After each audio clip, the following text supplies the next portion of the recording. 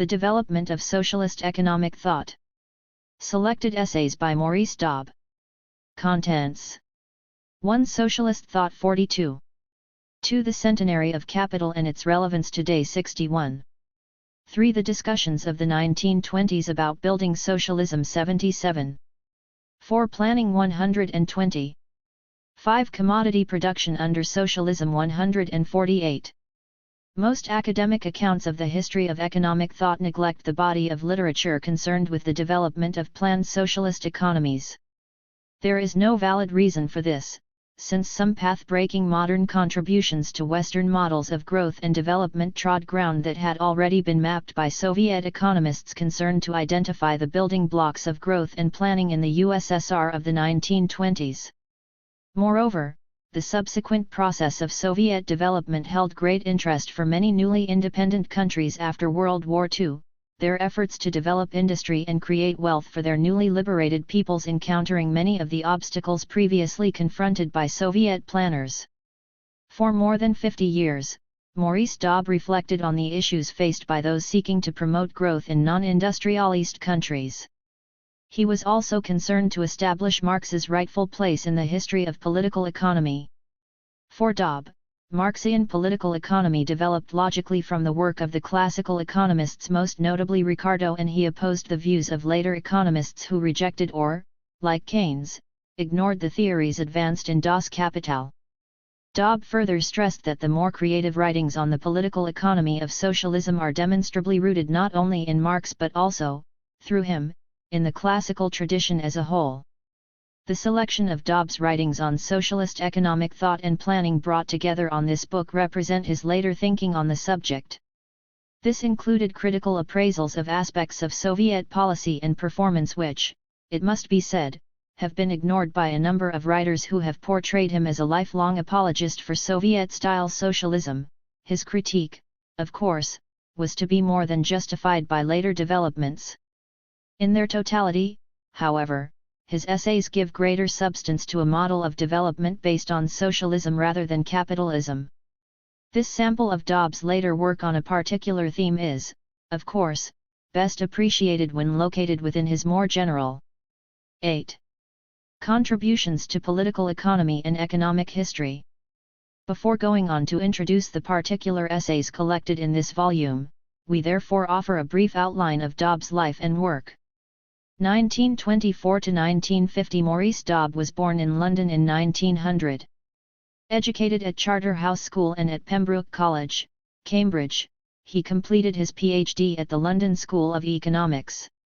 On taking up a post as lecturer in economics at Cambridge in 1924, he published his doctoral research as Capitalist Enterprise and Social Progress, Dobb, 1925. He was later to describe this work as an unsuccessful and jejune attempt to combine the notion of surplus value and exploitation with the theory of Marshall, Dobb, 1978, p. 117, but the product of his researches into the history of capitalism proved more valuable when later deployed in his path-breaking studies in the development of capitalism, Dobb, 1946. Dobb joined the British Communist Party in 1922, and in 1925 travelled to live and work in Moscow. His first-hand observations there gave him unusual insight into the emergence of the Soviet economy over its first stormy decade. His major work on Russian economic development since the revolution, Dobb, 1928a, made him known to a wide international audience. This was partly because of the compelling, if mostly hostile, interest aroused worldwide by the Bolshevik Revolution, but also because Dobb's account was the first detailed analysis by a professional economist of the evolution of Soviet economic debate and strategy prior to the implementation of the first five-year plan in 1929. Maynard Keynes, who had also visited Moscow in 1925 and whose exchanges with Soviet planners were witnessed by Dobb, read and generally approved Dobb's work, which was reviewed for the most part respectfully in newspapers and journals as far afield as the United States, Shanghai, Tokyo, and Australia.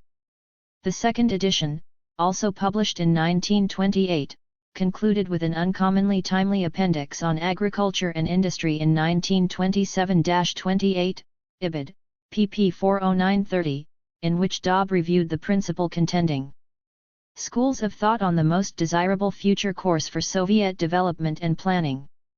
This remarkable discussion ended by Stalin mere months after Dobb had here summarized it embraced cardinal developmental issues that failed to be addressed by non-Marxian economists in the West until the 1950s and 1960s, when the need to counter planning models inspired by Soviet experience focused greater attention on the development problems of the Third World.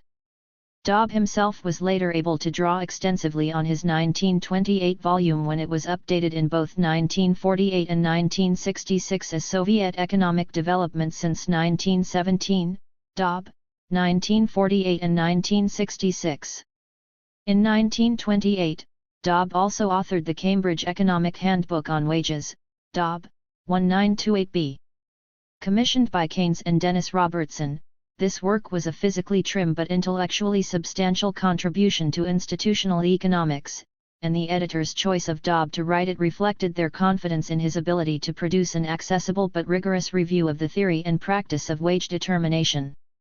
It also reflected the fact that there were few other academic economists of the day who could be counted on to have sufficient knowledge of or interest in the institutions of both labor and capital.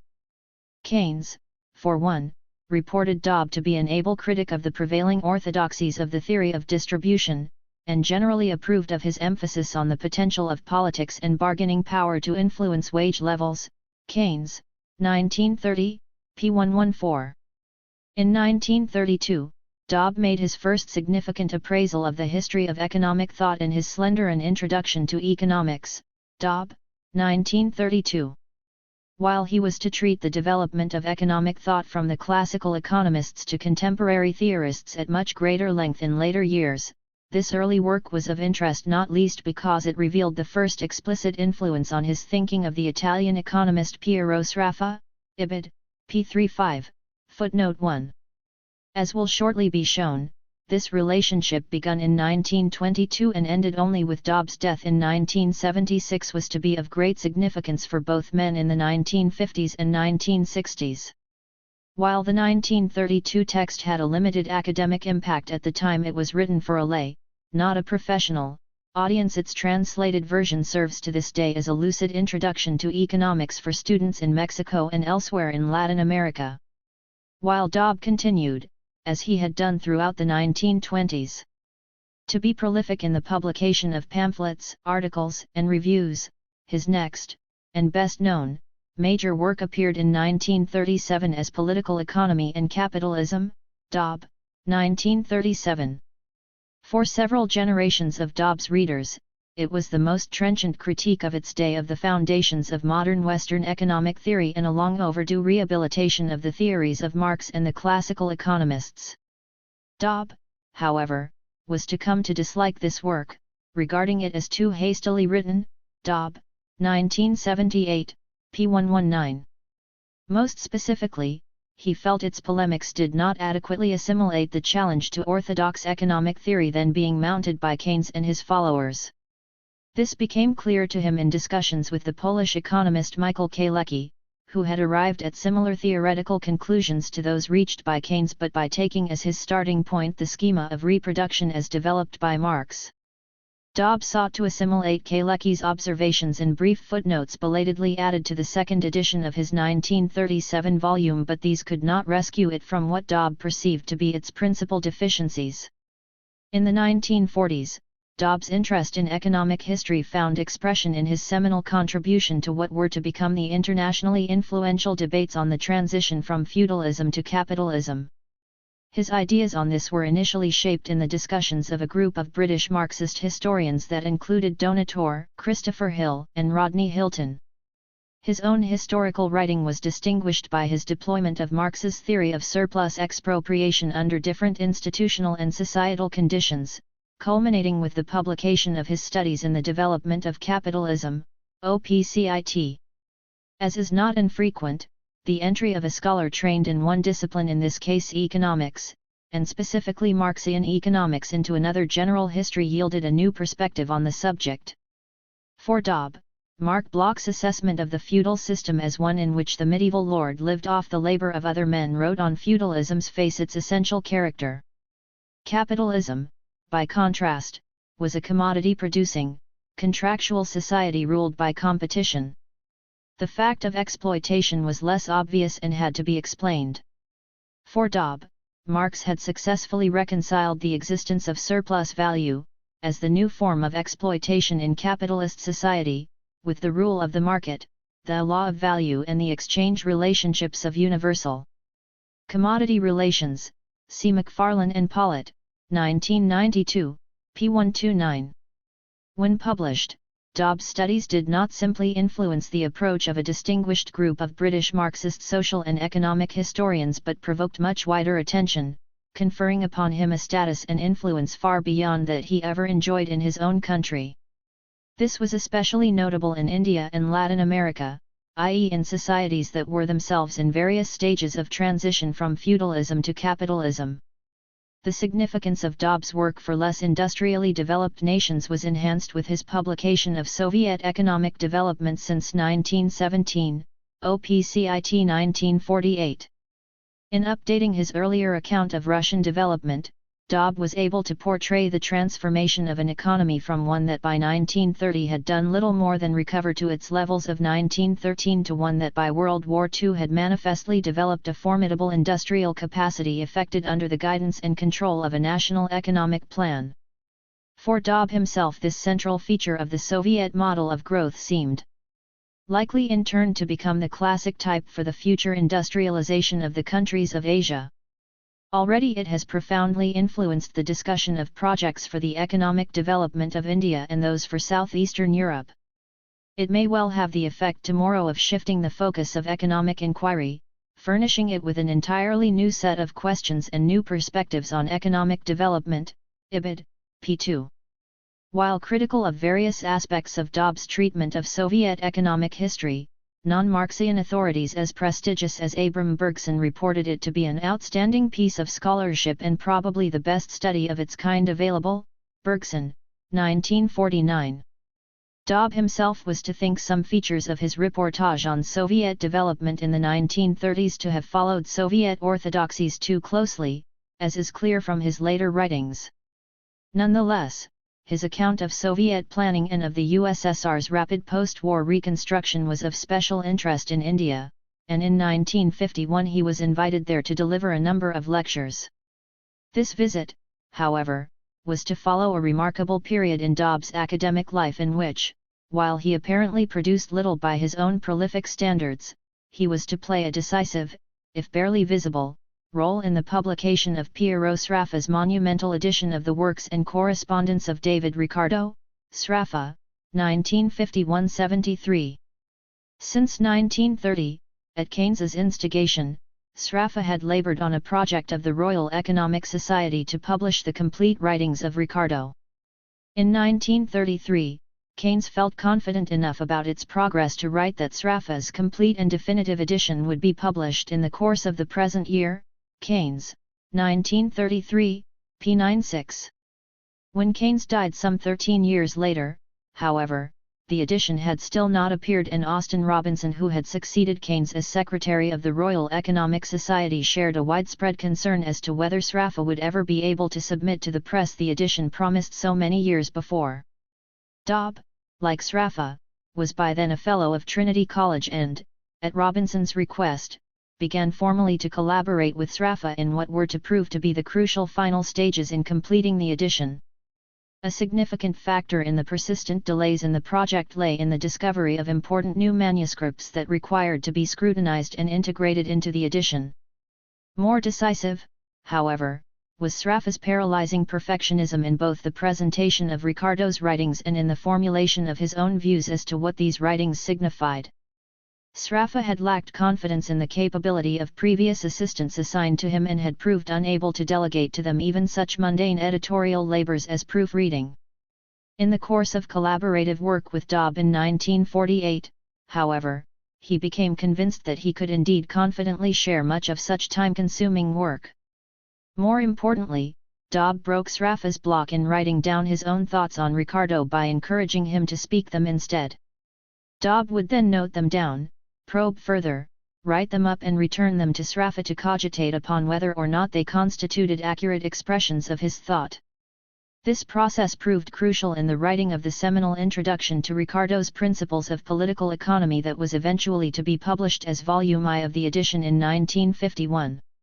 In this, Sraffa, in Dobb's view, established that in the history of economic thought, the true line of descent is certainly from Ricardo to Marx, and not from Ricardo to cost-off production theory au Mill to Marshall as the bourgeois tradition has it.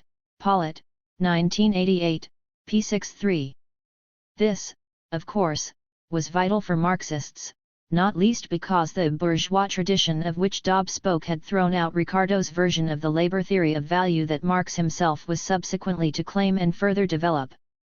Dobb's collaborative endeavors continued until the publication of Volume X in 1955, whereupon Austin Robinson wrote to thank him for all his immense labors and to deliver himself of the judgment that, without your obstetrical assistance I do not believe that Ricardo would ever have been born. Pollitt, Ibid, p. 65. The qualities required of Dobb in this extraordinarily taxing and protracted collaboration with Sraffa were extremely rare. They included great patience, a deep independent knowledge of Ricardo, a commitment to the most tedious editorial chores as great as to the elucidation and elaboration of grand matters of theory, and the possession of substantial individual creative powers combined with a willingness to suppress their exercise over protracted periods. That Dobb was prepared to deploy all such qualities reflected his perception of a higher interest, one in the final analysis, to be located in a shared, isolated, and unfashionable point of entry into the entire arena of political economy and politics. Pollitt, Ibid, p. 64. With Volume I of the Ricardo edition ready for press by the end of 1951, Dobb embarked on his visit to India, where he lectured extensively on development issues and on the Soviet experience in planning and post-war reconstruction. He delivered 3 influential lectures at the Delhi School of Economics, 2 of which were reprinted in his papers on Capitalism, Development, and Planning, Dobb, 1967. The lectures clearly reflected his interest in Ricardo's theory of economic growth, and in the fetters to growth a low growth of productivity in agriculture, financial bottlenecks, and a low rate of profit in industry that could lead to a stationary state. On returning to Cambridge, he became absorbed once more in work on the Ricardo edition, with the result that the only volume of his own work published between 1948 and 1960 was a selection of earlier lectures or articles entitled On Economic Theory and Socialism, Dobb, 1955. Prepared or previously published over 3 decades from 1924 to 1954, the substance of most of them was to be incorporated into the major works that he published in the same period or later. An exception was his highly regarded article on historical materialism and the role of the economic factor, Dobb, 1951, and his concluding, previously unpublished, note on the transformation problem. The latter was an important summary of the various attempts made by writers such as von Bortkiewicz, Winternitz, Sweezy, and Kenneth May to resolve what Baumgartner, at the end of the 19th century, had termed the great contradiction in Marx. Put simply, in Volume 3 of Capital, Marx had acknowledged that exchange under capitalism normally took place at prices of production, and he had never satisfactorily demonstrated how these were related to or derived from values, expressed in terms of embodied labor, as these had been expounded in Volume I. That a key proposition in Marx's Volume 3 apparently contradicted one in Volume I was enough for Baumgartner to conclude that, the Marxian system has a past and a present, but no abiding future. Baumgartner, 1896, p. 218.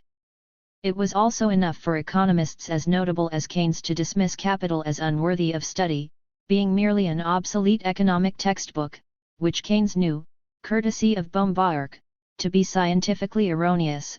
Keynes, 1925, 1931, and cited in Pollitt, OPCIT p. 59, Note 1. Like Keynes, the great majority of his fellow economists both in the UK and the USA felt it quite unnecessary to read Marx, let alone instruct their students in his theories. A conclusive resolution of the so-called Great Contradiction was hence no trivial matter for Dobb or his fellow Marxists, but something that would destroy the theoretical, if not ideological, basis for the disregard in which Marx was held by orthodox Western economists. As will shortly be shown, Dobb seized on Sraffa's later elaboration of what was generally termed a neo-Ricardian model, but which Dobb and others considered equally to be a neo-Marxian one, to clinch the argument in Marx's favor. Meanwhile, in 1960, Dobb published his own theoretical essay on economic growth and planning, Dobb, 1960.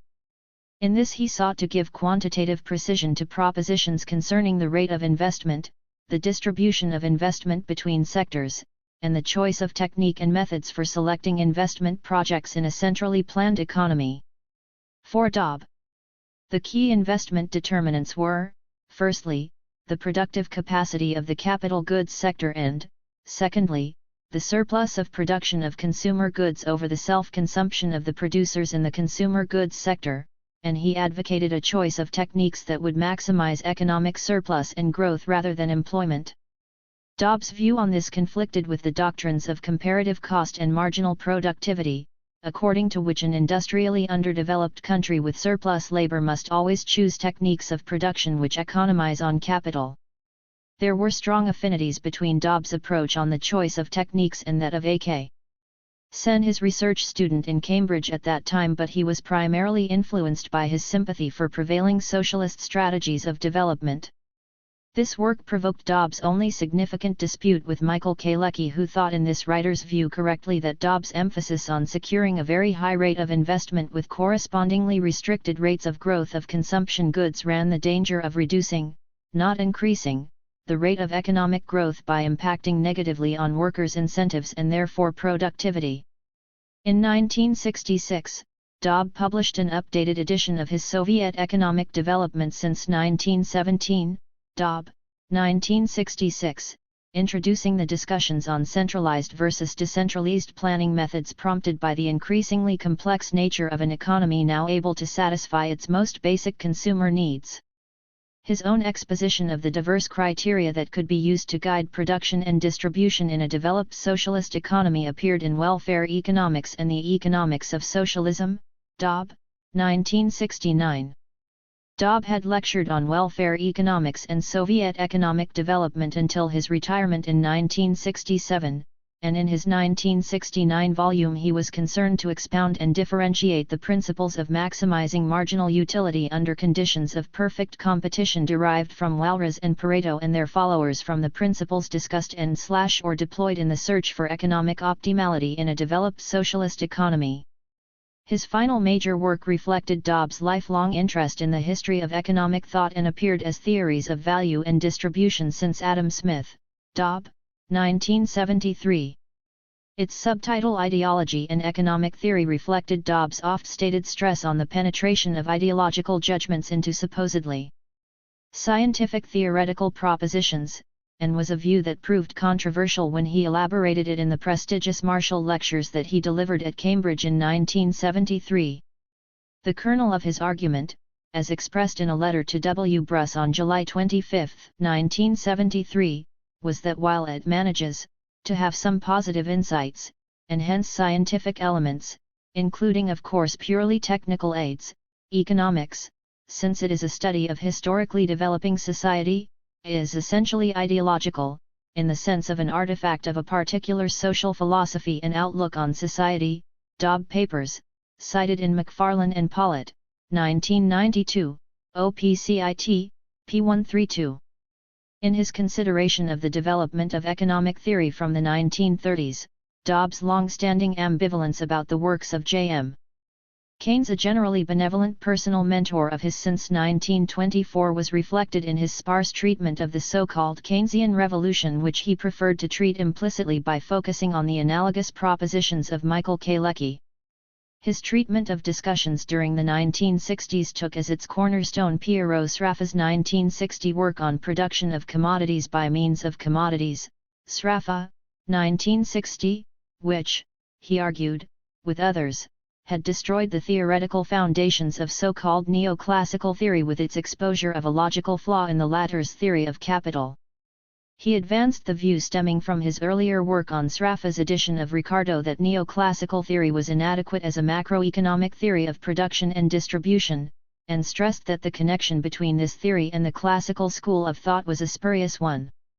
It was a source of regret to Dobb that a number of Marxists took what he regarded to be an ultra-left stance towards Ricardo, with factional quarrels between these and the so-called neo-Ricardians impeding what for Dobb an obviously popular frontist mood would have been the more constructive development of building on Sraffa's critique from within, see, e.g. Dobb 1976a. Maurice Dobb on Socialist Economic Thought. The brief appraisal given above of Dobb's major publications from 1924 to 1976 serves to indicate both the nature and range of his contributions to political economy and economic history. Translated into many languages, these embraced the theory and practice of development of both capitalism and socialism, they strategies for accelerating the economic growth of the world's poorer countries and the history of economic thought. But they do not include a clear outline of the history of specifically socialist economic thought, or of his own critical perceptions of socialist society as he elaborated these, in particular, during the 1960s and 1970s. We hence offer here a little-known selection of Maurice Dobb's later writings on the development of socialist economic thought and planning. Socialist Thought. The first essay in this collection is an entry on socialist thought, written in 1966 and published in 1968 in the International Encyclopedia of Social Sciences, Dobb, 1968. For Dobb, any historical account of socialist thought ran predominantly in terms of Marxian doctrine, but he paid sympathetic attention to the philosophical origins and core propositions of pre-Marxian contributions, from the French utopian socialists of the 18th and early 19th centuries, notably Saint-Simon, Fourier and Proudhon, to the English Ricardian socialists such as Thompson, Hodgkin, Gray, and J.F. Bray. His brief consideration of the German conservative socialism of Rodbertus and the popularizing activities of Lassalle is followed by a more detailed appraisal of the evolutionary Fabians and of the syndicalist-inspired school of the British Guild Socialists, whose views were a response both to 19th-century capitalist development and to Marx's own analysis of it. In his treatment of Marx's doctrine, Dobb links and contrasts it with the contributions of his predecessors in socialist thought, emphasizing its philosophical and methodological foundations. He gives a concise exposition of Marx's materialist interpretation of history, in which the distinctive form in which the ruling class appropriated a surplus product from the laboring producer defined the dominant mode of production of the epoch, i.e. slavery, feudal serfdom, and modern capitalism, respectively. For Marx, the growing concentration of capital and production into ever larger units would be accompanied by dislocating economic crises of overproduction and by more extensive and acute class struggles. The explosive outcome would be revolution and socialism. But, as Dobb stresses, both Marx and Engels categorically refused to predict the detailed shape of future socialist society. Their criticism of the utopian socialists focused precisely on the attempts of these to do this, and Marx was particularly concerned, in his critique of the Gotha program, Marx, 1876, to stress that the productive powers of any such society, at least in its first or lower stage, would inevitably be limited. This would constrain the emergence of the egalitarian society envisaged by the utopians and, for Marx, only with the enhanced productive powers and superior moral standards of a higher stage, i.e. communism, could society adopt the egalitarian distributive maxim of from each according to his ability, to each according to his needs. At the time of the Russian Revolution, there was thus no Marxist blueprint of socialism, and it was in its absence that Lenin postulated that the bourgeois revolution of April 1917 could be transformed progressively into a socialist one via an alliance between a minority industrial proletariat and a numerically predominant peasantry one, as is shown in Dobb's analysis of Soviet developments in the 1920s, also published in this collection. The political and economic implications of Lenin's thesis were profound. The Russian Revolution of 1917 was a defining point in the history of socialist thought, with social democracy outside Russia increasingly adopting a gradualism associated most explicitly with British Fabianism. From the late 1940s in particular, there was a retreat from programs of extensive socialization of production, and this was accompanied by a stress on empirical, rather than theoretical, approaches to socialism. For Dobb, this was best exemplified by the British Labour Party. Finally, Dobb introduces the debate on the economic principles of socialism, conducted from the last quarter of the 19th century, by economists such as Jevons and Menger, through to the reformist discussions in the planned economies of the 1960s, by economists such as Lieberman and Odiak. This debate is considered more fully in the article that concludes this collection. The Centenary of Capital and its Relevance. Today. First, however, we return to consider a lecture Dobb delivered in March 1967 for the Marx Memorial Library to mark the centenary of the publication of Volume I of Capital. This devotes much greater attention than was given in his essay on socialist thought to Marx's theory of value, and it also provides a more comprehensive account of the nature of the transformation problem and of the significance of its various solutions. He considers whether and in what respects there could be any reconciliation between Marx's theories and those of modern or bourgeois economics, and highlights the contrasting rich mingling of concrete historical data with Marx's abstract reasoning, a feature that both resembled and surpassed the method of Adam Smith. Dobb then underlines the importance of integrating an appraisal of Capital Volume I with concepts located in Marx's earlier writings on political economy and, more extensively and in more finished form, in the manuscripts painstakingly assembled by Engels and published after Marx's death as Capital Volumes 2 and 3. Dobb chooses to express the significance of the latter volumes in particular not in his own words but in those of the iconic figure of Rosa Luxemburg. The discussions of the 1920s about building socialism. In 1964, Dobb wrote the discussions of the 1920s about building socialism for the Annali of the Istituto Fultrinelli of Milan. Its appearance was delayed, but Fultrinelli eventually published it in English in 1967, Dobb, 1967.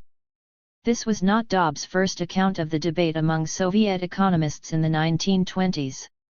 He had reported much of it contemporaneously, as it unfolded during his first visit to Moscow in 1925 and subsequently as he prepared his book on Russian economic development since the Revolution, LOCCIT. This appeared in two editions in 1928, the second concluding with an appendix, on agriculture and industry in 1927-28, which summarized the key problems of socialist accumulation in a predominantly peasant economy as these were identified by Soviet economists on the eve of the first five-year plan. The Soviet debate focused upon one complex issue. Rapid industrialization was thought essential for social, economic, and political reasons. The problem, however, lay in determining the rate and type of industrial growth that should be sought, given the key constraint to be the marketed surplus of peasant agriculture. If higher rates of industrialization depended on the extraction of larger surpluses from agriculture for more urban food supplies, industrial raw materials and exports, what methods would most effectively secure them? For example, should peasant production as a whole be stimulated by improvements in the terms of trade between agriculture and industry? Or should price and tax mechanisms be used to squeeze the peasants, particularly the rich peasants or kulaks, to surrender a greater share of their harvests? Such questions were not narrow economic ones, for the policies chosen could strengthen or weaken social classes or strata perceived as both more and less supportive of the revolutionary regime. And for the Soviet leadership at the time, there was a pervasive, frustrating perception that the economic progress of the whole nation rested not so much on the decision-making powers of socialist planners as on those of an atomized peasantry.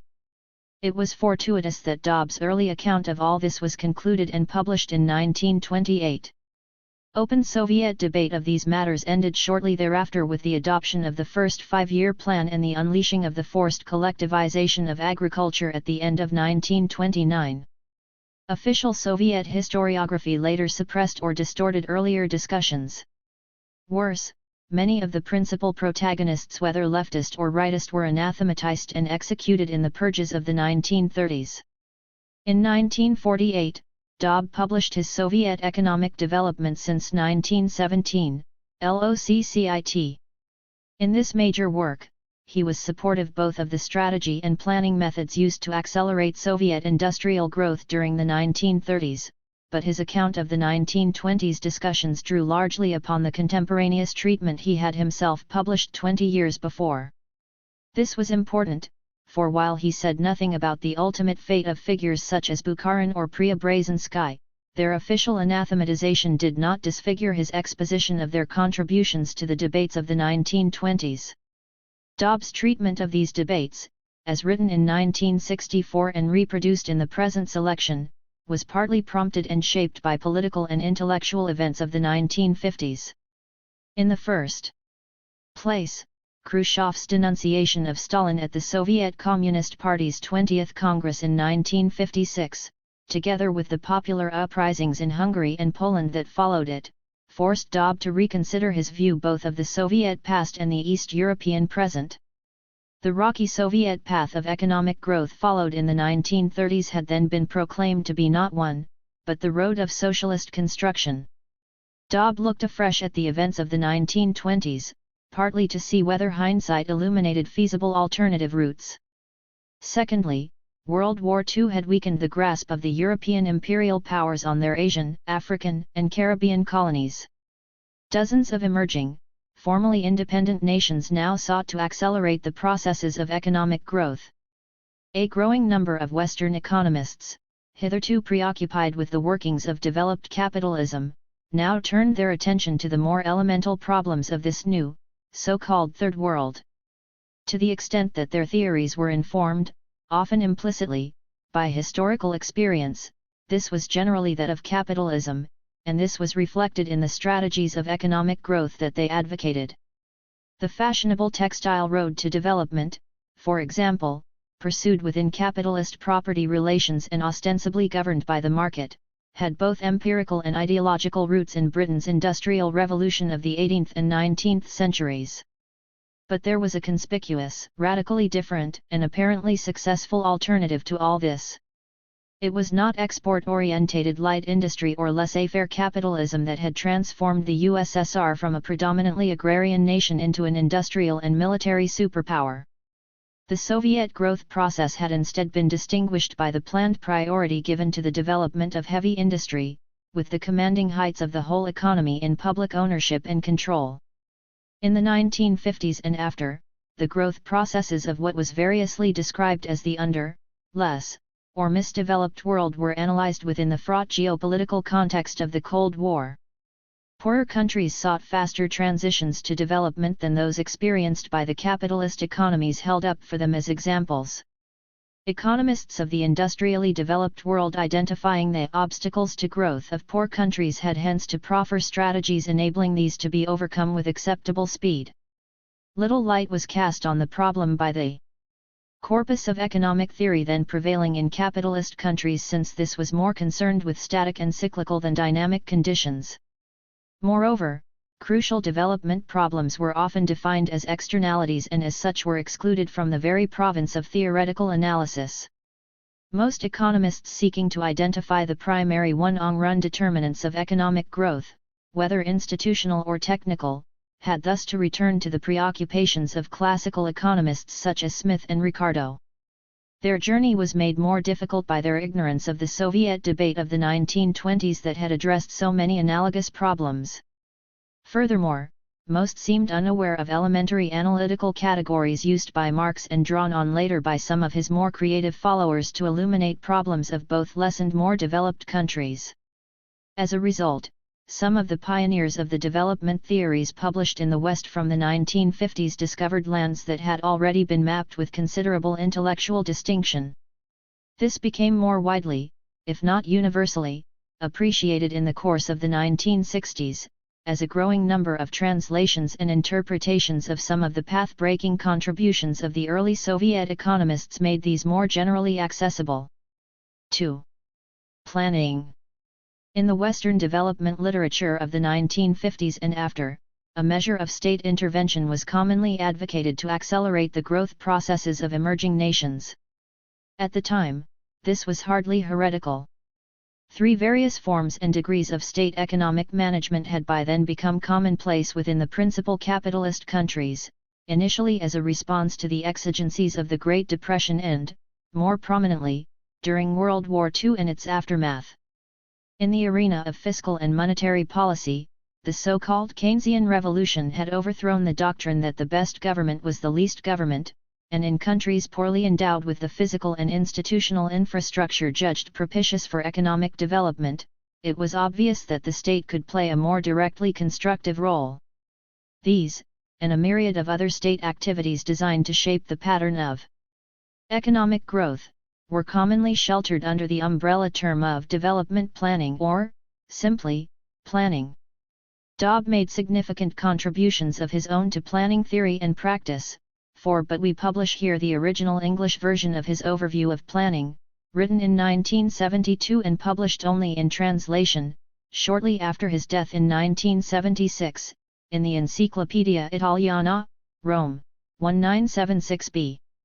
As Dobb makes plain, the idea of economic planning was first formulated, in vague and general terms, by the 19th century pioneers of socialist thought. Even Marx and Engels spoke no more than of producers or production being regulated according to some predetermined but unspecified general plan. That any such plan could allocate resources efficiently was disputed, in the early 20th century, by writers such as von Mises, the latter arguing, in strikingly familiar terms, that, where there is no free market, there is no pricing mechanism, without a pricing mechanism, there is no economic calculation, CP 121. This was challenged in the West in the 1930s by Marxian economists who took up the question of whether or not socialist planning could deal with variations in the supply and demand of goods or productive factors. Their discussion included the roles that interest rates and enterprise accounting prices might play in securing an efficient allocation of resources, subjects which, as Dobb pointed out, implicitly raised the question that was to dominate debate in the political economy of socialism from the late 1950s onwards. This, of course, concerned the conditions in which centralized or decentralized planning mechanisms, of diverse kinds and in varied combinations, best served the interests of economic efficiency and general social well-being. In discussing planning under capitalist conditions, Dobb summarized the theoretical difficulties of reconciling market criteria of efficiency with wider concerns with social welfare and, hence, with the distribution of income questions he had himself discussed in the 1930s. But in more practical terms, he was clearly doubtful whether the indicative planning methods in vogue after World War II, and which sought to steer or guide capitalist production, really constituted planning properly so called. In his view, as expressed in the various editions of his Soviet development since 1917, there were two preconditions for effective economic planning. The first was adequate knowledge of the internal relationships between the constituent elements of the economy, the conscious use of which amounts to the attempt to substitute ex-ante coordination of these, in a scheme of development for the tardy post facto coordinating tendencies that are operated by the mechanism of price movements on a market in a capitalist world, tendencies, moreover, which in the presence of substantial time lags may merely achieve extensive fluctuations. In this the essential difference between a planned economy and an unplanned evidently consists, Ibid, pp 8-9. Secondly, positive ex-ante planning implied social, not private, ownership of the key productive sectors, since the crucial obstacle to any attempt to impose a set of centralized decisions upon a capitalist economy is the tendency of entrepreneurs, who still hold, or until recently held, rights of economic sovereignty, to obstruct any provisions of an economic plan which run counter to the aim of maximizing the profit to be earned upon their property. In such circumstances, an economic plan imposed upon the economy from above is likely to have a purely negative character, excluding certain courses of action from the agenda or setting limits within which the autonomous decisions of entrepreneur units can operate, Ibid, p30.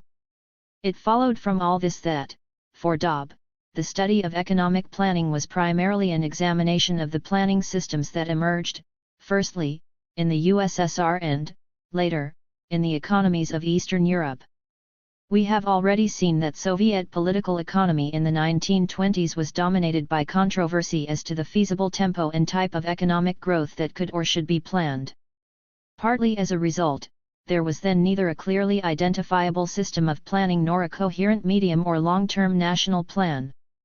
But as the 1920s came to a close, discussion of alternative development strategies was ended with the definitive adoption of the first of several five-year plans that pursued extraordinarily high rates of growth of industry in general and of heavy industry in particular.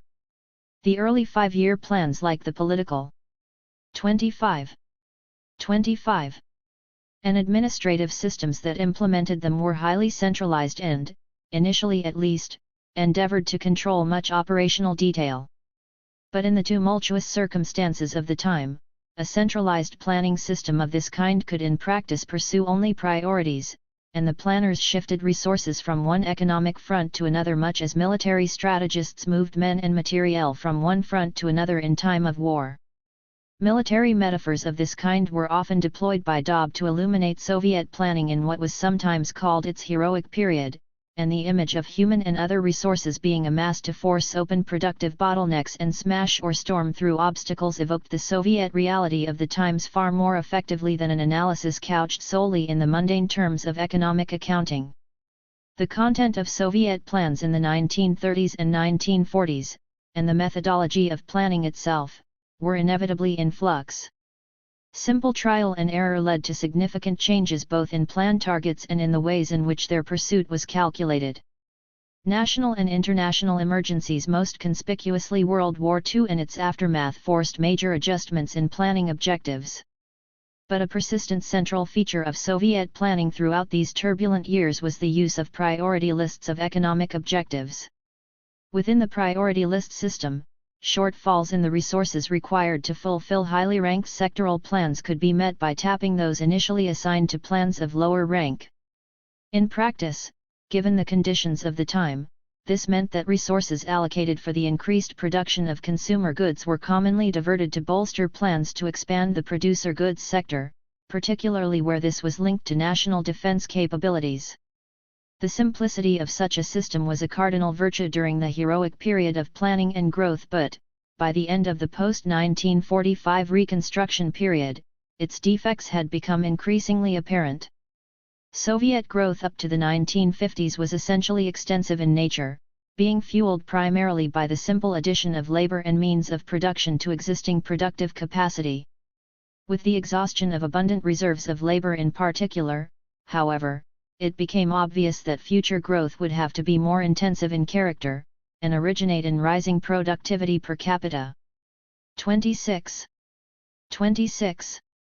Clearly, this could be achieved only by technical progress and an improved organization and efficiency of an economy that had become increasingly complex and increasingly capable of satisfying the population's basic needs.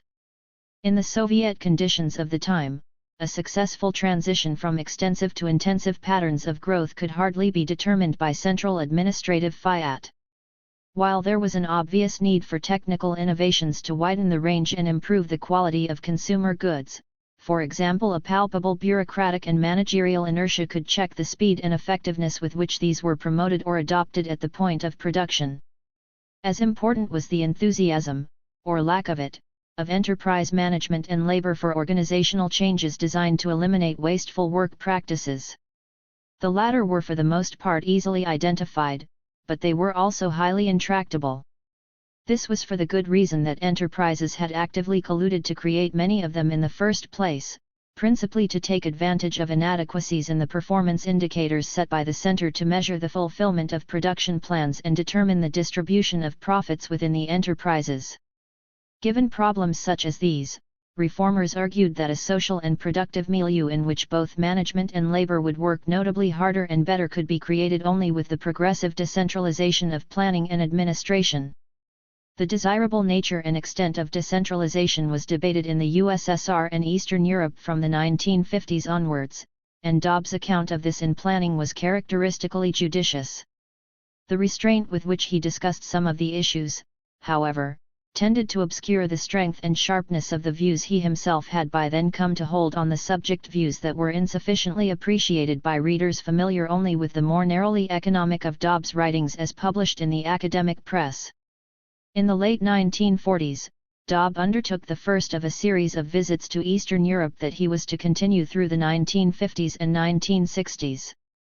In the course of these, he usually lectured on recent developments in Western or, in Moscow in 1966, bourgeois economic theory for the benefit of academic audiences, most often in Prague, Budapest, and Warsaw. At the same time, however, he familiarized himself with the discussions on economic reform then. 27. Being conducted among his hosts. At the time, this subject tended to be treated in muted, if not coded, terms in official East European publications, but over the years, in England as well as in Eastern Europe, Dobb had formed his own personal and intellectual ties with reformers such as Michael Kalecki and Vladimir Brus in Poland, or Oda Ik in Czechoslovakia.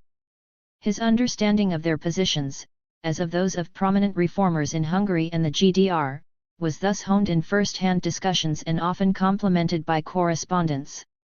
He was unenthusiastic about changes that he thought might weaken control over the basic structure of investment or significantly cut its overall rate. 5. But, this apart, he generally sided with the reformers in arguing the case for decentralization. 6. The political and social imperatives of economic reform were forcefully brought home to him in Poland at the end of June 1956, when a visit to Poznan coincided with violent popular riots.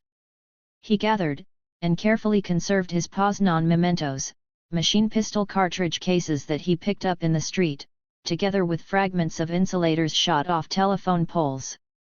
A few days later, he was able to discuss these events in Warsaw with Kalecki, among others, and in 1965, albeit in typically understated form, he reported their personal impact upon him in his random biographical notes, written for a Polish audience in 1965 and published posthumously in 1978, Dobb, 1978. When Soviet tanks brought an icy end to Dubček's Prague Spring in August 1968, Dobb's views markedly hardened, and this was reflected in the vigor of his advocacy of political and economic reform in Eastern Europe and in the growing harshness with which he referred to its opponents. Soviet intervention in Czechoslovakia in 1968 brought to a head internal disputes that had simmered within Western European Communist parties for more than a decade. In his own party's press in 1956, Dobb himself had censured the heel-clicking support for Soviet intervention in Hungary then given by the leadership of the British CP, and he was a signatory of critical letters that the CP press refused to publish and which were therefore published elsewhere. 7. While he appeared to be in a minority for some years thereafter in pressing the case for reform in Eastern Europe, this was to change in the course of the 1960s as a growing number of Western Communist parties modified their hitherto unconditional support for the regimes of the Soviet bloc and 28. Adopted a more critical stance. This revision of traditional appraisals was generally discreet because most CP leaderships were apprehensive of exacerbating internal and international party divisions. The British CP was a case in point. By the mid-1960s, most of its leaders had come to hold the view that both political and economic reforms were desirable in Eastern Europe, but this became publicly apparent only with their enthusiastic support for the far-reaching reform program that the Czechoslovak Communist Party sought to implement up to August 1968. But even this support was circumspect, for Czechoslovakia was suggested to be something of a special case, with particularly propitious conditions for its endeavors to create socialism with a human face. It was pointed out that, unlike other countries in Eastern Europe, Czechoslovakia was relatively developed industrially when it entered the Soviet bloc in 1948 and possessed a substantial and politically sophisticated urban working class. Unlike Hungary or Romania, it had not been one of the Axis powers during World War II, and in contrast to Poland or East Germany, it had no obvious anti-Russian or anti-Soviet popular tradition. Finally, while its history as an independent state was brief, it had been marked by a political pluralism unusual in the Soviet bloc. In short, it was implied that Czechoslovakia was not really an Eastern country at all, but a Western one, and communist parties throughout Western Europe followed the progress of Dubček's political and economic reforms with intense interest, hoping for a model of existing socialism with which they, and their prospective domestic supporters, could more fully empathize.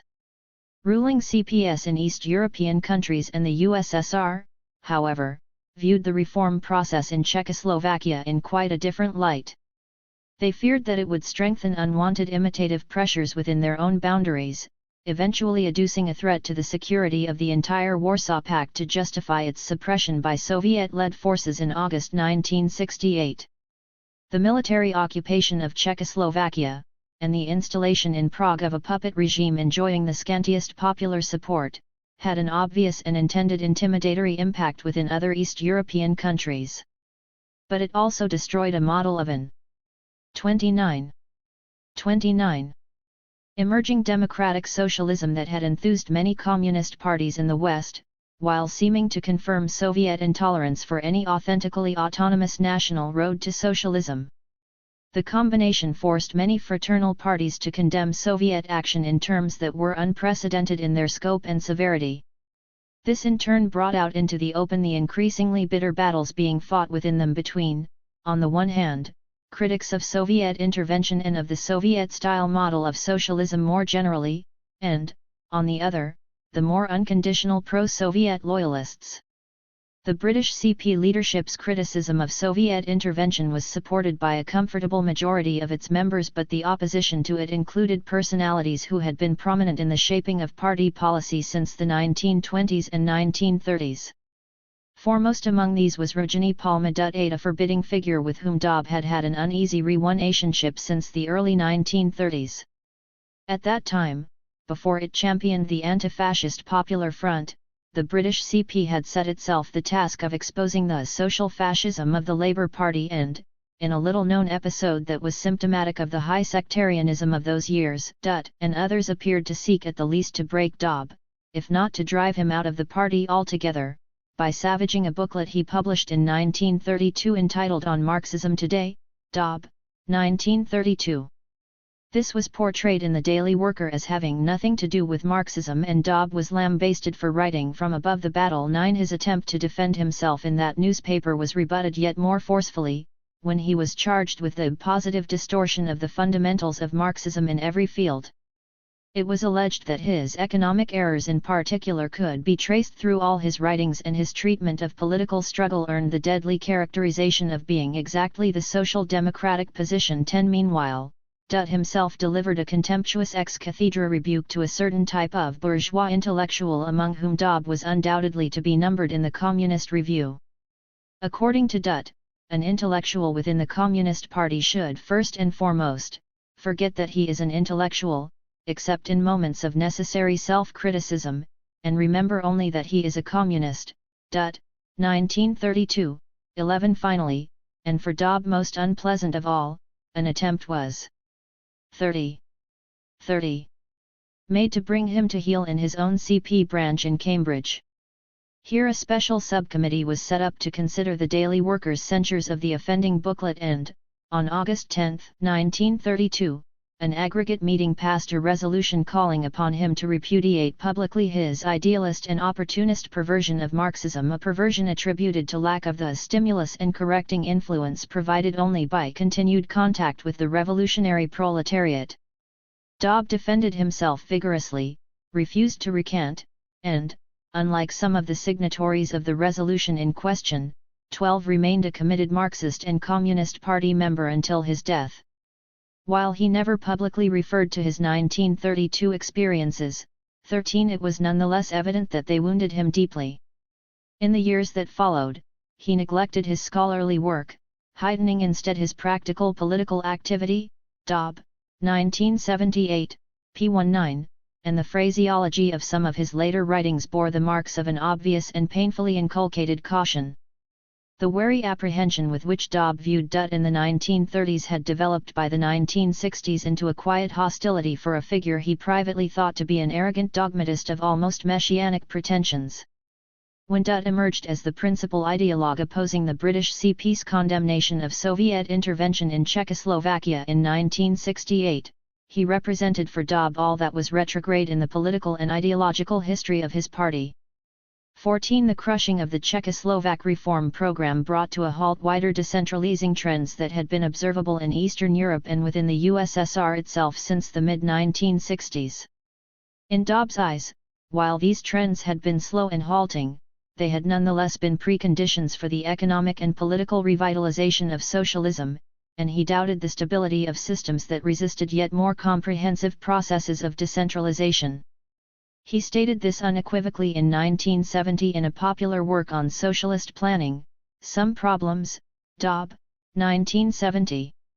There is no doubt that, like the vast majority of other well-informed observers, Dobb would have been astonished at the speed and extent of the collapse of East European regimes from 1989, let alone of the implosion of the USSR itself from 1991. Nonetheless, there was a certain prescience in the passage with which he concluded his 1970 booklet. 31. What the direction and degree of future change will be is impossible at the moment to forecast with any assurance. In some major respects one could say that socialist planning and administration at the outset of the 1970s stands at the crossroads. To date the direction of change has undoubtedly been towards greater decentralization. But in the Soviet Union, at least, there might well be a halt, and even a conservative drawing back to the limited degree of economic reform at which Poland and East Germany, DDR, seem for the present to have become stabilized. That this will prove a stable halting place seems unlikely, more likely that, problems previously discussed, will impel further decentralizing measures eventually, in a search for a more complete and rounded reform. What well may be decisive, however, is not the economic results per se but the social objectives involved. In other words, the question of which direction is taken is even more a political than it is an economic question, concerned as it is with the degree of democracy to be achieved and the amount of participation of individual workers, on the one hand, and of individual consumers, on the other, in deciding the manner in which and the ends towards which the system of production operates. Even if there be signs of a freezing of bureaucratic structures since the setback to reform in Czechoslovakia in 1968-9, it is hardly likely that the new technological age and higher living standards can be contained within the old administrative mold inherited from Stalin's day. Economic problems sometimes acquire a compelling logic of their own. One may well see some rapidly changing alignments and landmarks in the socialist world in the decade that lies ahead, pp 68-9. Commodity production under socialism. The concluding paper in this edition was read to a seminar organized by the Committee for the Study of European Socialist Countries at Cambridge in May 1976. Entitled Commodity Production Under Socialism, it was delivered 3 months before Dobb's death, and was transcribed from his manuscript notes and published posthumously in the short-lived journal Socialist Europe, Dobb, 1976c. Dobb here addressed the fundamental question of whether and why Marx's first stage of socialism is compatible or incompatible with the existence of commodity. 32. Production or market relations. Dobb rooted his discussion in the Soviet experience of the 1920s and, in his review of the subsequent development of socialist economy, he took the opportunity to indicate how some of his own views had modified since his first major engagement with the subject in Russian economic development since the revolution. Dobb, 1928. He was concerned in particular to look again at the significance of the period of the New Economic Policy, NEP, of 1921, arguing that while this was powerfully shaped by Russia's economic backwardness and the preponderance of the peasantry, it nonetheless embodied elements essential to a socialist economy in its first or lower stages, which should not have been discarded as comprehensively as they were in the retreat from NEP of the 1930s.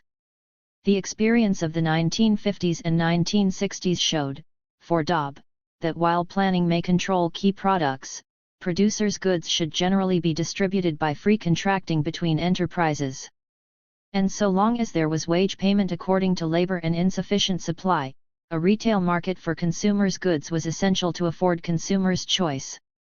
Dobb notes that the 1970s discussion of Hungary's so-called new economic mechanisms featured a re-exploration of the Soviet NEP 15. One might add that in the later 1980s, parallels were also drawn between the NEP and the belated, and in the event implosive, process of political and economic reforms initiated in the USSR under Gorbachev. 16. It may be that in part this reflected a desire to give a legitimating ideological lineage to reforms that could be interpreted as retreats from real socialism. But it also reflected the richness of Soviet debate and experience of socialist economy in its formative years, which could stimulate fruitful discussion, within Marxian terms of reference, for many decades thereafter. The future of planning.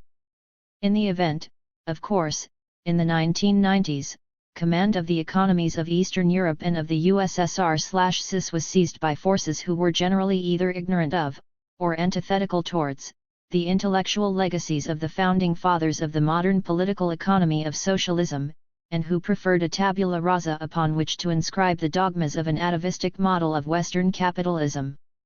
The principles as well as the, often ossified, practices.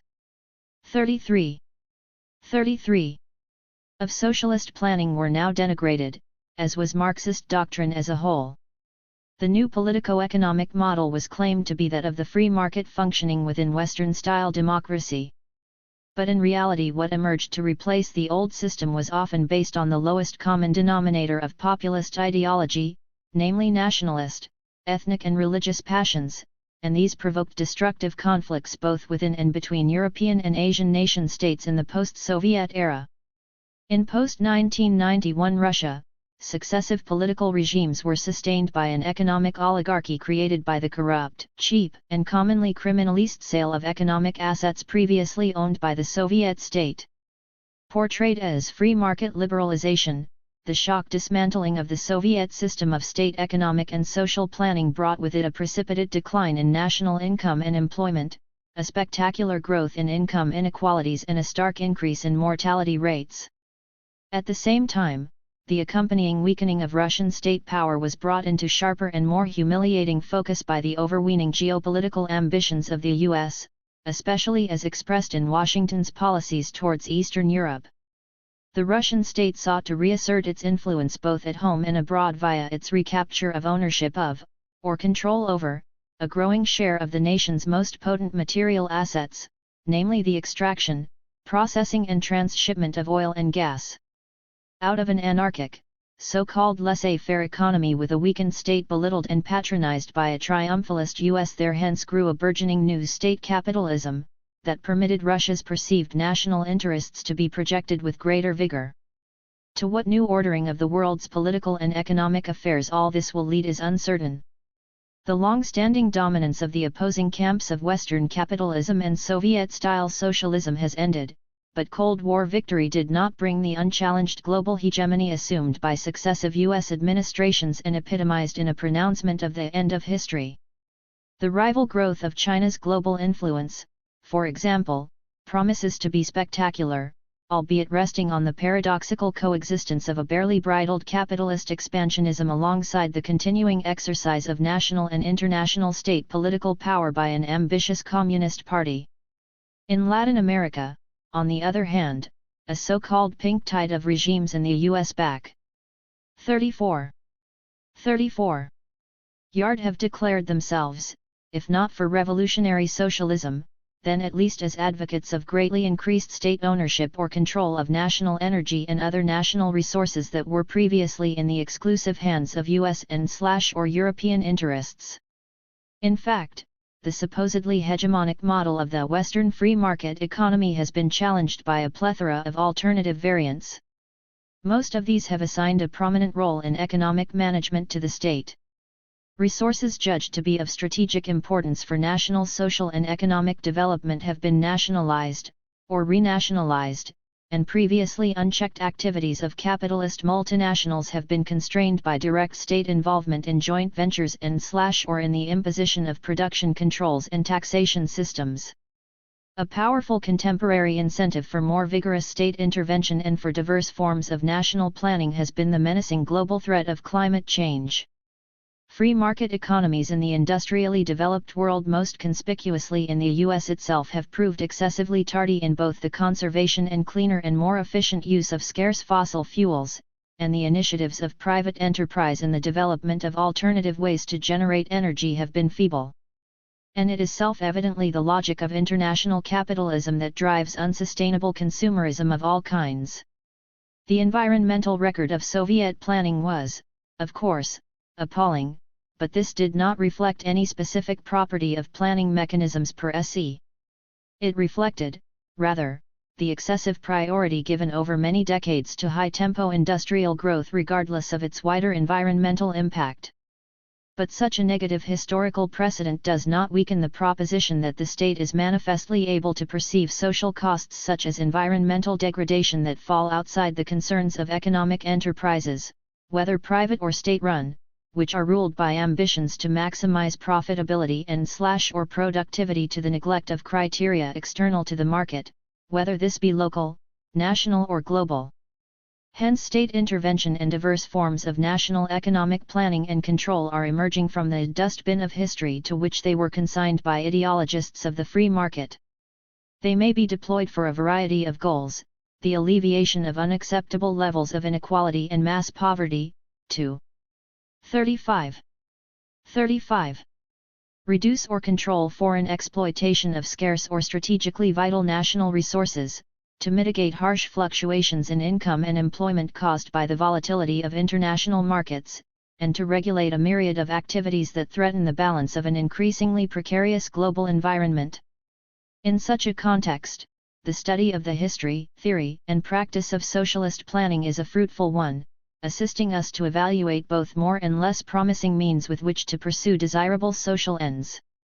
In the half-century prior to the Russian Revolution of 1917, the dominant doctrine inspiring the major socialist parties of continental Europe was Marxism, or was directly derived from Marxism.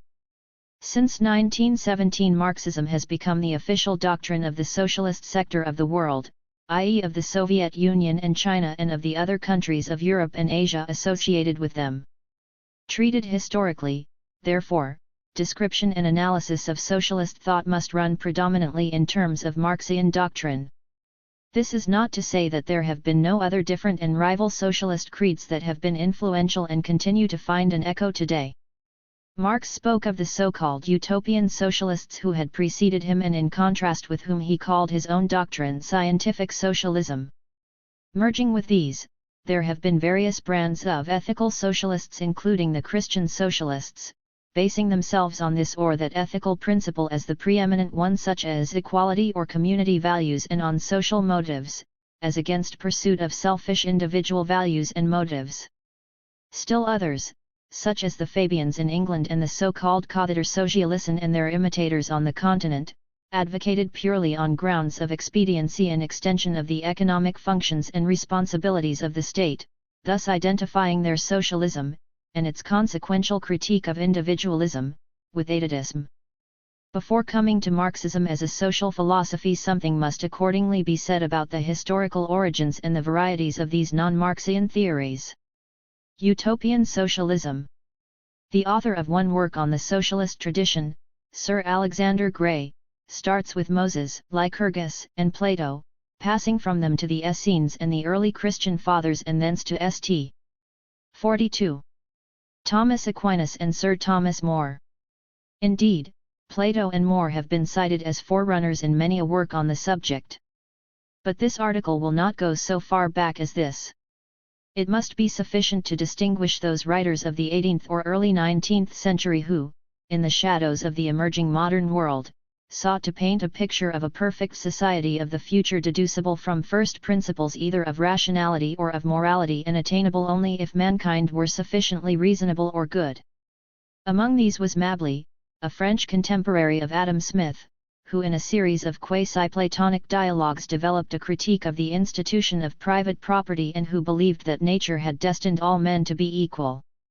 He argued that the institution of private property both annihilates the primitive and natural equality of man and enables the indolent and unworthy to live at the expense of the active and industrious. Another 18th-century figure who both attacked the irrationality of existing society and went into considerable detail about the structure of an ideal society was Morelli, Code de la Nature 1755. The most quoted and influential of the architects of a utopian future were Saint-Simon and Fourier. The former, a count descended from an old and honored family who renounced his title during the French Revolution, became the founder of something of a school, which included the positivist philosopher Auguste Comte. After his death there was even established a Saint-Simonian church.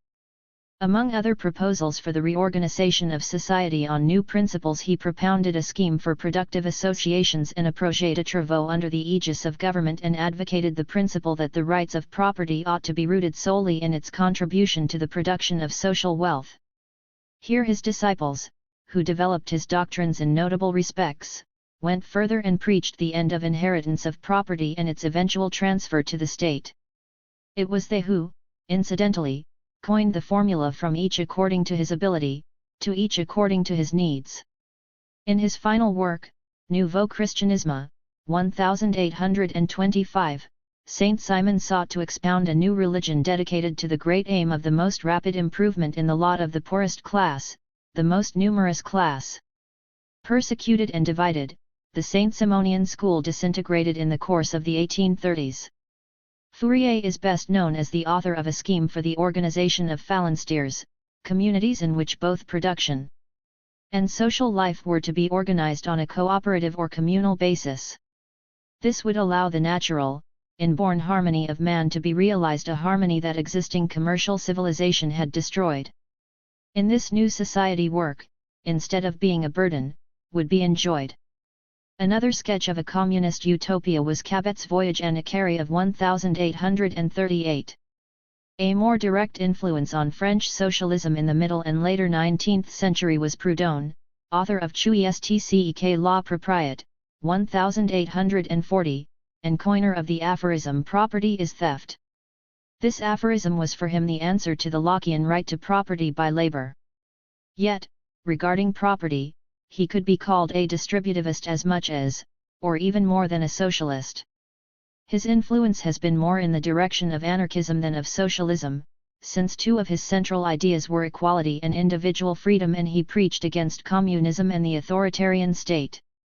His remedy for the evil of taking, and living on, interest was a system of universal and interest-free credit to be organized through a mutual credit bank, his system of mutualite, a proposal that not surprisingly drew the fire of Marx's criticism in the latter's Mesure de la Philosophie.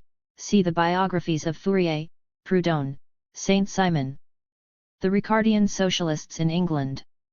The germ of socialist ideas in England before Marx lay in a critique of classical political economy by a group of writers and pamphleteers who have come to be loosely described as the Ricardian Socialists. A centerpiece of this critique for the main figures of this group was a concept of exploitation couched in traditional 18th century terms of natural right.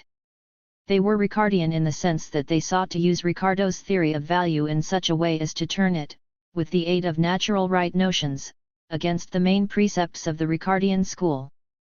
By the end of the 18th century, Spence and Ogilvy had derived from the principle of natural right the conclusion that ownership of land should be shared equally and that no man should have more than he could cultivate. Nature or God had given the land in common to all men, and equal sharing of land by all was the basic guarantee and sine qua non of human freedom. By analogy, in the year after Ricardo's death, William Thompson, in an inquiry into the principles of the distribution of wealth 1824, deduced the right of labor to the whole produce of labor from the postulate that labor is the sole, active, creator of wealth. In existing society, this was prevented by a system of unequal exchanges that resulted in part of labor's product being filched by the possessors of economic advantage. Apart from its injustice and its offense against the Benthamite maxim of greatest happiness, this system deprived labor of much of its necessary incentive, substituting want as the spur to labor, and hence was inimical to national wealth. Such a notion could be held to have been implicit to some extent in Adam Smith's treatment of profit and rent as deductions and Ricardo's treatment of them as alternative and rival forms of surplus. But in Thompson's notion of appropriation, or exploitation, what was implicit in his forebears is given an explicit extension that those forebears would probably have disowned. Thompson, incidentally, also attempted a reply to Malthusian pessimism by stressing the historical relativity of population trends. The year following Thompson's inquiry there appeared Thomas Hodgkin's Labor Defended Against the Claims of Capital, which opens with the statement, "Throughout this country at present there exists a serious contest between capital and labor." 2 years later his lectures at the London Mechanics' Institution were published as Popular Political Economy. Hodgkin similarly distinguished property associated with one's own labor, which is a natural right, from property as the power to appropriate the product of the labor of others, that is, Lockean natural right from the illegal or artificial right of ownership by conquest or appropriation. In a famous passage he declares, "I am certain that till the triumph of labor be complete, till productive industry alone be opulent, and till idleness alone be poor, till the right of property shall be founded on principles of justice and not those of slavery, there cannot and there ought not to be either peace on earth or goodwill amongst men." Halavy says of his ideas that, while they have their starting point in the philosophy of Bentham, it is in the philosophy of Karl Marx that they find their resting place. Contemporaneously with Hodgkin, in 1825, John Gray published his lecture on human happiness. 14 years later there appeared J. F. Bray's Labor's Wrongs and Labor's Remedy, which also contrasts unequal exchanges with equal and speaks of the exchange between capital and labor as legalized robbery. Both writers ended by advocating somewhat vaguely a kind of Owenite cooperation. These writers apparently had in common the a priori derivation of ideal precepts for rebuilding society from postulated first principles of justice or of natural right.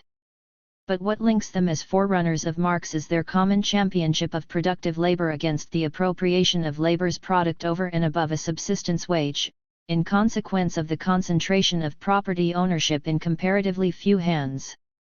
Apart from the French utopians and English Ricardians, the German economic writer Rodbertus is sometimes included in the category of pre-Marxian socialists and, with his generalized concept of rent, has been called an anticipator of Marx's theory of surplus value.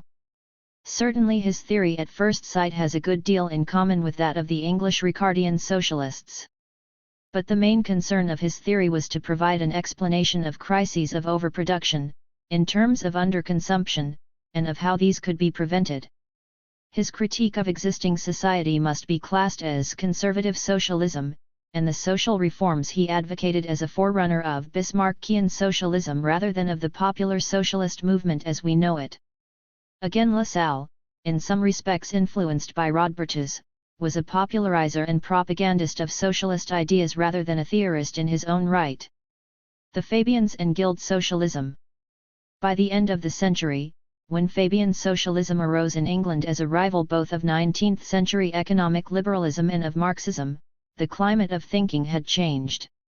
Gone was the influence of 18th-century rationalism and of the metaphysic of natural right, and gone with them was the habit of deriving ideal models for a future society from some mythical natural state of society in the past. The end of the Victorian era, the time of transition from the age of steam to that of electricity and from free trade to imperialism, had a more practical, more mundane, and more circumscribed cast of thought. The Fabians were not alone in their preoccupation with the inadequacies of laissez-faire and the propriety of extending the economic functions of the state. Certain academic economists, notably Sidgwick, had already opened this question, as earlier Jevons himself had done much more cautiously and as afterward Marshall and his disciple and successor Pigou were to do. Among the authors of the Fabian essays of 1889 were some famous names, such as Bernard Shaw, Sidney Webb, Graham Wallas, and Sidney Olivier, who, although sharing a common platform, spoke each with an individual accent. Bernard Shaw had been weaned from Marxism to the economic theories of Jevons, under the economist Wicksteed's influence, and from early revolutionary faith to a belief in evolutionary gradualism which was the hallmark of the group as a whole.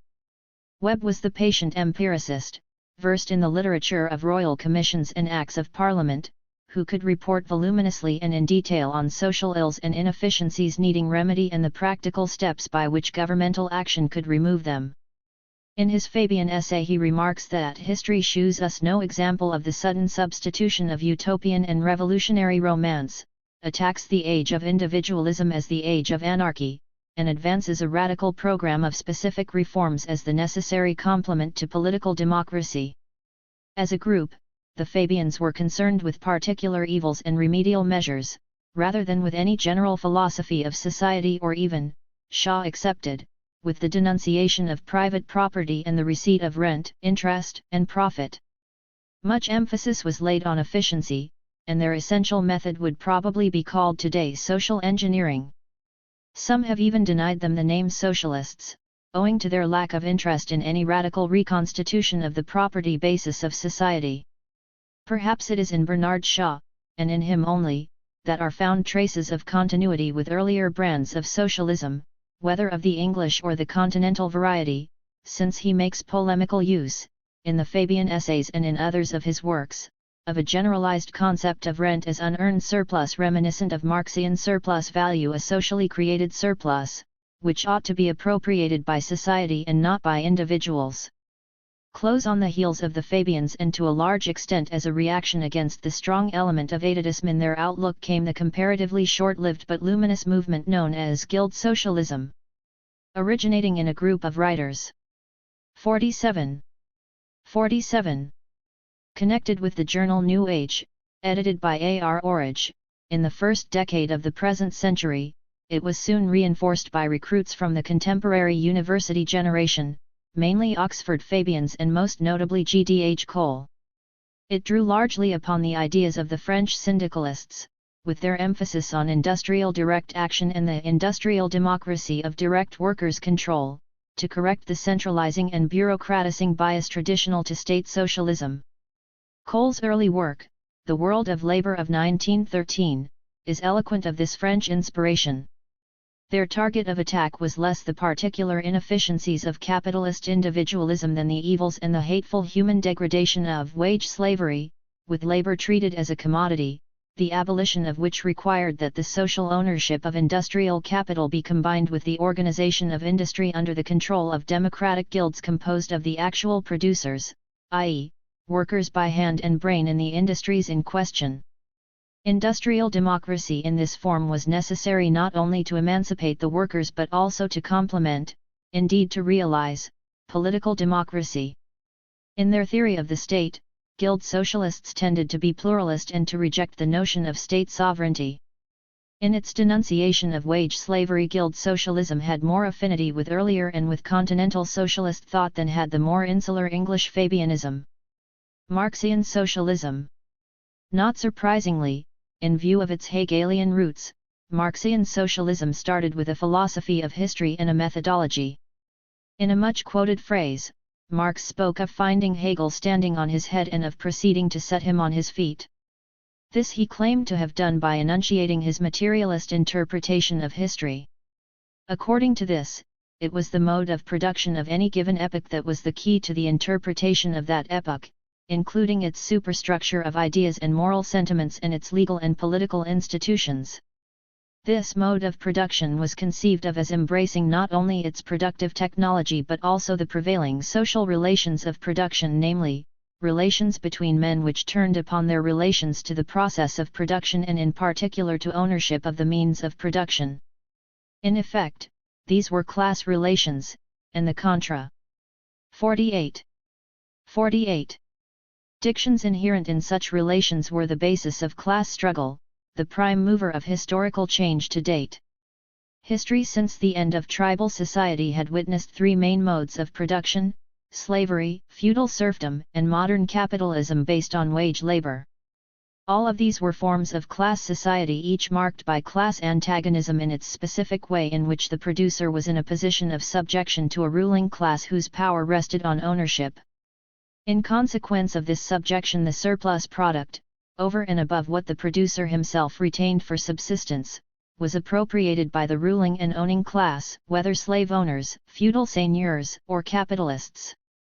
In the first of these socio-economic forms, the ruling class owned the person of the laboring producer as well as the impersonal, material means of production. In the second, it had the legal right to annex a certain portion of the labor time of the producer, whether in the form of direct labor services or of tribute in kind.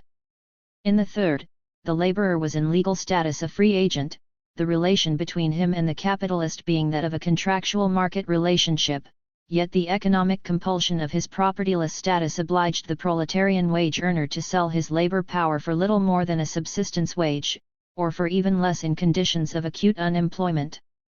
Thus the wage-labor-capital relationship under capitalism bore a major analogy with earlier and more patently servile forms of class relationship, and property right per se was able to draw to its possessor, independently of any productive activity, a share of the total product. This, in brief, was Marx's concept of exploitation, and as fruit of exploitation, class struggle.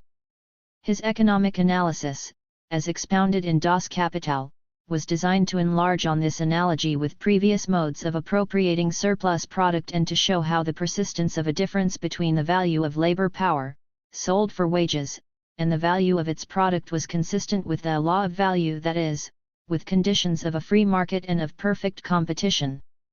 Unlike earlier socialist writers, he did not deduce the existence of surplus value or exploitation from some principle of natural right of labor to its product, all too often supposed by commentators and critics to be inherent in the labor theory of value. The analogy with earlier modes of appropriating a surplus product was for him a historical datum. 49. Which he sought to explain in terms of economic theory, doing so by penetrating below the market appearance of things to the essence of social relations under capitalism, the relationship between capitalist and proletarian as that of owner and propertyless. For this reason, the boundaries of economic analysis were drawn more widely than in the narrower market equilibrium studies to which we have grown accustomed in post-Menger, post-Jevonian economics, from which property relations and their influence are excluded because they are thought to belong to social rather than to economic theory. Marx's explanation turned on his distinction, to which he attached great importance, between labor and labor power. Labor power was what was sold as a commodity in return for wages and, like other commodities, sold for a price determined by the cost in labor necessary to produce and reproduce it. This was the cost of producing its own subsistence, its essential input, this being modified, as Marx, like Ricardo, allowed, by an historically relative factor of social habit and custom.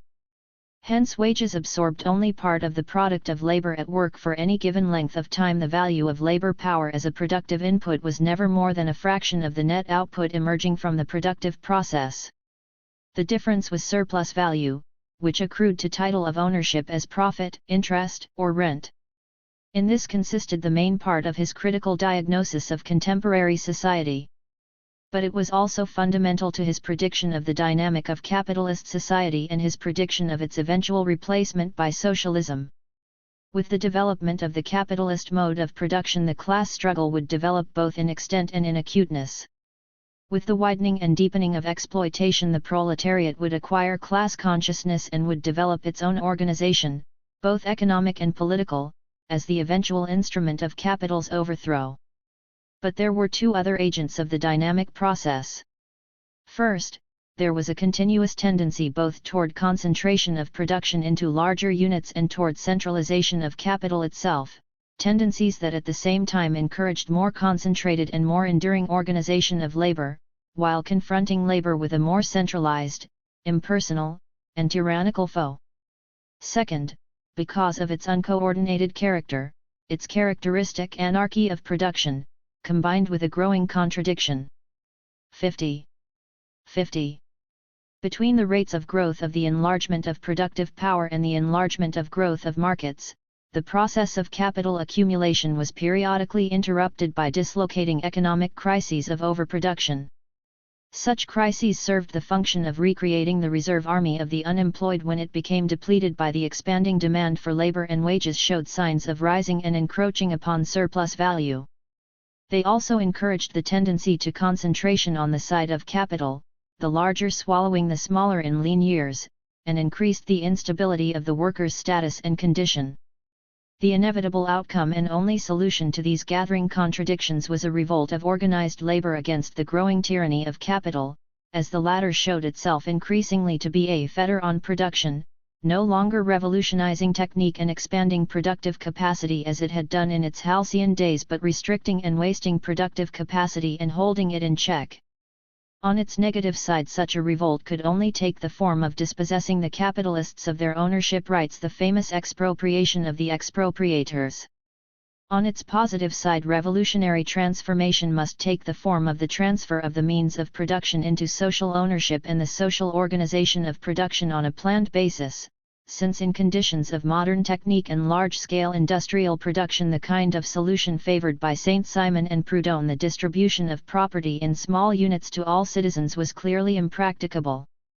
A social transformation of this kind, the most revolutionary known to history, would liquidate the class antagonism of previous class society by substituting the social equality of a community of active producers, where everyone was a worker drawing an income from society, for the unequal and divided society of those who owned and those who were dispossessed.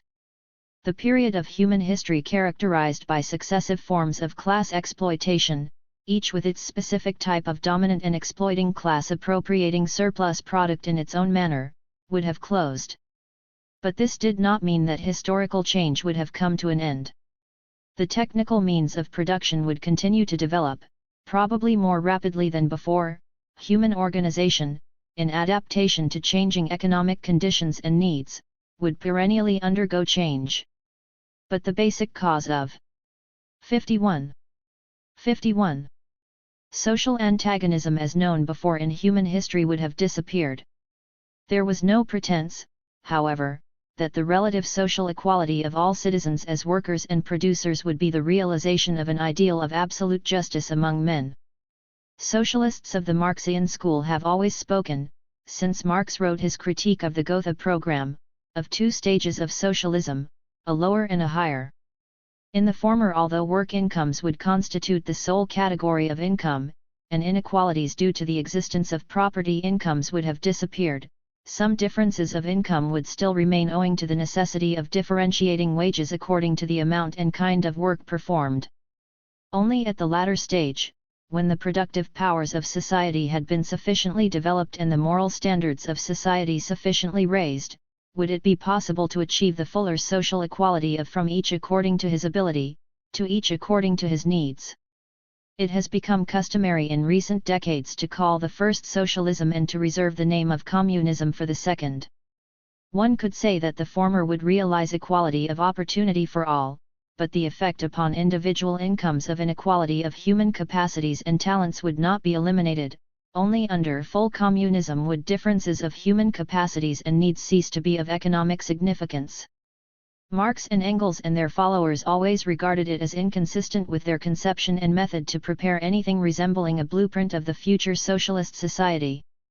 The attempt to do so was the hallmark of the utopian socialist, and in their ascetic refusal to emulate their predecessors in this respect, they stood at the opposite pole from Fourier and his obsessive love of detailed prescription. Socialism, it was stated, would be established by the proletariat organized as the ruling class, which would forthwith convert the means of production into state property. It would centralize all elements of production in the hands of the state, i.e., of the proletariat organized as the ruling class, and would increase the total of productive powers as rapidly as possible. There were some occasional hints in the writings of Marx and Engels that production would be organized consciously under some kind of prearranged social plan. But apart from the comments already quoted from the critique of the 52. Gotha program, that is virtually all. Lenin, who had the task of laying the foundations of the first socialist state, declared that in Marx there is no trace of attempts to create utopias, to guess in the void at what cannot be known. Post-1917 social democracy. In the years since the Russian Revolution, the socialist world has been more or less sharply divided between those who recognized this event as a genuine socialist revolution and those who denied it such a name. The difference partly turned on the methods used to achieve and consolidate the revolution, namely the use of insurrection and armed force and the regime of the dictatorship of the proletariat. But there was also the deeper issue of whether socialism could be built at all in a backward country of weakly developed industry and predominantly peasant agriculture. The Russian Mensheviks denied that it could be and declared that the stage was set in Russia for no more than a bourgeois revolution against Tsarist absolutism. What was distinctively new in Lenin's controversial interpretation when he arrived back in Russia in April 1917 was that, while accepting that a bourgeois revolution was in process, he nonetheless declared that the industrial proletariat could and should seize power in alliance with the peasantry and in doing so could transform a bourgeois revolution into a socialist one and in the fullness of time start to build socialism. The discussion about socialism in one country that was to develop within the Bolshevik ranks in the following decade was in large degree an extension of this same controversy, since it was concerned with the question of whether the transition to socialism, already started by the nationalization decrees of 1917 to 1918 and carried over into the mixed economy of the 1920s, could be completed unless the revolution spread to other, more technically advanced, countries of Europe. Socialist parties in Western Europe, with the exception of the Italian, generally followed the Menshevik line in their estimate of the Soviet Revolution. They proceeded to affirm their devotion to democratic parliamentary methods and their intention of achieving socialism, not by a single revolutionary act, but by a series of modifying reforms in the existing structure and by a gradual extension of the economic functions of government. The rift in 53. Socialist thought and policy was deepened after the formation of the Third, or Communist, International in 1919 in opposition to the Second International, which after its collapse in 1914 was to be revived in 1920. The concept of socialism current in most social democratic circles increasingly approached that of Fabian gradualism and in the course of 2 decades, in most cases ceased to be Marxian in anything but name. After World War II, partly under pressure of the Cold War, the leading parties of continental Europe and Scandinavia not only eschewed Marxism, but dropped from their programs any proposal for extensive socialization of production. Some would say that the temper of the times is to eschew general social theories as speculative or metaphysical and that for this reason one can no longer speak of socialist theory apart from the Marxist school. Certainly it is true that the tendency in England and elsewhere has been to favour an increasingly empirical approach. 63 years after the appearance of the original Fabian essays, a number of younger thinkers of the British Labour Party combined to produce in 1952 a collection of new Fabian essays under the editorship of R.H.S. Crossman. What is remarkable about this new volume, in contrast with the emphasis of its forebear, is the playing down of socialization in the traditional sense of the transfer of means of production to state ownership, even to the point of dismissing it as an obsolete Marxian prejudice. If there is a single unifying theme in terms of which socialism as a credo is here definable, it is perhaps to be found in an emphasis on social equality. This is to be realized primarily through the extension of social services, a widening of educational opportunities, and progressive taxation. Indeed, one writer, Car. Crossland, speaks as though the aims of the socialist movement were already achieved to a considerable extent, since the metamorphosis of capitalism into a quite different system, is rendering academic most of the traditional socialist analysis, and state intervention in economic life has so increased as to justify the statement that the capitalist era has now passed into history. Property rights, it is said, no longer constitute the essential basis of economic and social power, which has passed to a new class of managers. Nationalization and the early Fabian emphasis on collectivism are expressly rejected as key to the definition of socialism, and equality of status is enthroned as the 54 essence of the definition instead. Before the war, in 1937, Douglas J. in the Socialist Case had already said, if we are to have the substance and not the shadow, we must define socialism as the abolition of private unearned or inherited incomes rather than of the private ownership of the means of production, while as for planning in any of its forms, these are possible rather than necessary elements of socialism. The economists debate. There remains to be said something in summary about the narrower economists' discussion of socialism, which itself falls into 2 halves. Discussion of the comparative merits of the 2 rival systems in the attainment of some postulated optimum and discussion of alternative mechanisms, or models, for the operation of a socialist economy. The latter has become a lively subject of debate today in the socialist countries themselves. As a result of the new economics of Jevons and Menger in the last quarter of the 19th century, 2 opposite tendencies arose among leading academic figures. Firstly, as we have noted, there was a tendency in England especially, which Jevons himself cautiously initiated, to re-examine the case for laissez-faire and the exceptions to it. This re-examination, developed by Sidgwick and Marshall, drew attention to a number of exceptions, in which public interest conflicted with private and in which production of wealth failed to be maximized when left to the free play of market forces. In the 20th century, with the increasing prevalence of monopoly and restricted competition, this critique was extended to include the adverse effects of imperfect competition or monopolistic competition, the excess capacity latent in excessive product differentiation, and also the swollen costs and distorting effects of salesmanship and advertising to which they give rise. Secondly, and concurrently, the development of mathematical theories of general market equilibrium brought with it, as a signal corollary, a new justification of free enterprise, namely, that the general equilibrium toward which a competitive market always tends represents a maximum of utility, in given conditions of demand and of economic resources.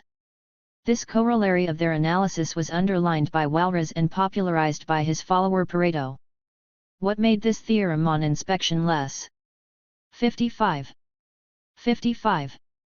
impressive than at first appeared was that the postulated optimum was relative to a given income distribution, or at least of a given structure of factor ownership taken as datum. Hence, it could not be used to pass judgment on income distribution itself. Its critics pointed out that the Walras-Pareto theorem defined, not a unique optimum position, but a whole series of positions. In a modified form, however, the theorem continued to be used as a justification of free competition as that which secures an optimum result relative to whatever income distribution existed, it being implicitly recognized that the state could, and should, modify that income distribution through taxation so far as disincentive effects of taxation upon production allowed. Soon, however, a counterattack was mounted upon the socialist case with the aid of this theorem, in the form of the contention that a socialist economy, since it would lack a market for factors of production, would have no way of attaining an optimum, of utility or welfare, or even of ascertaining in what direction this lay. Hence, in the words of von Mises, the name chiefly associated with this argument, a socialist economy would be non-rational and uneconomic ex natura, 1922.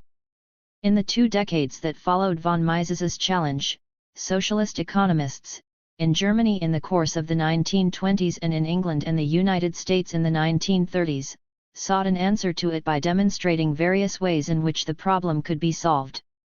Most of the suggested mechanisms, however, involved the creation of actual markets or else of quasi-market processes for factors of production and producers' goods, i.e., all productive inputs, and the simulation of competition under socialism. Henry Dickinson, for example, proposed actual markets. Lang proposed a system of accounting prices to be adjusted so as to equilibrate supply and demand by a trial and error process, with output decisions and investment decisions taken on the basis of these accounting prices according to certain rules, 1936 to 1937. Such solutions mainly implied decentralized decision-making, at the level of individual industries or enterprises, and accordingly set limits to the amount of centralized planning, other than indicative planning, that could be used.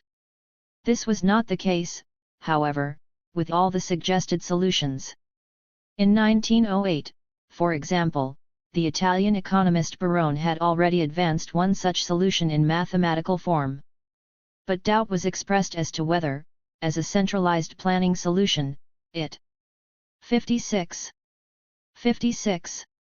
could be regarded as practicable in view of the complexity of the calculations involved.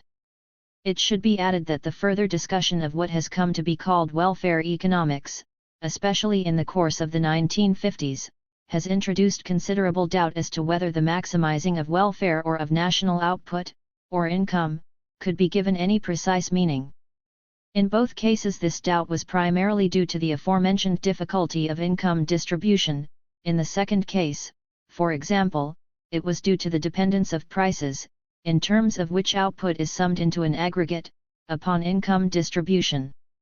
There was the difficulty introduced by a growing emphasis on the conventional element in wants and the influence of other people's consumption on an individual's satisfactions, as well as the effect of advertising propaganda, the hidden persuaders, upon desires.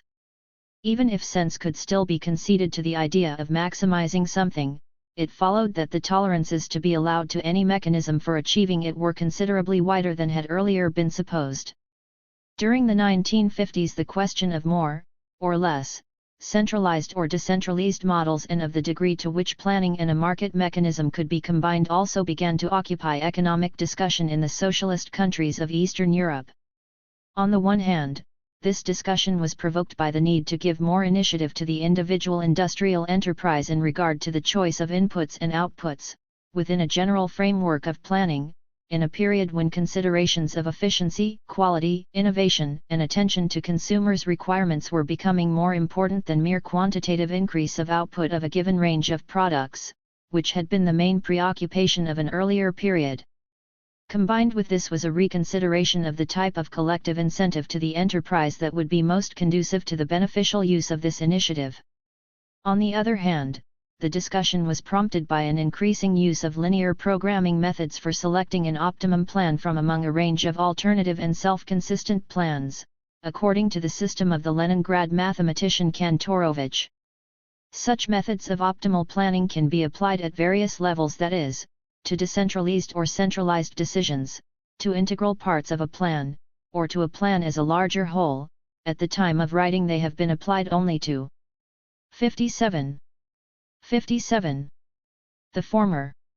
In each optimal solution there is implicit a set of shadow prices, in terms of which the cost of inputs necessary to yield a given output program is minimized, or alternatively the output yielded by a given quantity of available inputs is maximized.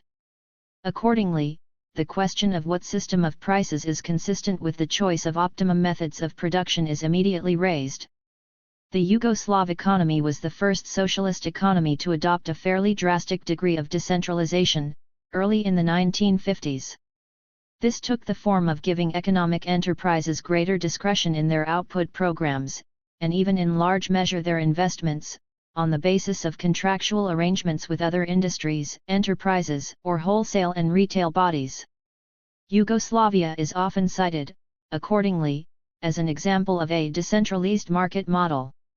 In recent years, however, other countries, including the Soviet Union, have in varying degrees moved in the direction of decentralization of planning and of freeing the enterprise as a decision-making unit from a surfeit of detailed directives. New models of decentralized, contractual, supply arrangements and enterprise autonomy linked with collective enterprise incentives have been experimented with, especially in consumer goods industries, e.g., the Lieberman scheme in the USSR and the IG proposals in Czechoslovakia.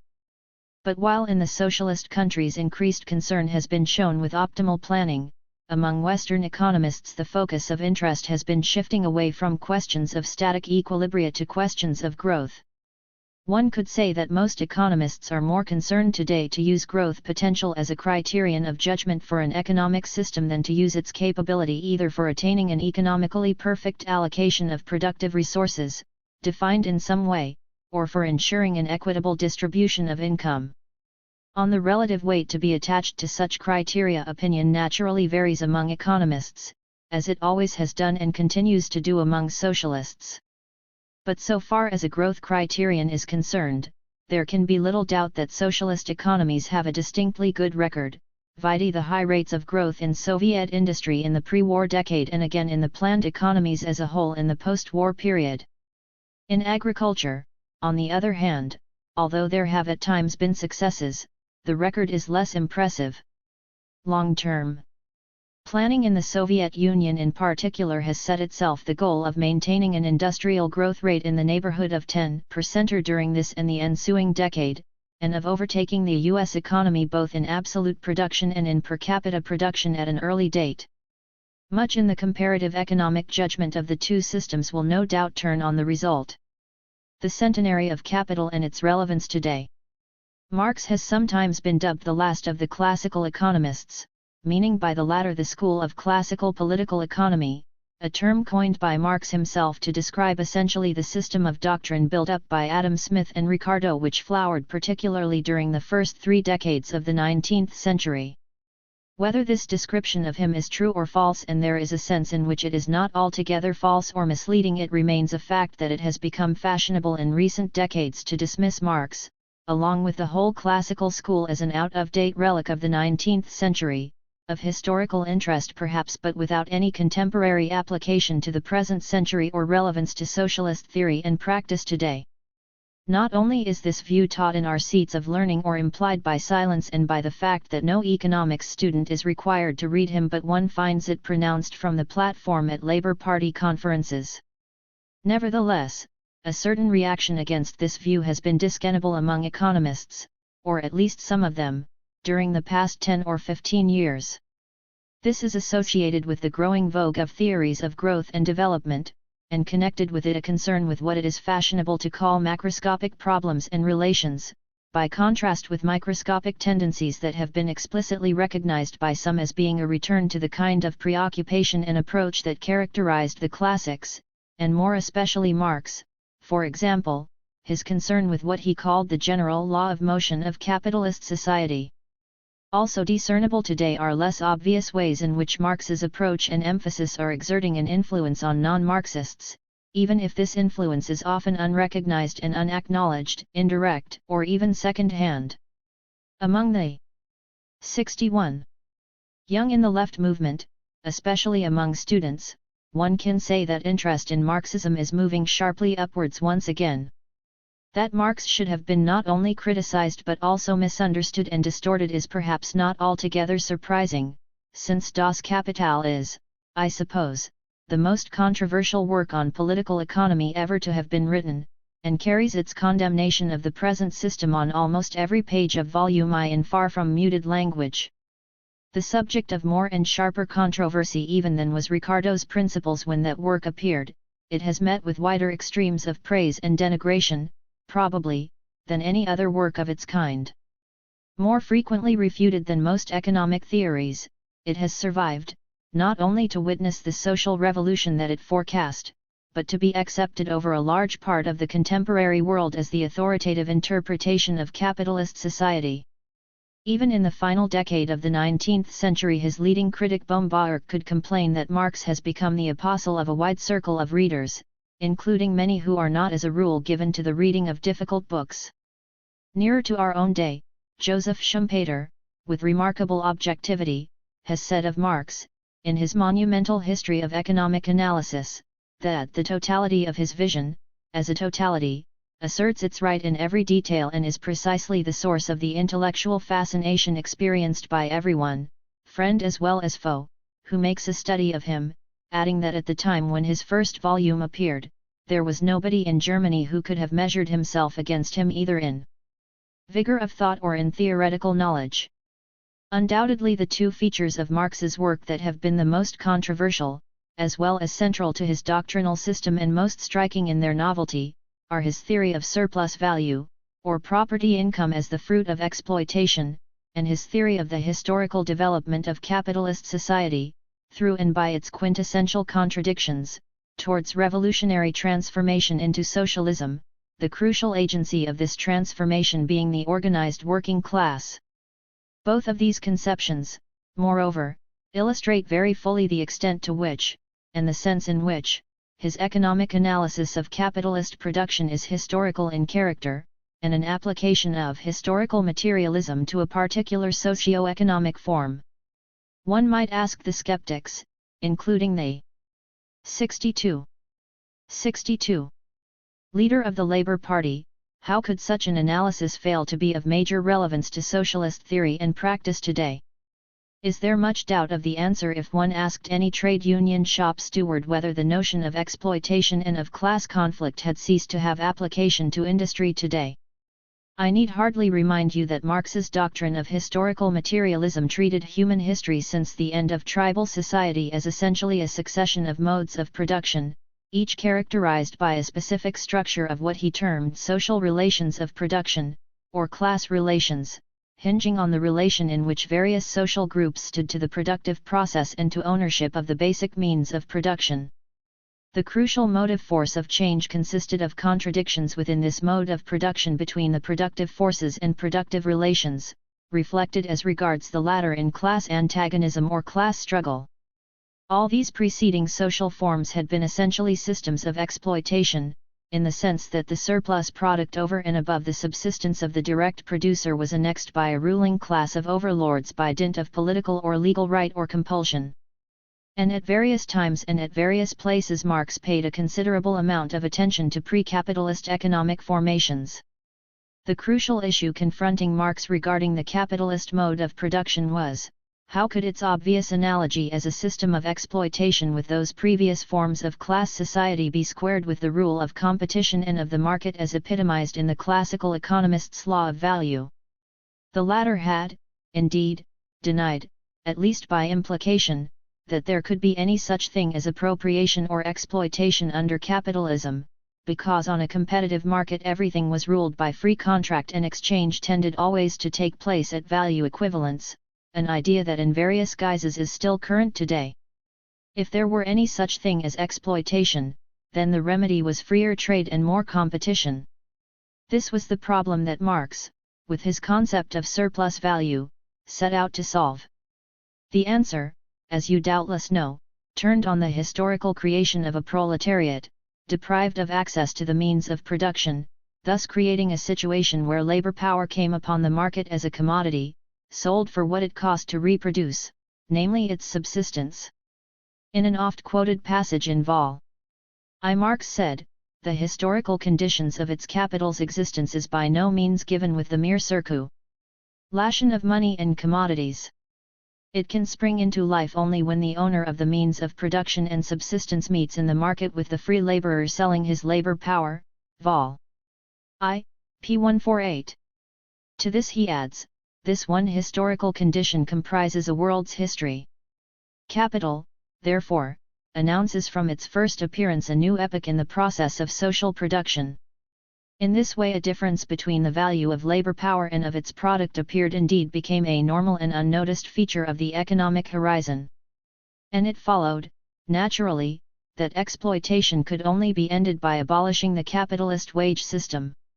It is true, of course, that Marx's surplus value could be regarded as a development of what is a hint, no more than a hint, of a deduction theory of profit to be found in Adam Smith, also of Ricardo's notion of rent of land as a surplus, not a new creation of revenue, but a transfer of revenue already created.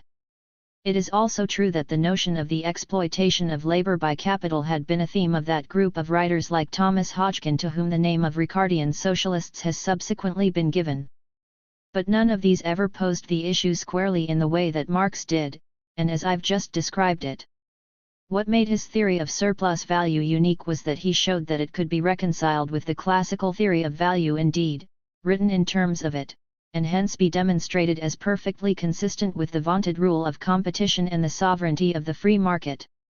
To come to his second, and closely related, concept of the historical development of capitalism as an economic system, development through growing concentration of capital, sharpening of crises and class antagonism until capitalist relations of production came to be clearly seen as a fetter upon the system's own developing productive forces. Certainly, many of the classical writers had also shown concern with the future possibilities of capital accumulation, and were obsessed by the possible threat of a halting of progress in a so-called stationary state, what today would be spoken of as a stagnationist tendency. But in its Ricardian form the threat, of rising rents and falling profits, as he saw it, only held if corn input continued to be restricted and foreign trade was not free. So far as the process of capital accumulation itself and the system of industry were concerned, there was no internal flaw, no 64 danger of breakdown, given only free import and free trade to keep food cheap and hence labor power, capitalist development could proceed smoothly, without serious let or hindrance, until the millennium, with all classes, save possibly landlords, sharing in the benefits of economic progress.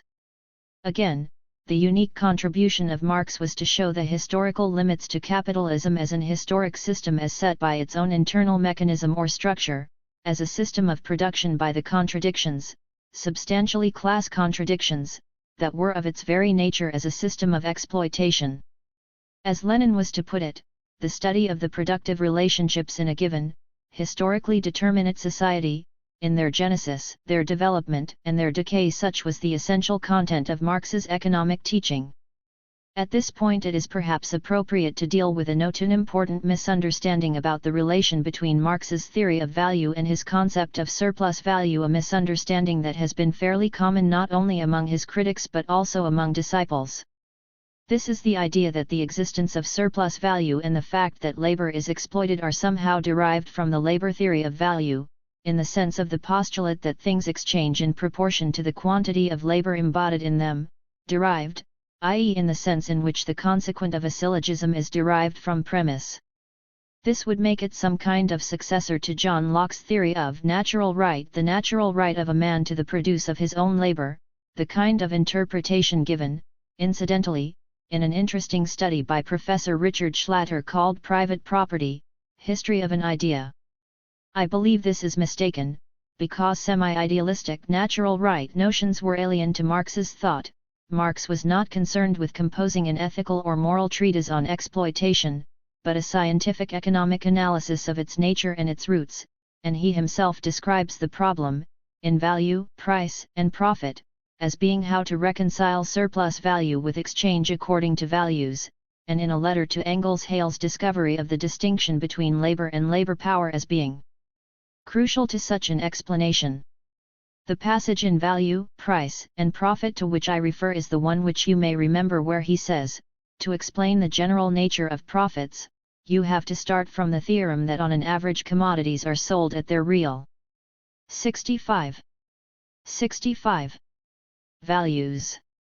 If you cannot explain profit upon this supposition, you cannot explain it at all. Does this, then, mean that his theory of value is purely incidental, that the reason for his choosing this particular theory was essentially historical, and that any other value theory would have served equally well? No, this, I believe, would also be a misunderstanding, as it were of an opposite kind. As I see it, and have expressed it more than once before, his adoption of what was essentially the classical theory of value, in its Ricardian form at least, was because he saw this as an embodiment of the truth, a truth, again, central to his historical interpretation, that in the final analysis conditions of production determined conditions of exchange for any fundamental explanation and understanding of phenomena visible to the eye on the surface of the market. One had to look deeper into the relations of production beneath. Implied in it, one could also say, or rather implied in the dual aspect of labor and labor power as the unique form of productive activity to which the role of the non-human forces of production, objects and instruments of labor, are in a significant sense subordinate. One very obvious implication of the latter being that one cannot attribute the operations of such inanimate objects and instruments to their owners as a productive activity of the latter, as the sophistries of bourgeois political economy have often sought to do. Do I need to add that, of course, his theory did not amount to a proposition that things necessarily and everywhere exchanged in proportion to embodied labor? This is plain vulgarization, and there is a vulgar Marxism as well as vulgar bourgeois political economy. Under certain, simplified, conditions they would do so.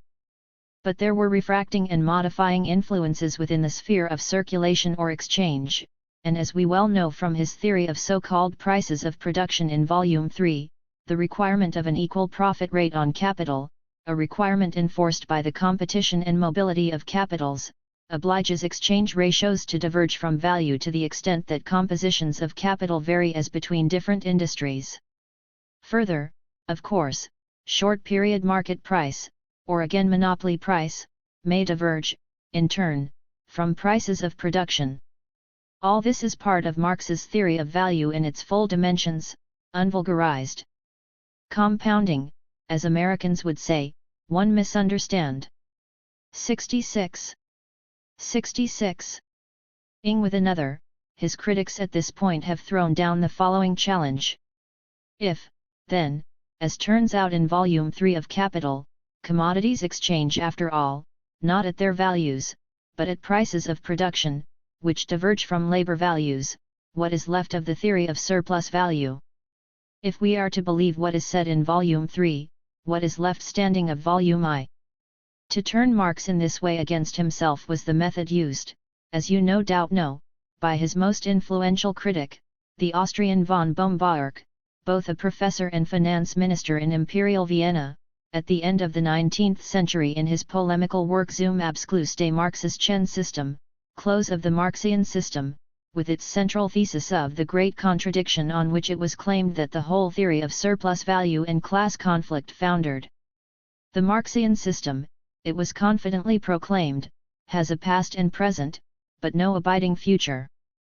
The point is, which Baumgartner and his imitators failed to see, that prices of production, while diverging from values, bore a definite or determinate relation to them. In a logical and quantitative sense the former could be derived from the latter, and from other conditions of production, such as technical conditions governing the composition of capitals, which was the warp and weft of volume I. In particular they rested on the postulation of a certain rate of exploitation as defined in value terms, and the theory of volume III was by no means left hanging in the air, lacking a pediment or base in conditions of production and exploitation as it would have been, of course, in the absence of the theory of value and surplus value of volume I. What remains true is that the precise way in which Marx in volume III derives prices of production from values is defective, and in the form in which it is there expressed will not stand up. There is, indeed, a passage in his Theorie über den Mehrwert where Marx shows himself aware of this deficiency. As we know from Engels' preface, the manuscript for volume III was left unfinished as well as in places rough and incomplete on Marx's death. Put as briefly as I can, the point is that only the outputs, and not the inputs, were transformed from values into terms of prices of production. For a complete demonstration or solution, it is obvious that both must be so transformed. If the prices of so-called wage goods or of machines diverge from values, then obviously the variable capital and constant capital entering into 67. Production as inputs must also be equivalently affected and transformed, or repriced. Accordingly ratios like the rate of surplus value and rate of profit may also differ in their price expression from their value expression. One cannot assume that they will remain the same. This does not mean, however, that a determinate relation between the two cannot be demonstrated, that Marx's claim was wrong that values stand behind prices of production and determine these latter in the last resort. It means simply that the demonstration has to take the more complex form of the solution of a set of simultaneous equations. I don't wish to let this lecture get bogged down in technicalities, of interest only to economic specialists, and what has come to be known as the transformation problem, i.e. transforming values into prices, can be said to be of mainly formal interest if nonetheless quite crucial for the logical structure of the Marxian system. Let me only say this. Discussion of this problem over the past half-century, to which, regrettably, orthodox Marxists have contributed all too little, even when they have been aware of the problem, has established that such a solution and such a demonstration are quite possible. The pioneer effort in this direction was that of Bortkiewicz exactly 60 years ago, showing that a solution was possible for the case of simple reproduction in a three-sector or three-department system, producing wage goods, or workers' subsistence, means of production and luxuries consumed by capitalists. Actually, Bortkiewicz acknowledged the primacy in a crucial respect of the neglected Russian writer, Dmitriev, who had published a study of Ricardo's theory of value 3 years before, in 1904 in Moscow. An incidental curiosity of this Bortkiewicz solution was that it was independent of the conditions of production of this third sector producing for capitalist consumption. It depended exclusively on the conditions of production of the other two sectors, a result which, he claimed, demonstrated that profit was the fruit of exploitation, or had the nature of a deduction as he preferred to call it, and had nothing to do with the productivity of capital. It is only during the last 10 years that a solution has been demonstrated for the end product case, i.e. shown to be possible for an indefinitely large number of commodities by Francis Seaton of Oxford in the Review of Economic Studies in 1956-7, a demonstration that, in his own words, the logical superstructure of Marx's theory is sound enough. This some might consider the 68 more convincing because Dr. Seaton was at pains to dissent from the theory of surplus value. Such a demonstration, independently and indeed earlier arrived at, is also implicit in the equations that form the crux of the derivation of prices from conditions of production in Part 1 of Piero Sraffa's Production of Commodities by Means of Commodities, published 7 years ago 1960. There are two incidental questions of a theoretical but more general nature on which I should have liked to dwell, if only because these quite widely concern economics students when they come into contact with Marx's writings. Both refer to the relation between Marx's theory and what some call modern economics, as taught in the schools, and others call bourgeois economics. For obvious reasons I cannot do justice to either of these questions here. Yet, lest I be chided for avoiding them altogether, I will attempt a very brief, rather dogmatic, and doubtless inadequate answer as concisely as I possibly can. Firstly, a question may be asked about the relation between the two. Are they mutually exclusive in their entirety? Does acceptance of the one mean total rejection and negation of the other?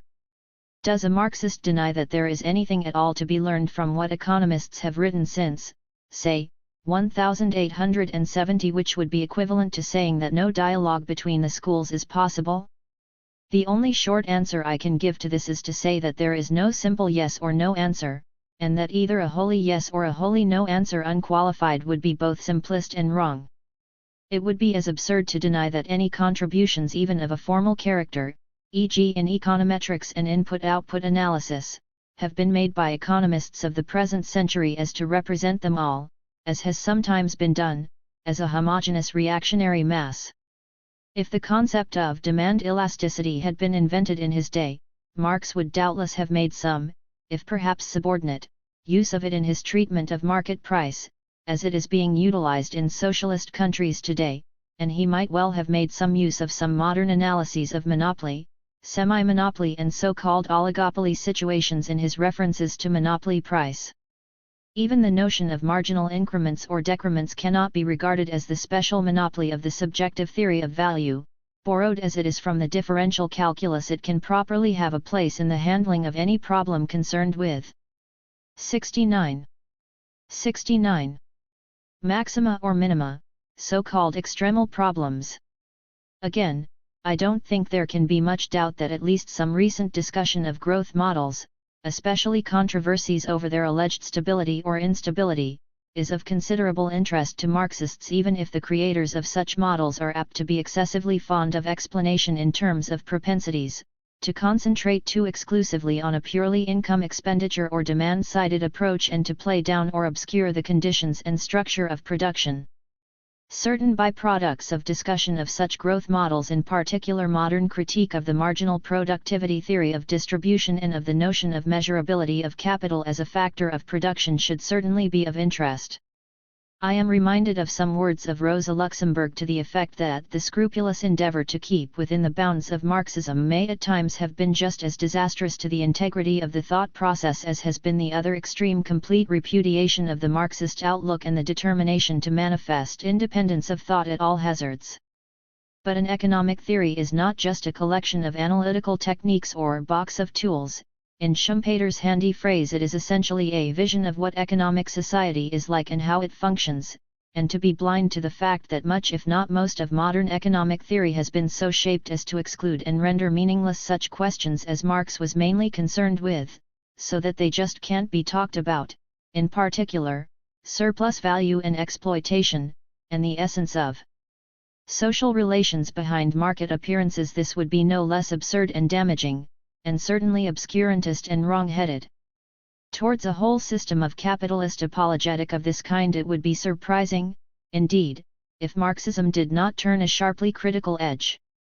The second question, following closely on the heels of the first, is concerned with the possibility of reconciliation. Is there not some wider synthesis in which the truths of both can be combined? It is sometimes said, especially by mathematically minded economists today, that in any all-embracing system of general equilibrium, of the so-called Walrasian type, both conditions of production and conditions of demand must inevitably be specified, explicitly or by implication. Accordingly, looked at from one end it can be treated as a labor theory of value, looked at from the other end it can be interpreted as a theory of marginal 70. Utility, relative prices, that is, must bear a definite relation to both. Again, the only short answer I can give is one that may seem to some of you to beg a lot of questions. In a purely formal sense, it is probably true to say that this kind of apparent reconciliation or synthesis is quite possible. In a system of equations, all the unknowns are determined equally by all the relationships, or conditions, defined by the equations, and what one singles out as independent and what as dependent variables is, from a formal standpoint, arbitrary. Marx did not deny that consumers' demand came into the picture, nor could theorists of the utility or subjective school omit all reference to circumstances of production, although they did to social or class relations of production. But an economic theory is not and cannot be a purely formal structure, concerned exclusively with quantitative relations in their pure form, and as soon as one starts infusing it with economic content, questions of causation inevitable come in, even if it be causation of a complex rather than a simple unidirectional kind. It becomes something more than just a system of equations of general equilibrium, it becomes a matter of how one pictures the general shape of things and their modus operandi, of what is of primary consequence and what secondary, of what it is that sets the limits of the possible, to put it crudely, of which in practice changes what in an operational sense. It is in this kind of question, about the essential nature of economic society and about causal sequences, that the essential difference between Marxian political economy and the other schools of political economy consists.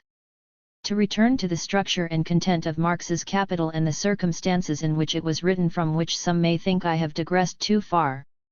One remark about Marx's method cannot be omitted, namely, that while his purpose and interest in this work was primarily theoretical, he resembled Adam Smith, and indeed went beyond him, in the extent to which he mingled abstract reasoning with historical data of a very concrete and detailed character.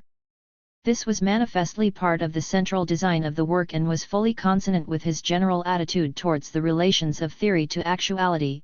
Combination of the two served to reveal the general in the particular and to establish the categories of his thought as representations of the essence of real human activity, not abstractions empty of life. Thus we have in Volume I those richly factual excursions into reports of 19th 71 century factory inspectors and government blue books about working conditions and wage payment and the effects of machinery, also the famous historical data on methods of primitive accumulation in Part 8. In Volume 3 there are the historical excursions into different forms of rent, with the distinctive types of social relations of which these are the expression, into merchant capital, rich in detailed hints and suggestions. It is here that we find the brief reference to the two roads of transition to bourgeois methods of production, which to my mind unlocks many doors, also the pregnant phrase about the way in which surplus value is pumped out of the direct producers as affording always the explanation of the relation between rulers and ruled. To this one should add the pages of data about interest and credit with its references to Thomas Tooke's History of Prices and an inquiry into the currency principle, to official inquiries into the financial crisis of 1847-8 and to evidence before the Select Committee on Bank Acts. One cannot pass over entirely without mention three topics which, in addition to his theory of value and surplus value, have been the subject of comment and controversy. First, there are his references to the impoverishment of the working class in Chapter XXV of Volume I, the chapter entitled The General Law of Capitalist Accumulation. This is the origin of the so-called tendency to absolute impoverishment of the working class around which there has been so much questioning and debate. Secondly, there are the chapters in Volume 3 on the falling rate of profit and on counteracting tendencies to it. Thirdly, there is the famous schema of reproduction in the third part of Volume 2, a set of arithmetical tables depicting in two-sectional or two-departmental form the equilibrium relations needing to be observed under conditions of simple and expanded reproduction respectively, and in doing so indicating the improbability of such conditions being maintained except by accident in a system characterized by anarchy of production.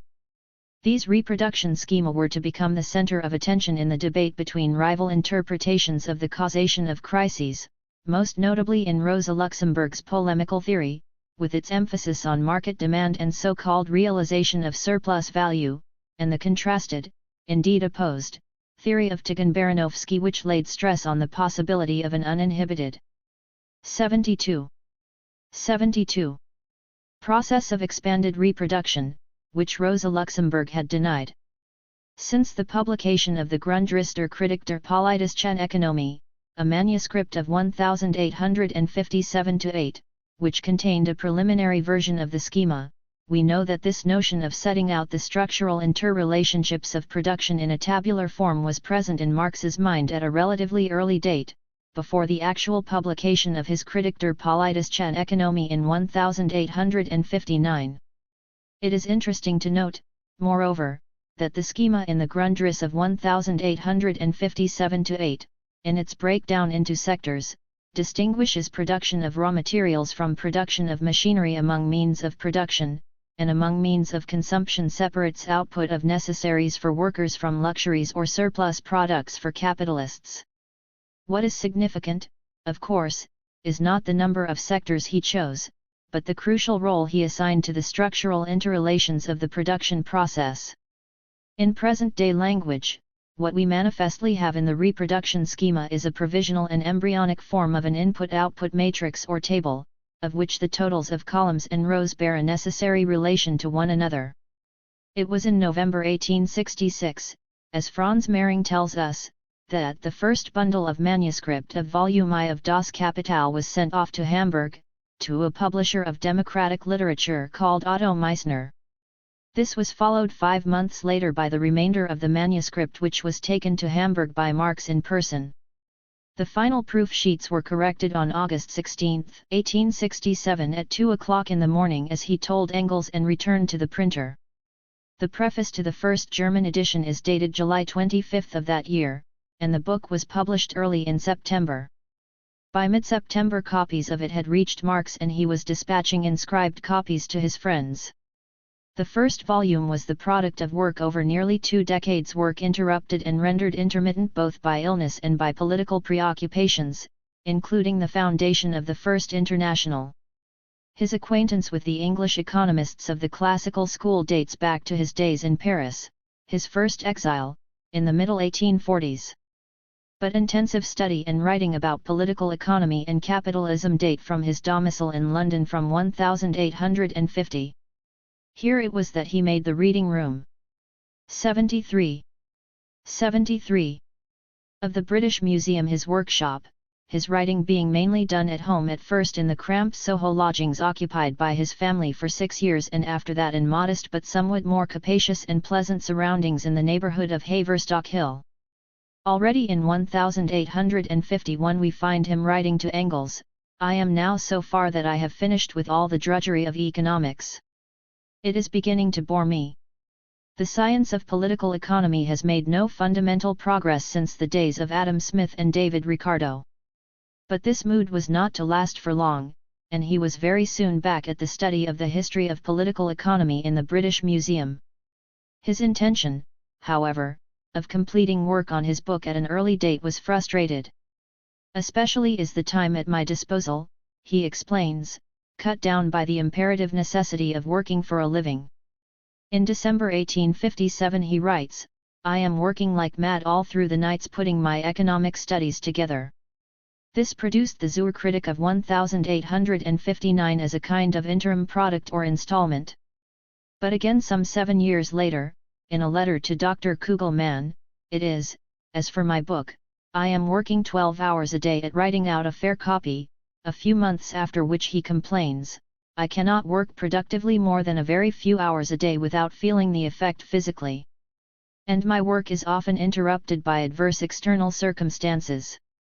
It seems to have been by the beginning of 1866 that the design of the first volume, and the intention of publishing it separately, took shape in his mind. In that year he wrote to the same Dr. Kugelmann, "My circumstances, physical and external interruptions without intermission, make it necessary for the first volume to appear separately, not both volumes together, as I had at first intended." Letter of October 13, 1866. He proceeds to explain how the whole work is divided. Book I, the production process of capital. Book II, circulation process of capital. Book 3 form of the process as a whole. Adding that the first volume contains the first 2 books. According to Mering, it was between January 1866 and March 1867 that the final writing of the manuscript for Volume I was done. 74. As you well know, Marx did not complete the other volumes during his lifetime. These were to be published by Engels, who outlived him by 12 years, Vol. 2 in 1885, 2 years after Marx's death, and Vol. 3 in 1894. These parts of the manuscript were left on Marx's death as incomplete drafts and in some cases only as notes, which Engels faithfully and laboriously pieced together into the form in which we know the 2 volumes. As he tells us in the preface to Vol. 2, at best one single manuscript, no 4, had been revised throughout and made ready for the press. It was in this preface, incidentally, that Engels gave a foretaste of what Volume 3 would contain, in these words: as a matter of fact, equal capitals, regardless of the quantity of actual labor employed by them, produce equal average profits in equal times. Here we have, therefore, a clash with the law of value, which was noticed by Ricardo himself, but which his school was unable to reconcile. Marx's work on the history of economic thought, upon which he had already started in the early 1850s, and which was intended at one time as a sequel to The Critic and later as a 4th volume of Capital, was not to appear even during the lifetime of Engels. The manuscript of it formed part, apparently, of the general manuscript of 1861-3, now in the possession of the Marx-Engels-Lenin Institute in Moscow, and is what we know as the Theorien über den Mehrwert, Theories of Surplus Value, an English translation of which has just been completed by the joint efforts of Emil Burns, Renata Simpson, and Jack Cohen, of which the first part has already appeared and the rest will shortly appear. In lieu of a peroration, one can scarcely do better than to quote Rosa Luxemburg's comment on these posthumous volumes in a section which she contributed to Mering's classic biography of Marx. In these circumstances we must not look to the last 2 volumes of Capital to provide us with a final and completed solution of all economic problems. In some cases these problems are merely formulated, together with an indication here and there as to the direction in which one must work to arrive at a solution. In accordance with Marx's whole attitude, his Capital is not a Bible containing final and unalterable truths, but rather an inexhaustible source of stimulation for further study, further scientific investigations and further struggles for truth. 75. She concludes the section, after referring to the treasures that still remain unmined in the 2nd and 3rd volumes and a wealth of intellectual stimulation and intellectual profundity which they offer the enlightened workers, by saying, incomplete as the 2 volumes are, they offer more than any final truth could, an urge to thought, to criticism and self-criticism, and this is the essence of the lessons which Marx gave the working class. Mering, Karl Marx, p. 380. And elsewhere, in a still earlier article, she had written, Marx's creation, which as a scientific achievement is a titanic whole, transcends the plain demands of the proletarian class struggle for whose purposes it was created. Both in his detailed and comprehensive analysis of capitalist economy, and in his method of historical research, with its immeasurable field of application, Marx has offered much more than was directly essential for the practical conduct of the class war. It is not true that, as far as the practical struggle is concerned, Marx is out of date. On the contrary, Marx in his scientific creation has outstripped us as a party of practical fighters. 76. The discussions of the 1920s about building socialism. Previous to 1917 there had been no clearly delineated picture in men's minds as to the form that a socialist economy, and more broadly a socialist society, would take. Marxism, unlike utopian socialism, had not even laid down any principles apart from the fact that socialism would be established by the proletariat organized as the ruling class, which would forthwith convert the means of production into state property, that, in some way not clearly defined, the socially organized producers would plan production to the end of social needs, and that there would be successively a lower and higher stage of socialism or communism, in the former of which producers would be remunerated from the common pool in proportion to the quality and quantity of the work they had severally performed. As Lenin once said, in Marx there is no trace of attempts to create utopias, to guess in the void at what cannot be known, and it was only a desire to purge what he deemed to be demagogic and alien conceptions from the draft program of the United German Social Democratic Workers' Party that caused Marx to be as explicit as he was in the famous critique of the Gotha program. Even less was there any picture as to how the foundations of socialism were to be laid when the proletariat seized political power on the heels of a bourgeois democratic revolution in a country that was relatively backward economically, was predominantly agricultural and had little developed industry. It is a misconception to suppose, as is all too common, that Marxism stipulated that the proletariat could seize power and start to revolutionize the social relations of production only in the most advanced countries where capitalism was most mature. It postulated that capitalism must have developed sufficiently to have created an industrial proletariat and brought it to a stage of class. 77. Consciousness and organization. Thereafter the possibility of social revolution depended on circumstances which so sharpened the class antagonisms of capitalist society as to produce an explosive political situation.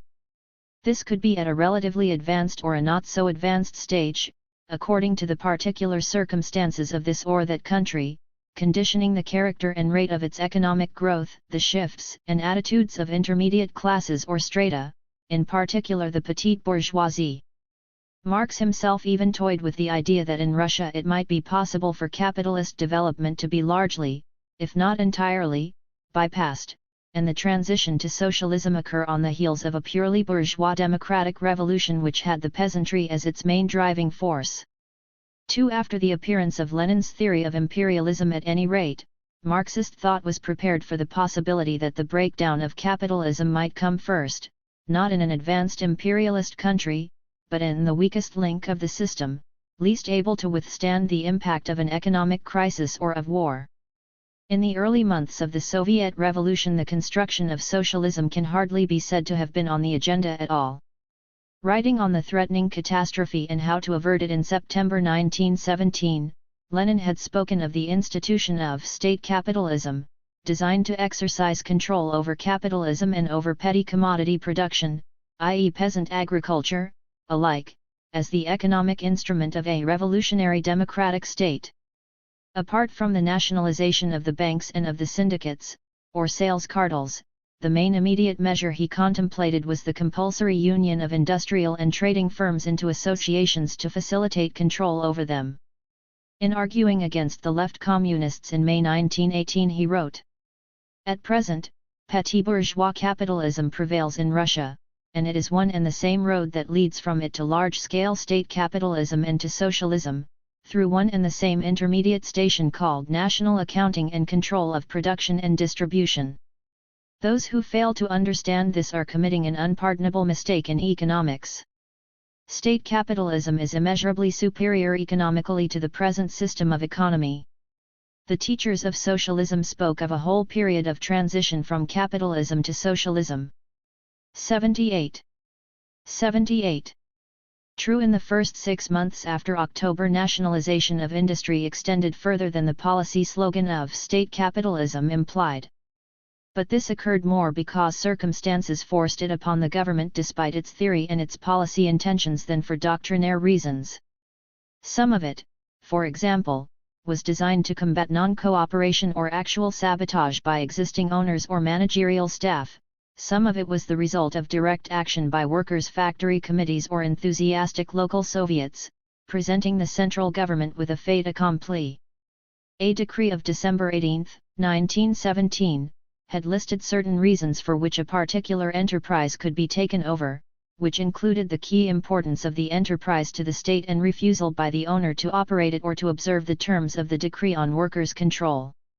3. But it was not until the early summer that a whole industry as such was nationalized, and by that time the outbreak of civil war was imminent. For there were, of course, those among the Bolsheviks at this period, especially those associated with the left communists, who were eager, in the name of permanent revolution, to press on from the stage of the bourgeois revolution to that of the socialist revolution, which they held must follow close upon the heels of the former 5. Here there was some difference of viewpoint, at least of emphasis. Bukharin, for one, dissented from Lenin's notion that the present period was one of state capitalism, only, declaring that state capitalism presupposed a capitalist, and not a workers' state. What really forced the pace of events, however, and precipitated more extensive measures of a socialist character, was the outbreak of civil war and the onset of the War of Intervention in the course of June and July 1918, after which the progressive slide into the system that came to be known as war communism was the result of ad hoc improvisation under the pressure of war needs and of the chaos occasioned by war and invasion, even if at the time it was given a post hoc theoretical justification. There were plenty of people who rashly hailed the extreme centralization of the period, with its system of state-organized barter and ration supply allocation, as the early dawn of the new era. Even the hyperinflation of the war years came to be justified retrospectively as a weapon for undermining the bourgeois order, vide Preobrazhensky's notorious reference to the printing presses as the machine gun of the Commissariat of 79. Finance attacking the bourgeois system in the rear and using the currency laws of that system to destroy it. But as Mr. E. H. Carr has said, this was simply an ex post facto justification of a course which was followed only because no means could be found of avoiding it. 6. The authoritative verdict in retrospect came from Lenin. Looking back on it in 1921, he was to sum up the economic policy of the Civil War years as follows: war communism was thrust upon us by war and ruin. It was not, nor could be, a policy that corresponded to the economic tasks of the proletariat. It was a temporary measure. 7. And again, a few months later, he referred to it as a mistake and a jump, in complete contradiction to all we wrote concerning the transition from capitalism to socialism. 8. The new economic policy, introduced in 1920 as successor to war communism, was officially described by Lenin as a return to the transitional mixed system of state capitalism that had characterized the first 6 to 8 months of the October Revolution. But the first few years of the decade of the 20s were fully preoccupied with the tasks of reconstruction, with wooing peasant agriculture, now free to trade its surplus, after payment of agricultural tax, to increase production and supply the towns, and with overcoming the bottlenecks of transport and of fuel that were threatening to paralyze industrial production. It was not for some years that either the situation was ripe or men's minds had the chance or the inclination for consideration of policy in general terms, for posing the question of where next, from this transitional mixed system of the NEP, and viewing the perspective of future development. For socialist thought and socialist polemics this was something quite new. Not only the pattern of the future socialist society and even its guiding principles had previously been unexplored, but even the road by which such a society could be reached from the historical stage that Russia was in at this date was something that had not previously been the subject of serious inquiry. In this sense it is true that no one had contemplated the problem of how to build socialism in a country where the Industrial Revolution, although it had begun, remained uncompleted, where factory industry employed no more than between 2 and 3 million, 4/5 of the population derived their livelihood from agriculture, and no more than 15% of the population was urban. Other brands of socialists, particularly the Mensheviks, were stoutly denying the possibility of any transition 80 to socialism until a whole historical period of bourgeois hegemony had served to complete the industrialization of the country on a capitalist basis, and it was for this reason that they had accused Lenin and the Bolsheviks of Blanquism in having prematurely seized power in the name of the Soviets. From the early days of the revolution and before, Lenin had, of course, been perfectly clear that large-scale industry, and its extension beyond its existing small extent, was the essential economic basis for the construction of a socialist society in a backward, partially industrialized country. For him this was almost axiomatic and was the reason for his harping on the postulate, in 1918 and again in 1921, that socialism is inconceivable without large-scale capitalist technique based on the last word of modern science, and for emphasizing against impatient dreamers what had traditionally been said about prolonged birth pangs of the new social order, extending over a whole period of transition from capitalism to socialism, But hitherto it had been commonly assumed among the Bolsheviks that a prerequisite of such an essential next step was a spread of the revolution to Central and Western Europe, a view which Lenin had apparently shared, or at least had hitherto seen no occasion to call in question. It was only after Stalin in 1924 propounded the possibility of building socialism in one country that revolution in the West as a necessary premise for the completion of industrialization in Russia was seriously or extensively questioned. Industrialization of the country went on record as an agreed principle as the essential next step before a transition to socialism could be made at the 14th Party Congress of December 1925.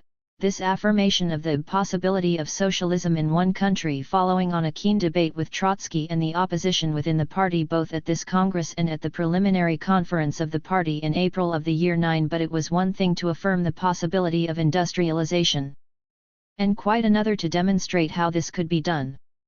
Industrialization, in the first place, requires extensive capital investment, and this raises the question of the sources of the requisite investable funds. Obviously, in the circumstances of Soviet Russia in the 1920s, the answer could not lie in the direction of import of foreign capital, even in the form of long-term commercial credits on any substantial scale. Expressed in real terms, i.e. in terms of productive 81.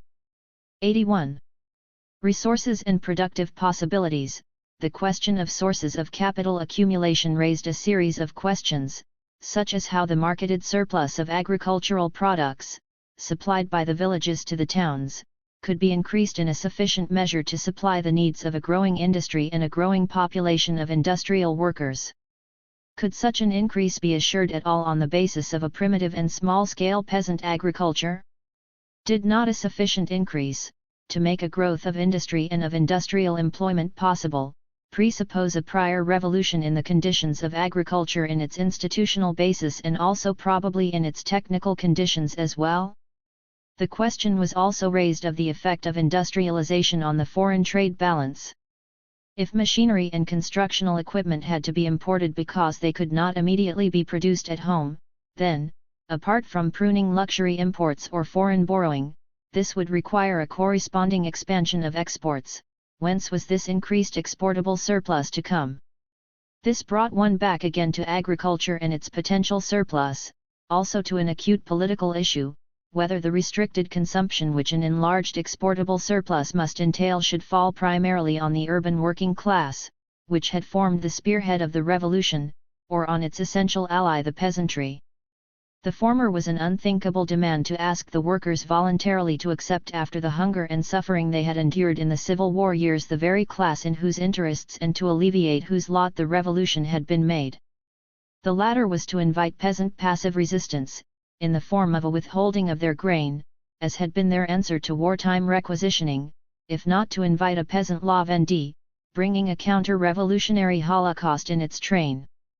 One did not have to be abnormally faint-hearted to feel that an impasse had been reached, and that nothing short of a resurgence of the German revolutionary wave could save the Russian Revolution from stagnation or retrogression. Discussion centered around such issues was in part a debate between economic experts confronted with a series of practical and theoretical questions that economic analysis had never previously faced, at least not in their present form. This debate has been described by a recent writer in America as a singularly exciting chapter in the history of economic doctrines, a chapter which is particularly worth exploring at a time when long-range growth 82 has come again, after the lapse of nearly a century, to be one of the key concerns of economics, and when the presence of political elements in large economic decisions no longer causes apprehension. The same writer goes on to say, to be sure, the economist of today who follows these discussions cannot help being frequently dismayed by the unsystematic nature of the argument. Moreover, the leading debaters rarely take the trouble to buttress their diagnosis by statistical data. Yet a Western student who, on account of technical inadequacies, disregards the ability of the Soviet theorists of the 20s to ask pertinent questions and to put forward suggestive solutions, refuses to see an imposing forest behind not too well-kept trees. The debate of the 20s lays a serious claim to our attention, also, on the grounds of its intrinsic merits alone. but it is idle to deny that this claim is immeasurably strengthened by the momentous nature of the actions which followed the words. The Soviet economic advance since 1928 has been one of the dominant facts of our time. According to the virtually unanimous view of Western students, the expansion of the Soviet industrial capacity has proceeded at a rate, which is, by any meaningful standard of comparison, unprecedented. 10. But the discussion was not and could not be confined to economists. Inevitably, in the circumstances of the time, since it touched vital issues of the very survival of the revolution and the very possibility of socialism, it became a burning debate within the government and the ruling party. Moreover, the issues in debate were destined to become the focal point of fierce and bitter clashes between rival groups and divergent trends within the party, in particular between the trends associated respectively with the names of Trotsky and of Stalin. Perhaps the purely economic differences could have been reconciled, ultimately at least, and need not have widened to the point where faction fights, splits and expulsions from the party became the order of the day. It is vain and pointless to speculate as to whether the outcome would have been different if the leading personalities had been other than what they were, if, for example, Lenin, with his genius for mediation as well as for sharp polemic, had chanced to live for another 10 years, or again, if the advice of Lenin's testament about the 83 General Secretaryship of the party had been taken. The fact is that the differences reached a point where they became irreconcilable, and as one looks back on these years from a greater distance, it becomes plain that what parted the disputants into opposing camps and precluded compromise between them was a difference in socio-political conception of the whole character and the setting of the transition to socialism in a country situated as was Russia at the time. The dispute was not simply one about the economic means best adapted to progress rapidly along an agreed road. The very road of development was in dispute, and even the direction in which it lay. At times it seemed that there might also be lack of agreement as to the nature of the goal at which the revolution was aiming, in the sense of the definition, and the constituent elements, of a socialist society, and accordingly how one could recognize that one had reached it. But that this was really so is less clear. Allowing for the changes made in the world context of discussion by the lapse of 3 decades and the impact of a world war, one could perhaps detect certain parallels between the divergence of conceptions then and the divergence between Soviet and Chinese conceptions today.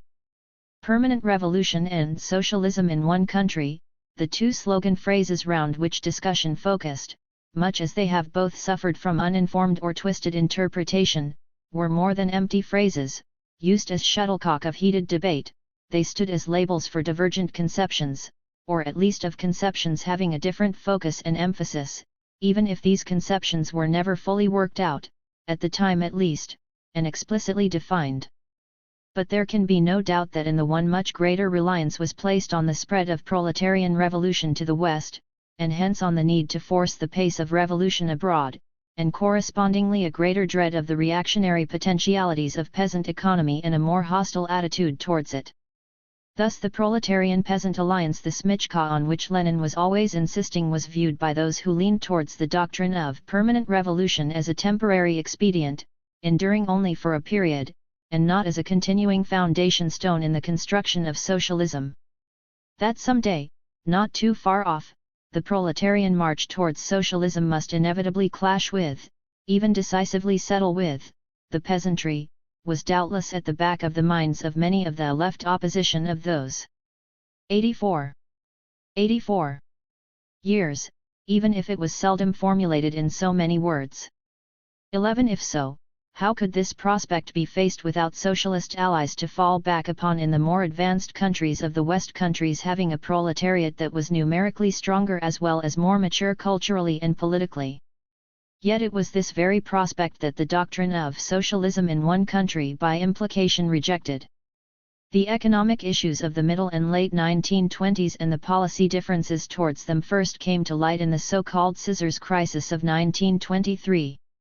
The economic difficulties experienced in the summer and autumn of that year were so called because of a diverging trend of the prices of agricultural products and the prices of industrial products. When depicted on a graph, the curves representing these trends evoked the kind of image which the term scissors implied. For some months the gap between the two continued to widen, agricultural prices falling and industrial prices as steadily rising.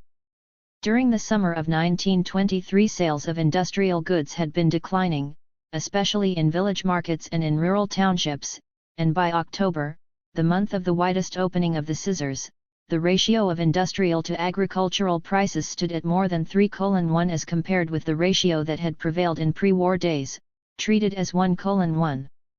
This represented a drastic shift in the terms of trade between industry and agriculture to the disadvantage of the latter.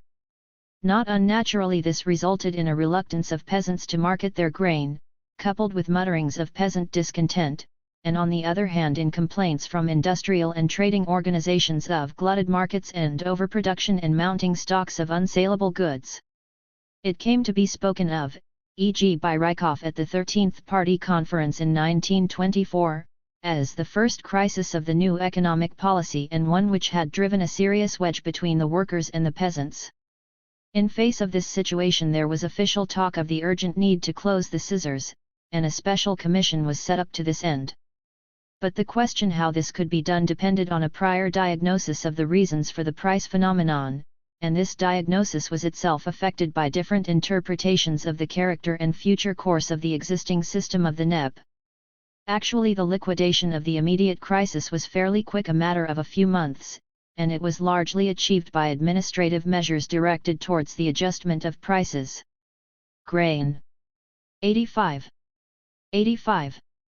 was purchased for export by state buying organs, and agricultural prices rose abruptly between the harvest and the end of the year, and by the spring of 1924 they were almost double what they had been 6 months before.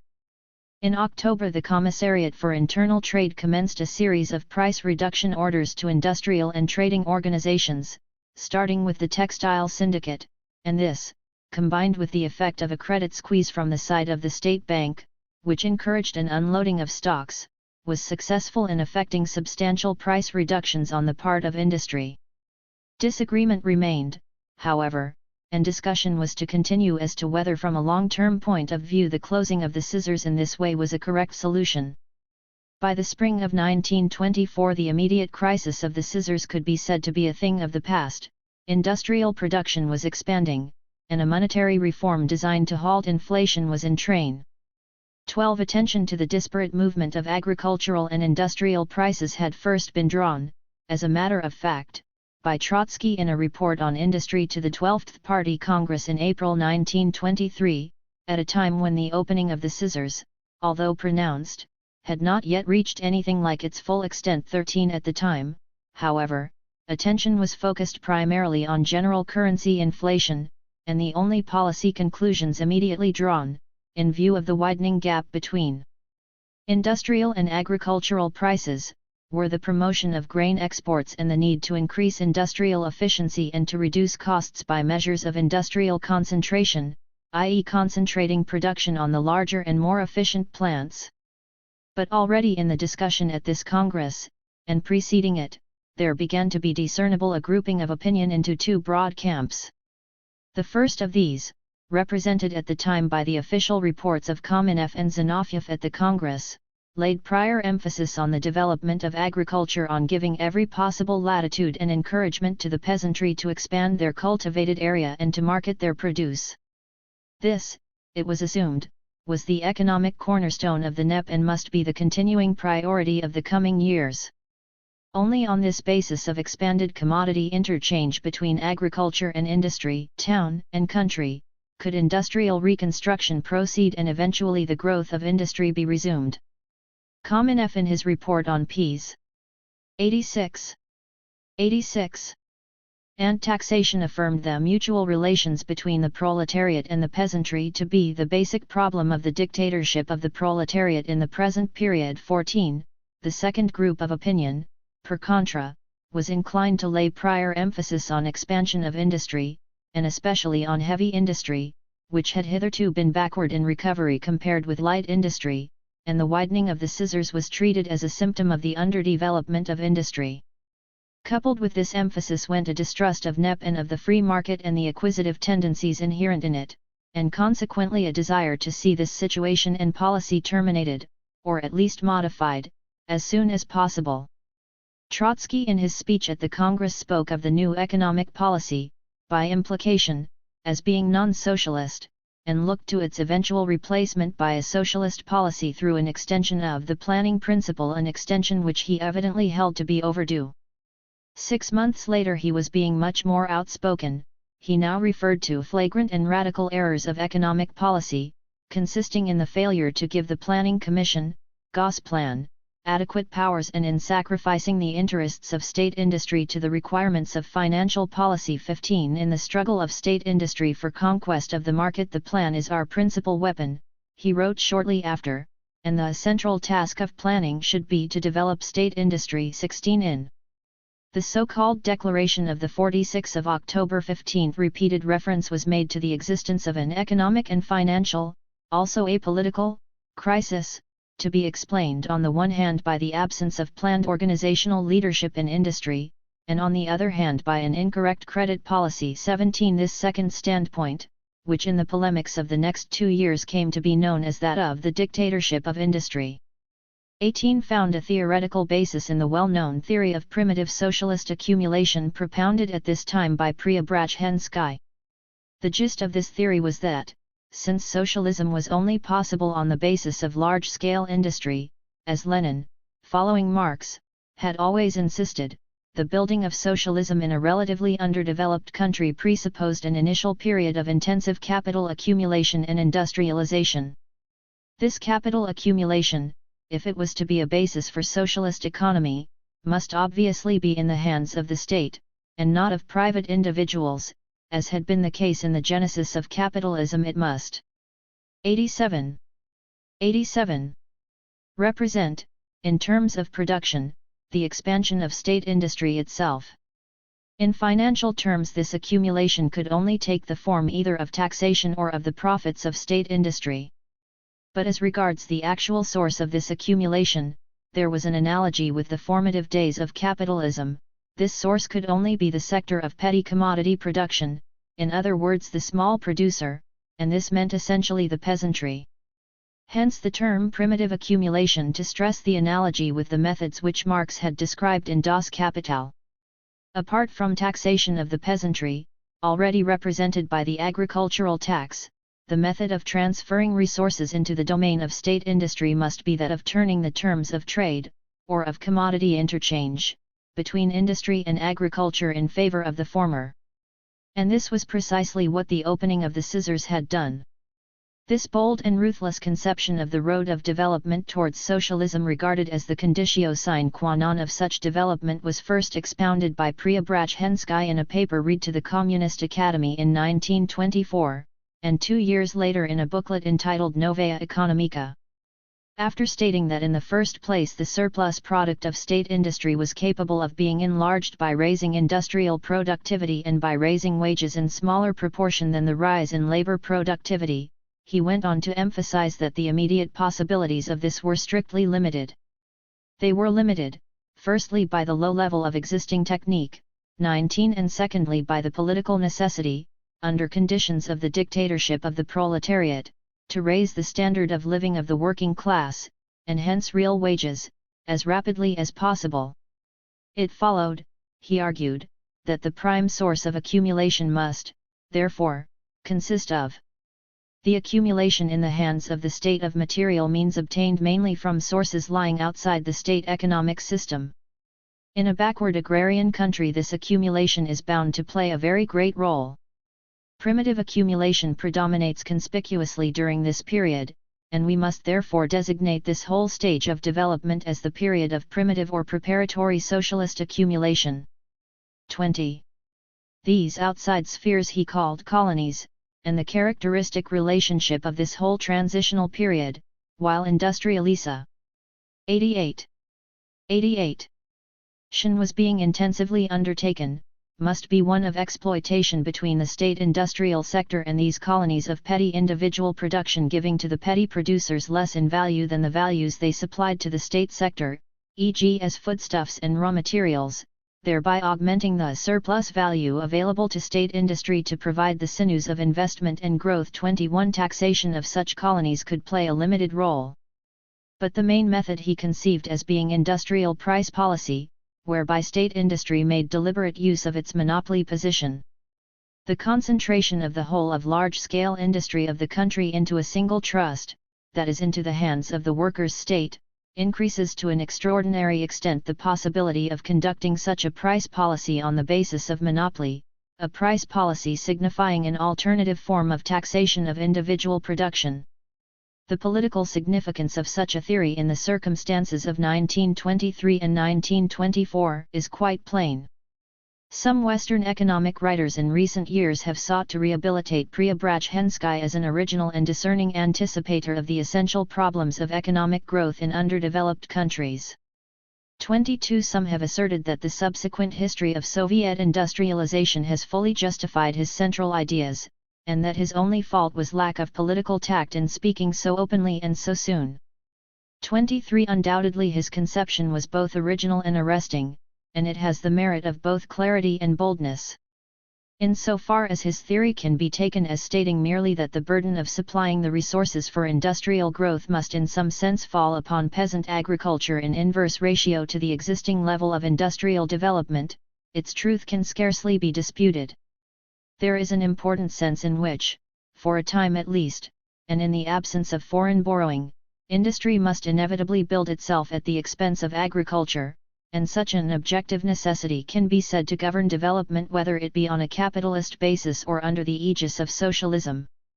But in the first place there is room for discussion as regards the emphasis of Preobrajhensky's theory as to the length of this period and also as to the possibilities of mobilizing resources in other ways, e.g. by rationalized organization, by concentration on priority objectives or by tapping latent reserves previously unutilized. In the second place it is clear that 89. Preobrajhensky's theory was saying considerably more than that. A substantial part of the contribution to accumulation must come from the peasantry. Indeed, it went substantially beyond any abstract analysis of the problem to become a specific policy prescription. Not only did it dramatize the situation, and emphasize historical analogies by its very terminology, e.g. primitive accumulation, colonies, exploitation, this, indeed, could be said to be part of its attraction, but it was framed in such a way as to point to the conclusion that monopolist price policy by state industry must be the centerpiece of economic policy in the period of industrialization and transition to socialism. Here was a whole series of questions of practical emphasis that were much more debatable. As soon as we ask why he made this emphasis as sharply as he did, and why it came to be employed as, in effect, an attack on the policy of restricting credit to industry and closing the scissors, hidden links with the political conception of permanent revolution are discernible. Preobrajhensky and his fellow oppositionists felt that they were working against the clock, that the existing situation where the proletariat, leaning upon the peasantry, had seized power in an unindustrialized country, and was holding the fort against a hostile world, was inherently unstable. Unless revolution spread to the West, chronic economic crisis and counter-revolution could only be averted by resort to desperate expedients, forced industrialization at a high rate and energetic measures to restrict individual petty production and force it to serve socialist aims. The crucial issue was the time scale on which advance was to be plotted, and the ebbing of the revolutionary wave in Germany in 1923 served to fan a mood of defeatism among the adherents of the permanent revolution tendons.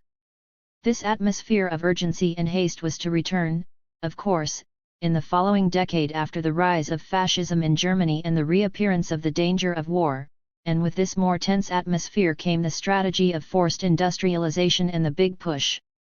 But this was after the lapse of more than a quinquennium had brought some renewed strength to industry, the restoration at least of agricultural production, if not of its marketed surplus, to the pre-war level, the construction of an apparatus of planning and the possession of a richer experience of industrial administration. This preoccupation with the time factor 90 becomes plain to view in Preobrajhensky's warning to an audience at the Communist Academy that we shall not be given much time in which to build socialism. It will be a matter of life and death that we should rush through this transition as quickly as possible. We must anticipate, he went on, a united campaign of the kulaks and world capital, launching an economic and also a military political offensive. We are constructing socialism in the situation of a lull between battles. 24 It could be said, of course, that what was to happen 16 years later justified this note of alarm. 16 years, however, represented a wider horizon than most of Preobrazhensky's colleagues in the left opposition, as it was to become, probably envisaged at the time, and much in his and in their detailed prescriptions rested on the assumption that the danger came as much from within the economy as from without.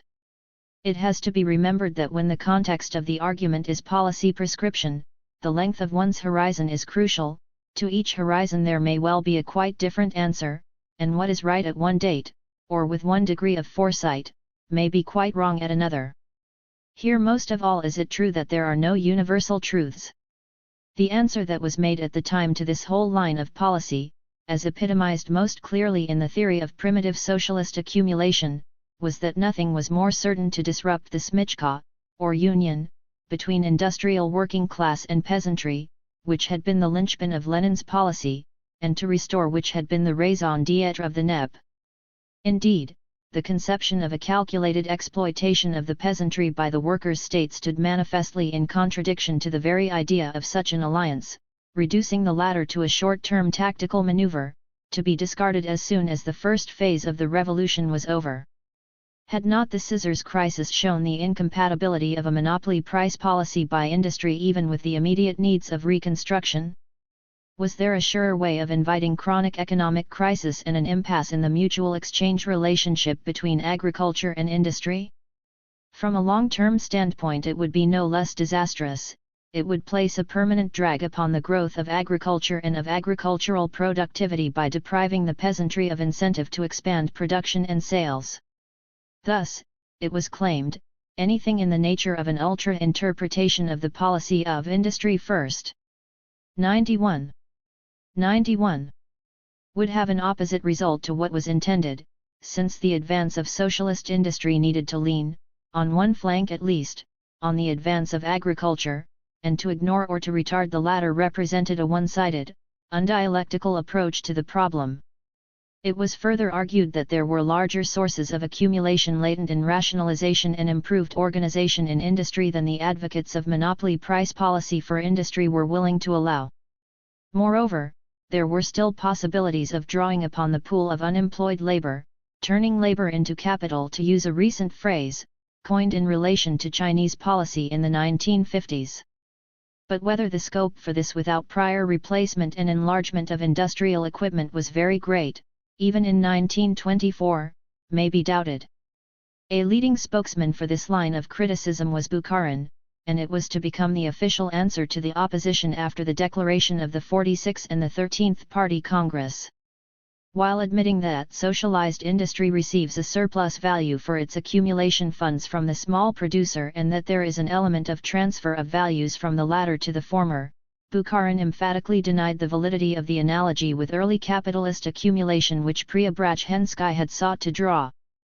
This denial was chiefly on the grounds that the conscious aim of Soviet policy was progressively to lessen the antagonism between proletariat and peasantry by reducing rather than increasing such a transfer of values, reducing it in the degree to which socialist industry developed and was able to rely on internal accumulation, out of its own plowed-back profits, as the fruit of higher productivity. Per contra, Preobrazhensky's conception of peasant production as colonies of the industrial metropolis implied a deepening and perpetuation of this antagonistic relationship. Instead of monopolist parasitism, as Bukharin termed it, we shall attain our aim in a very different manner by inducing the peasantry to enter into cooperatives allied with us and economically dependent on the state and its institutions. By this we shall arrive at socialism through the process of market exchange and not directly through the process of production. We shall reach socialism through the cooperative. It followed that, although it would be nonsense on our part to renounce the advantages of our monopoly position, it was vitally necessary not to diminish the powers of absorption of the home. 92 market but to increase these powers. This, he went on, is the most important point. The next is that we must utilize every advantage gained so that it may lead to an extension of the field of production and the cheapening of production, to the reduction of cost prices and consequently to always cheaper prices in successive cycles of production. 25. In a statement at a later stage of the discussion, 26. Bukharin makes clear that his disagreement is less with the diagnosis, or the analysis of the problem, by Preobrazhensky than with its policy application, namely in the following passage. Our state industry cannot obtain the means for its expansion solely from the labor of the working class within this state industry itself, and it must necessarily draw on the non-industrial reservoir for the means to support and expand industry. The peasantry must take its share in helping the state to build up a socialist state of industry. It would be entirely wrong to say industry should develop solely upon what is produced within this industry itself.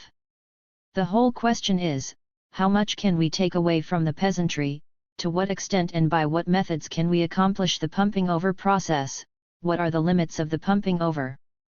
The comrades of the opposition are in favor of an immoderate amount of pumping over, and are desirous of putting so severe a pressure upon the peasantry that in our opinion the result would be economically irrational and politically impermissible. We do not in the least hold the standpoint that we are against this pumping over, but our calculations are more sober.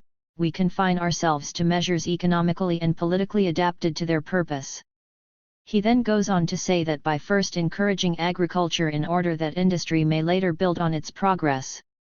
This policy naturally involves a somewhat slower rate of advance this year, but will be compensated later by a rapid rise in the curve of our development. But if we adopt the policy of the opposition, we fly to a high summit of capital investment during the first year, only to fall the more inevitably, and probably with a very abrupt drop. We can by no means guarantee our progress by these means. 27. 93. 93. In the following years the focus of discussion and disagreement shifted towards the question of whether the revival of agriculture, following the closing of the scissors, was serving to strengthen unduly the position of the kulak, or rich peasant, and hence to generate tendencies towards a revival of capitalist relations in the village to an extent sufficient to constitute a serious danger, against which special measures should be taken. This was the charge that the left opposition was to raise in 1925 at the 14th Party Congress and to continue to make in the ensuing years. The difference of alignment now was that Trotsky, Preobrazhensky and other adherents of the dictatorship of industry standpoint were now joined by Zinoviev and Kamenev and the Leningrad opposition who had previously opposed the former group. Following the scissors crisis, it had been the official policy to conciliate the peasantry by a series of measures, which included the curtailing of administrative measures for dealing with the peasantry reminiscent of war communism, and also a relaxation of the laws regulating the leasing of land and the employment of wage labor, as well as a reduction of the burden of the agricultural tax. 28. This was done under such slogans as "Face to the Village" and "Restoration of Soviet Democracy." In the countryside. 29. Attention was also given to improvements of agricultural technique, consolidation of scattered strips, improved crop rotation, etc., with extended agricultural credit for this purpose. It was these measures, and especially the concessions as to leasing land and hiring labor, which the new opposition claimed were giving too much leash to the kulak and which they denounced as a retreat. The kulak, it was argued, was in any case the main gainer from the quickened trade turnover between village and town, since he had most grain to sell, and moreover was in a position to hold it until late in the agricultural year when he could get the best price for it, and it was he who took advantage of the concessions concerning leasing of land and hiring labor so as to enlarge his enterprise. He could afford to invest in implements and livestock and to improve his methods of cultivation, where his poorer neighbors could not. Evidence was adduced to indicate that in many areas he was on the way to resuming his pre-revolutionary economic role as grain trader and usurer to poorer peasants. Estimates of the number of kulak households varied, from 4% of all peasant households. 94. 94. About 1 million in all, which was an official estimate in 1925, up to a figure of about double that number, sometimes even 10% was mentioned. 30. This upper 10%, whether all were to be classed as kulaks or no, probably concentrated in their hands some 40% of agricultural means of production and a third of the draft animals. 31 During the next few years, sensitiveness to this Kulak danger was to remain the chief preoccupation of policy, and shifting appreciation of its gravity was to be largely responsible, as we shall see, for the policy shifts of the second half of the decade. Evidently reluctance to rekindle the class struggle in the village, the prevailing fear at the 14th Party Conference, very much depended on one's estimate of the Kulak's present strength and rate of growth. Among the supporters of the official policy in 1925 there was far from unanimity on this matter. In the center, between left and right, were those who took a cautious, and largely empirical, attitude to the whole question, repudiating what they regarded as the alarmist and exaggerated views of the left and showing a willingness to tolerate the Kulak for a little, while at the same time being quite aware that he remained an ever-present danger, but hoping to isolate him in the village and reduce his influence by winning over the middle peasant to Soviet policy and by building a network of agricultural cooperatives to assist the latter and to compete with Kulak influence as trader and money lender. 32 Such a center position, however, shaded off to the right in various degrees of softness towards the Kulak, and to a degree of tolerance that was willing to see him as a permanent feature of a fairly long transitional period and even as one of the props and levers in the construction of industry and hence of socialism. On reflection it becomes clear that a conception of development laying primary emphasis on agriculture, to the point of implying that the growth of industry is limited by the growth of agriculture, must have a tendency inevitably to generate such a right-wing interpretation in two crucial respects. This is what the left opposition of the time evidently feared. In the first place, if the growth of industry was regarded as being more or less strictly limited by the advance of agriculture, and of the trade turnover between the two, this could be held to imply that industry could not grow at more than quite a moderate pace and that anything 95 faster than this was in some sense forced, in more recent Western terminology inflationary, and unnatural.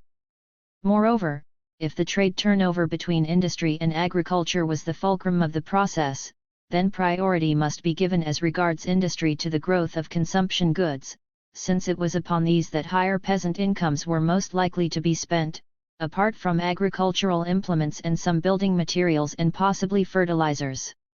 Heavy industry must take a back seat. Hence the picture emerged of a distinctly cautious, carefully equilibrated development, patterned on the traditional textiles' first sequence of development in the classical industrial revolutions of the 19th century. In the second place, since the expansion of rural-urban trade relations depended upon the growth of the marketed surplus of peasant agriculture, it followed that this expansion would be best served by an encouragement of those sections or strata of peasant farming which marketed the largest proportion of their crop. This, of course, pointed to the larger Kulak farms, better equipped with means of production, draft animals, and probably with livestock and yielding a surplus product from the employment of hired labor. Hence one was apparently led on by the relentless logic of economic growth to the conception of socialist industry developing on the shoulders of a reviving and constantly reinvigorated class of labor employing rich peasant farmers. A strange kind of new historical monster, in the shape of an urban advance to socialism joined with a new Stolypin policy in the countryside. Such was the nightmare logic from which Preobrazhensky had sought an escape with his doctrine and policy of primitive socialist accumulation at the expense of the peasantry and of the worker-peasant alliance. Here lay the frightening dilemma with which the failure of the revolution in Western Europe confronted the would-be builders of socialism in backward Russia. This, indeed, was the direction in which Bukharin's ideas of the transition were to develop, eventuating, as we shall see, in what came to be defined before the end of the decade as a clearly marked right-wing tendency. Soon after the discussions of the 1923-4 period, Bukharin, flushed perhaps by the success of the policy of closing the scissors, had incautiously launched his notorious Enriquez-vous slogan to the peasantry. 33 All too easily this could be identified and was so identified by his critics within 96. Injunction to the Kulak to grow and prosper, if not to tread again the road of Gorky's Artemanovs.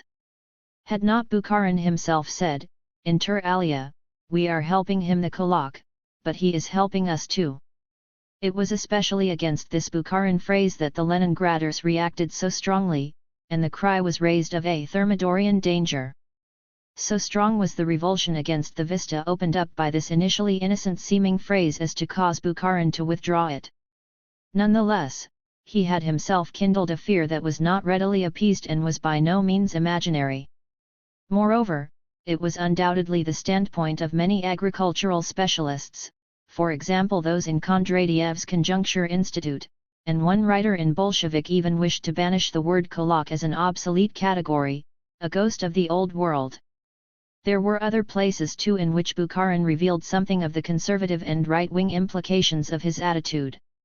In the discussions of 1923-4 he had spoken of moving ahead by tiny steps, pulling behind us our large peasant cart 34, and at the 14th Party Congress he spoke of moving at a snail's pace, while Sokhonikov had spoken of the need to import consumer goods to throw them upon village markets, the so-called goods intervention. At the 14th Party Conference in April 1925, in reply to Lerin who had raised the question of organizing the poorer peasants against the kulak danger, Bukharin made the significant pronouncement that the kolkhoz is a powerful force, but it is not the highroad to socialism in the countryside. We look to the future inclusion of the peasant in our general system of socialist construction, whereas the opposition looks to a second revolution, thus sketching a perspective of the NEP with peasant economy as its fulcrum, by continuous gradation progressively broadening out into socialism. In more strictly economic terms, one of the more conservative advocates of this conception, Shenin, an official in the Commissariat of Finance, propounded a set of principles that must guide economic policy, principles that are reminiscent of what Anglo-American economists since the Second World War have trumpeted, in the belief that these ideas were original. In his economic analysis of the situation he painted a gloomy picture of an industrial sector which had few reserves, having already exhausted the possibilities of reconditioning old plants during the period of reconstruction and 97 reached a position of full capacity working of existing equipment. The existing goods famine, as it was termed, was evidence that industry was being developed too fast and in the wrong way by forced investment in a situation where there was excess demand for consumer goods. Any further growth of industrial output would necessitate investment in new additions to fixed capital, and since heavy industry was little developed, this meant that the costs of new equipment must be economized on to a maximum extent. This was an additional argument, he thought, for giving priority of development to agriculture, since the organic composition of capital in agriculture is much lower and a unit of capital invested in agriculture sets in motion 8 times as much labor as in industry and yields a larger surplus product. For analogous reasons, in the industrial sector light industry had to be given precedence over heavy industry. We must be very cautious about developing any industries that do not produce consumers' goods. The upshot was that the supposition that in the immediate future our industry can develop at the same pace as agriculture is essentially wrong. The first task was to increase agricultural exports and stimulate the production of consumers' goods, primarily with an eye to placing them on village markets. 35 The implication of the argument clearly was that, insofar as increased agricultural export permitted the import of machinery, this must be with an eye to expanding the capacity of light industry producing consumers' goods. Sokhonikov, speaking as Commissar of Finance, although at that time leaning towards the opposition in their protest against the kulak danger, spoke as follows in a speech of 1925. The more rapid development of agriculture in comparison with industry is not a handicap to the economic development of the country, on the contrary, it is a fundamental condition of its more rapid economic development. Contradictions between the levels attained by industry and agriculture must be resolved by going to the foreign market and realizing the surplus of agricultural raw materials on the foreign market in order to organize the import of capital. Previously to this, in a budget speech, he had bluntly spoken of industry as fettered to the condition of peasant economy 36. 98. This question of priorities in development manifestly had to be settled before any serious beginning could be made with planning. Without decision on this crucial policy issue, the construction of a plan could be no more than an academic exercise, useful as experiment or rehearsal, but no more. Even if planning were to devote its main attention to industry, it would come at once against the issue of whether to give investment preference to the growth of heavy industry or of light. Hence the furtherance of planning, which Trotsky had urged so vigorously in 1923, necessarily had to wait upon policy, and this meant that its further development depended upon resolving and closing the debate. The criticism heard at the time that the economy was still not a planned economy was true, but in the circumstances it is hard to see how the situation could have been otherwise. Of the discussion around Gosplan and its role and of its early first attempts at planning, notably the first control figures in 1925, we shall have something more to say below. We have referred to the question of the relation between agriculture and industry as one of the disputed issues in the general controversy about roads to socialism. This question had a number of theoretical aspects which seriously exercised those with a penchant towards economic analysis. One of these was whether the alleged limit that agriculture imposed on industry took the form of a relationship between the output of industry and the market for it which peasant demand constituted. In what sense was it true that the former could grow no faster than the latter? If the answer was in the affirmative, then something analogous to the constriction of Rosa Luxemburg's third market, which in her theory applied as a constriction on the expansion of a capitalist industry, applied in conditions of NEP to socialist industry as well. Those who leaned towards the right undoubtedly did interpret the relationship between industry and agriculture in some such way as this, even if they were seldom explicit about it. A raising of wages, of course, could also have created a market for an expanding industrial output, but this would have raised industrial costs and hence the prices of what was sold to the peasantry, which would have been contrary to what the advocates of a wooing thepiescent policy wished to see. The advocates of the contrary policy, however, especially Preobrazhensky, had an answer to any such talk about market limits to the growth of industry. This was to the 99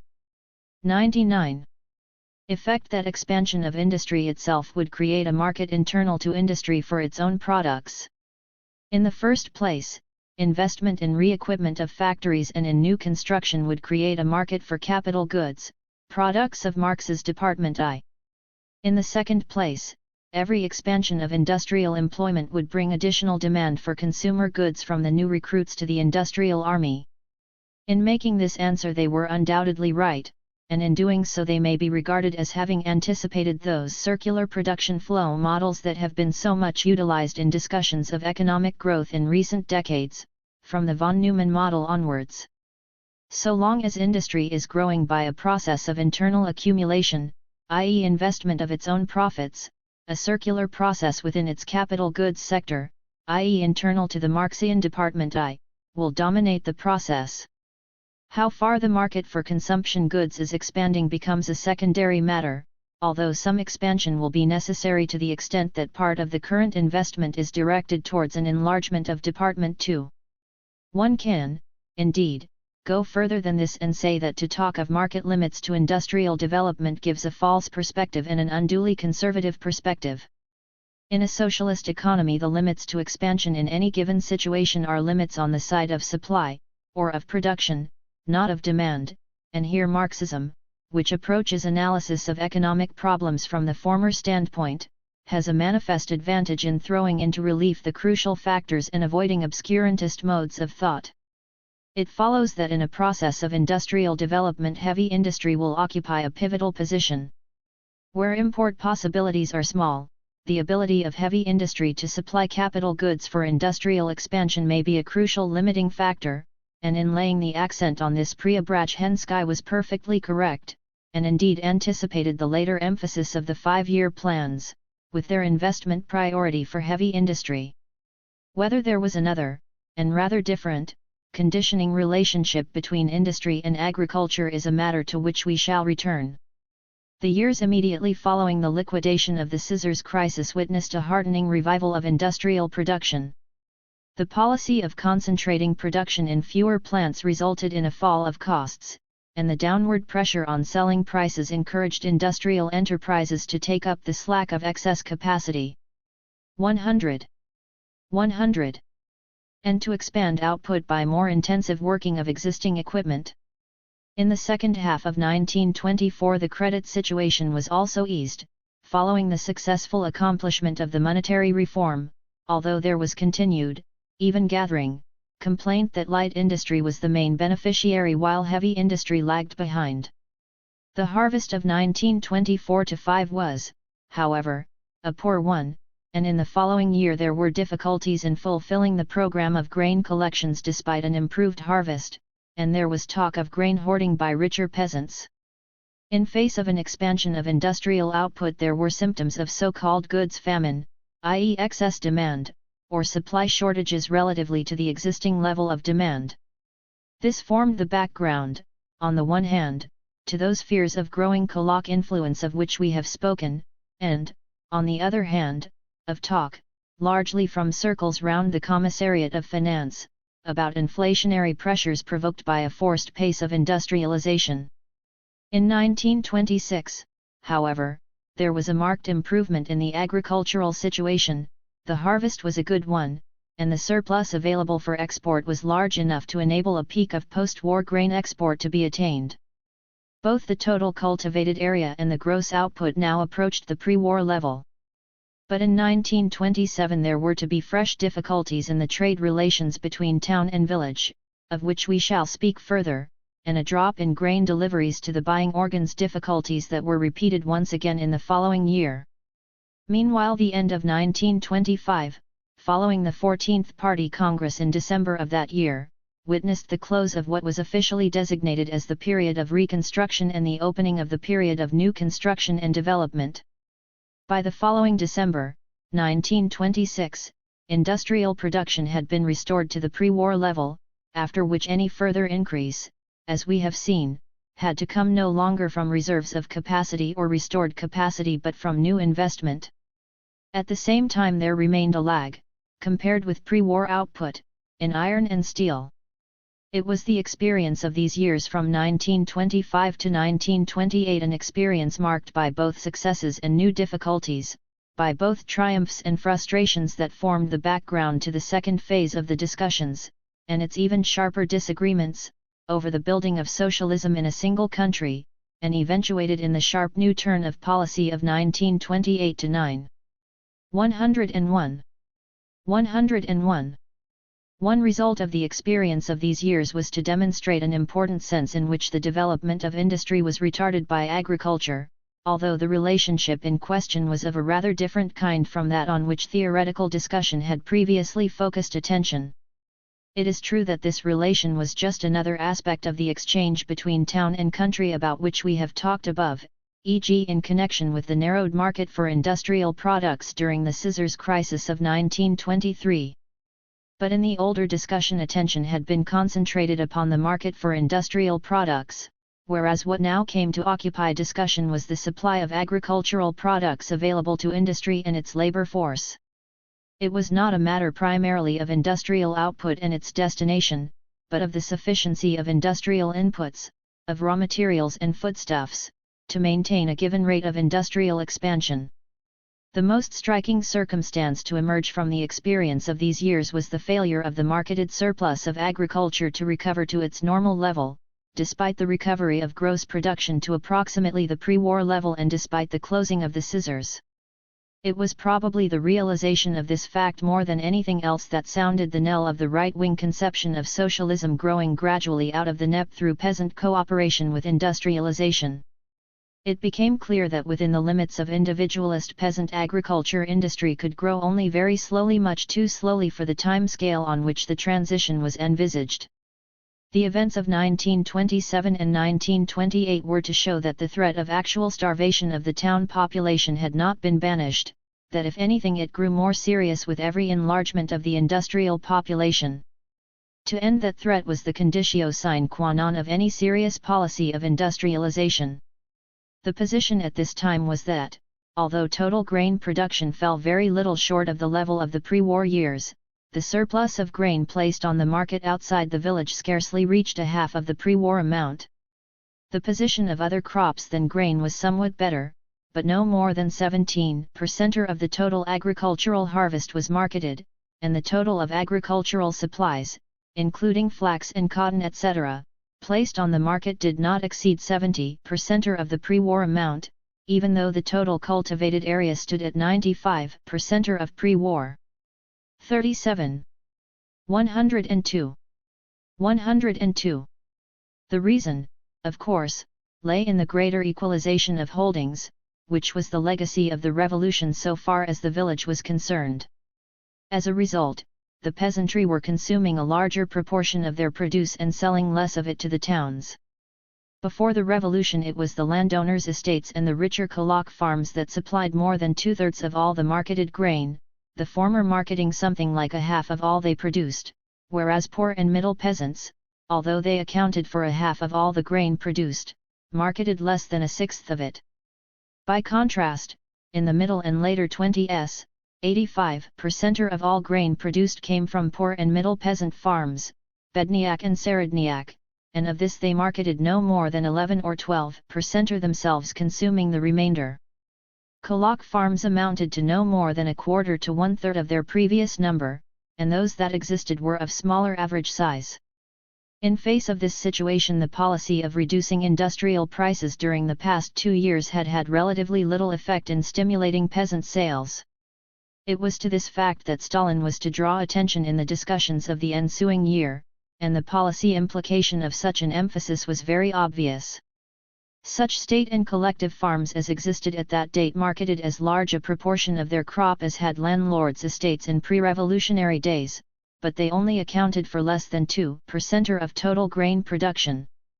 The implication clearly was that, to restore the marketed surplus even to its pre-war level, the sector of state and collective farming must be enlarged so as to have a comparable position, at least, in agriculture to that of large estate farming before the revolution. The renewed difficulties in the grain market in 1927 and 1928 placed this question in the center of political and economic discussion. We have seen that the grain situation in 1926 had been fairly good, sufficiently good for some 150 million poods to be exported out of total grain collections from the village of some 660 million. 38. Although the harvest in 1927 was again a relatively good one, the third in succession, grain collections in the late autumn began to fall substantially below the anticipated level, and by the closing months of the year had dropped to less than half of the same period of the previous year. 39. Despite some improvement in January and February, even worse was to follow in the spring of the new year, and in July, on the eve of the new harvest, a grain 103. 103. Import of some 12 million poods became necessary, which amounted to two-thirds of all that had been exported since the previous October. At the same time the industrial goods famine once more emerged. The relatively high prices paid for purchases from the village had combined with increased urban employment to raise the demand for industrial consumer goods faster than their output had risen. It was estimated that over the half-year total purchasing power had grown by nearly 12% and the supply of industrial consumer goods by only 3 to 4%. 40. The implication seemed to be that both the volume of new construction work and the urban standard of life were increasing faster than the economic situation would permit, and the advocates of a cautious policy, such as Shannon, seemed at first sight to be justified. The measures immediately taken to deal with the situation were of a fairly traditional kind. There was again a restriction of credit and a curtailment of the quantity of currency in circulation. Stocks of industrial goods were diverted to village markets, and a new industrialization loan was issued, in the hope that it would absorb surplus purchasing power, especially in the village. After the new harvest of 1928 grain prices were raised, but market conditions continued to deteriorate, and grain collections in 1928-9 were lower than the previous year and amounted to no more than two-thirds of 1926-7. This situation was the background to the developing campaign for the collectivization of agriculture that gathered momentum in the course of 1928 and 1929. Slowly at first and then with an accelerated leap in the course of 1929. These years also saw the launching of the first five-year plan. Parallel with this new current of events went an inevitable sharpening of conflict and eventually a break with the right wing, as represented especially by Bukharin and Rykov, its chief spokesman, and in the trade unions by Tomsky. Already at the 15th Party Congress in December 1927, Stalin had sounded the new emphasis.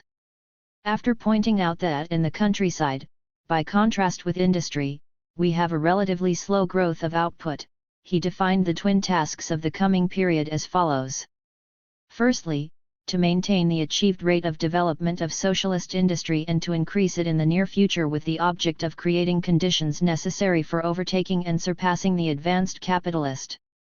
104. Countries.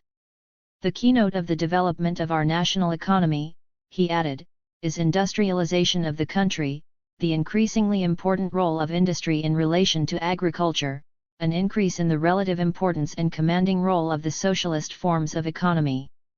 Secondly, as regards agriculture, the way out is to turn the small and scattered peasant farms into large united farms based on cultivation of land in common, to go over to collective cultivation of the land on the basis of a new and higher technique.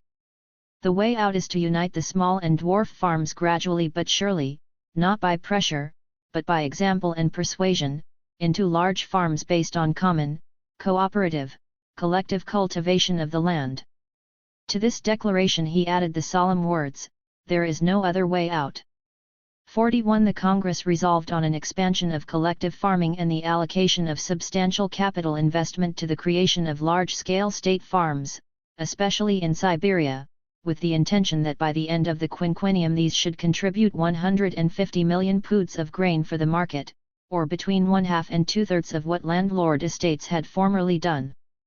42. For the time being, however, there was considerable caution in applying this new policy. The reference in Stalin's 15th Congress speech to gradually end by example and persuasion is to be noted. What in retrospect were called excesses, in the shape of forcible collectivization and deportation of resistors, did not come until later. Care was still taken to combine the new turn with the old emphasis on encouraging the middle peasant. In addressing a meeting of Moscow party functionaries in April, Stalin, while emphasizing that we must employ every effort towards the development of large farms in the rural districts on the lines of collective or Soviet economy, farms which will in fact be grain factories for the whole country, was careful at the same time to say that we must give the middle peasant a certain perspective, to point out that it was not only the kulak who was holding back grain from the market at the present time, and to characterize the special measures taken in the spring to collect grain as containing undoubtedly a great number of exaggerations and transgressions. 43. To the latter question he was to return 3 months later at a meeting of party functionaries in Leningrad, when he spoke of the need immediately to abolish the practice of unlawful searches of peasant farms and all relapses into methods of requisite. 105. Tionying. At the same time he advocated some rise in the official purchase price for grain. At the November, 1928, plenum meeting of the Central Committee he was underlining the abnormal outdistancing of our grain production as compared with our industrial development, accompanied by an enormous increase in the demand for grain from the growing cities and industrial centers, and insisting that it is not our duty to reduce the rate of development of grain production. Either we solve this problem or we fail and face the inevitable breach between the socialist town and the petit bourgeois village. This was coupled with a criticism of the right wing, at this time with Frumkin of the Commissariat of Finance as the main target. He had counselled caution as regards both the rate of investment and measures against kulak farming. 5 months later his attack on the so-called right-wing danger was more outspoken and emphatic, and was moreover directed at Bukharin as chief theoretical exponent of the NEP growing into socialism line and as one who was living in the past. Class struggle in the countryside was now in the air. It was now not any kind of alliance with the peasantry, but only such an alliance as is based on the struggle against the capitalist elements of the peasantry. 44. In December came Stalin's attack on theories of equilibrium and of spontaneity as applied to the process of industrialization and of transition to socialism. 45. It was in this year of great change, 1929–30, that the targets for collectivization were changed upwards, and those for state farms were doubled, so that at the 16th Party Congress in June 1930 Stalin was able to boast that by the end of the first 5-year plan the State Grain Trust, which organized the new state farms, would have as large an area under grain as the whole of Argentine today. It was also in the course of 1929–30 that the policy of sharpened class struggle in the village was carried a crucial stage further to become a new offensive against the Kulak, and one that in practice did not confine itself to them, properly defined, with the aim of eliminating the Kulak as a class. Apart from such major policy questions as those of which we have been speaking, economic discussions of the late 1920s were chiefly concerned with questions of planning, its extent, its apparatus, and methods. Although Gosplan, the State Planning Commission, had been instituted early in the decade, as an expansion of GOELRO, or the State Commission for Electrification, of 106.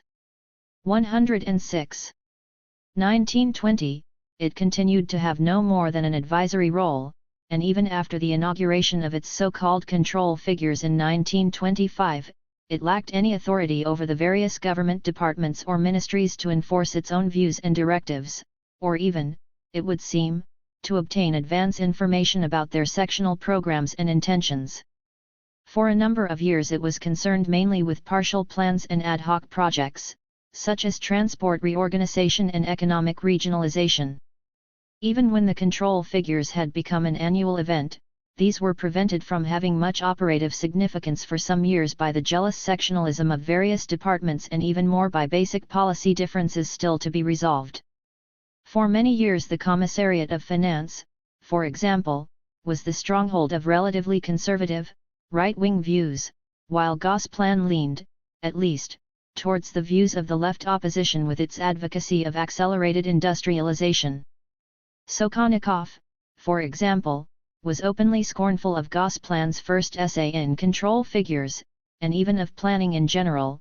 The one-time president of the State Bank regarded planning as an encroachment on the independence of the financial organs, and the Commissariat of Agriculture was inclined to treat miscalculation in grain collecting as the fault, not of Kulak ill will, but of unrealistic paper plans, too casually and hastily drawn up 46 only after the 14th Party Congress of December 1925, with its emphasis on industrialization as the line of future economic advance, did the authority of Gosplan, as at first the coordinator and later the originator of departmental plans, begin to grow.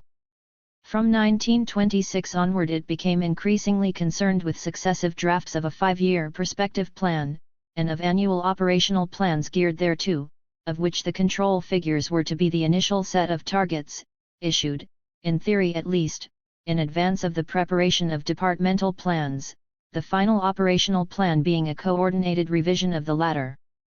One general issue that was to emerge from these debates over the role of planning in general and of Gosplan in particular was that between the so-called objective and subjective schools, later to develop into the two broad tendencies in planning that were designated the genetic approach and the teleological. The difference consisted fundamentally of two contrasted views, or emphases, as to the mode of functioning of a socialist economy or at least of a mixed economy transitional thereto. How far was such an econ? 107. 107. OMI governed by economic laws, as descriptions of spontaneous elemental forces, to which economic policy must bow and which policymakers must study and learn from. Or how far, on the contrary, were economic events the servants and instruments of state policy, which in such an economy, no longer based essentially on the market, postulated certain ends and could employ administrative instruments to carry these into effect. It was, of course, the old argument of human will versus objective circumstance conducted in a new setting. Thus when Sokhonikov depicted the peasant plan as taking the field against Gosplan, indicating that the former was the ultimate master, he was implying that objective market forces were more powerful than any set of policy directives.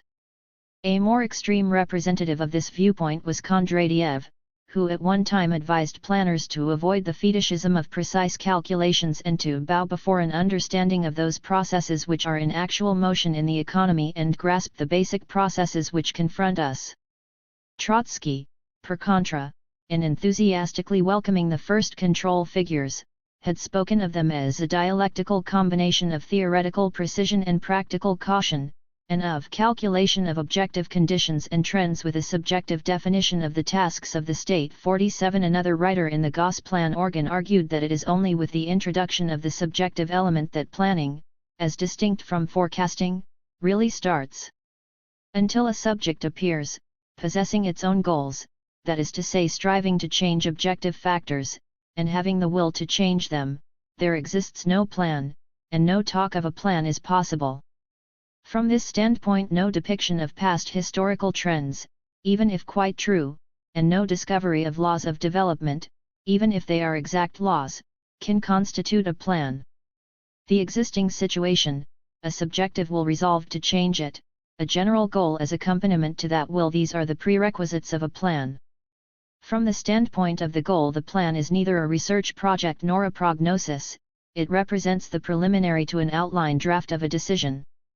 The actual drawing up of the plan is accordingly an administrative task, not research. 48. Smilga, as chairman of Gosplan, took a middle position. "We meet quite a lot of pitfalls in our planning work," he remarked. On the 108. 108. One hand, underestimating the objective trends of economic development causes the economic plan to be treated as something arbitrary and opportunities open to the state for planning to be overestimated. On the other hand, absence of any long-run perspective and of goals results in a submission to elemental tendencies and to opportunism in practical policy. Warning against maximalism in planning, he said, some maximalists hold that the goals are the most important element in planning. Such persons usually represent a plan as the expression of intention. So sharp an emphasis on the element of the goal derives from the assumption that in our economic system objective deterministic processes have mainly died out, or are dying out. Hence a greater place is given to free will than it can have in actuality.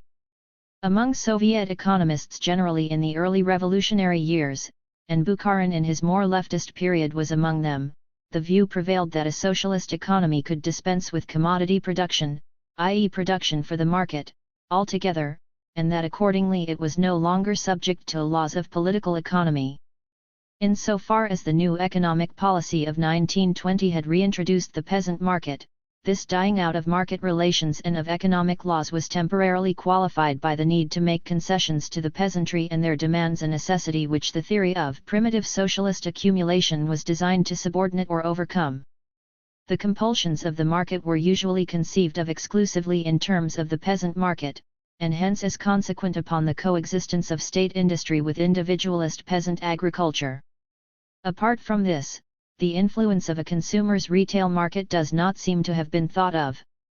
It followed that with every advance along the road to industrialization, and every consequential enlargement of the socialist sector of the economy, the objective necessity could be the more subordinated to policy directives of the plan. It is interesting to note that it was to this question that Stalin was to return 20 years and more later, in 1943 and again in 1952, with the ex cathedra pronouncement that objective conditions, in the shape of the law of value, still operated in a socialist economy, and planning, although not automatically regulated by it, must at least take its influence into account. Inside Gosplan in the closing years of the decade during the campaign against the right-wing danger, the so-called genetic 109 tendency came to be associated with the views of the economist Groman, and to a less extent Bazarov, who had adopted a method of extrapolating past trends and relationships into the coming period as basis for plan estimates, and employed a set of so-called static and dynamic coefficients as a framework for plan making. This method in turn became identified with Bukharin's theory of equilibrium, especially with the latter's implications as to the necessary relationships between the growth of agricultural production and the growth of industry, and was denounced as tending to reduce planning to mere economic forecasting, or prognosis, of what would tend to happen in its absence, and of exerting a pessimistic and minimalist bias upon estimates of what was practicable. Bazarov had tended to stress the limiting influence exerted by the large degree of obsolescence, as well as backwardness, of existing plant and equipment, demanding expensive reconstruction if not complete scrapping and replacement, and he had been so ill-advised as to suggest the inevitability of a descending curve of growth as industrialization proceeded. 49 Evidently such an argument scarcely admits of any definitive answer, at any rate in any simple formulation, and it is likely to remain a difference of relative emphasis so long as human action, individual or collective, is one factor inter alia in shaping the outcome of events, and future history is qualitatively different from the past. Any scientific principle or method of planning from its nature must inevitably exert a deterministic bias, since it is concerned with conditioning factors and relations and with limits on the possible, derived from the generalizing of past experience. Such generalizations can be valid only to some degree of approximation when applied to new situations. This, however, is no sufficient reason for failing to use them, since to know what have been found to be conditioning factors and limits on the possible is a necessary condition of any effective action, even when elements of the new and the unforeseen are known to be present. Unwillingness to be a slave to such methods or to admit them as more than a starting point may be the reason why some planners have been known to remark that planning is and must remain an art rather than a science. In the atmosphere of 1929-30, such considerations, and particularly emphasis on what was new, seem to have led to an indiscriminate rejection of methods that deserved a place as permanent elements of planning tech. 110. Neeks and could have been developed with advantage, methods which have re-emerged from disfavor and obscurity only in fairly recent years.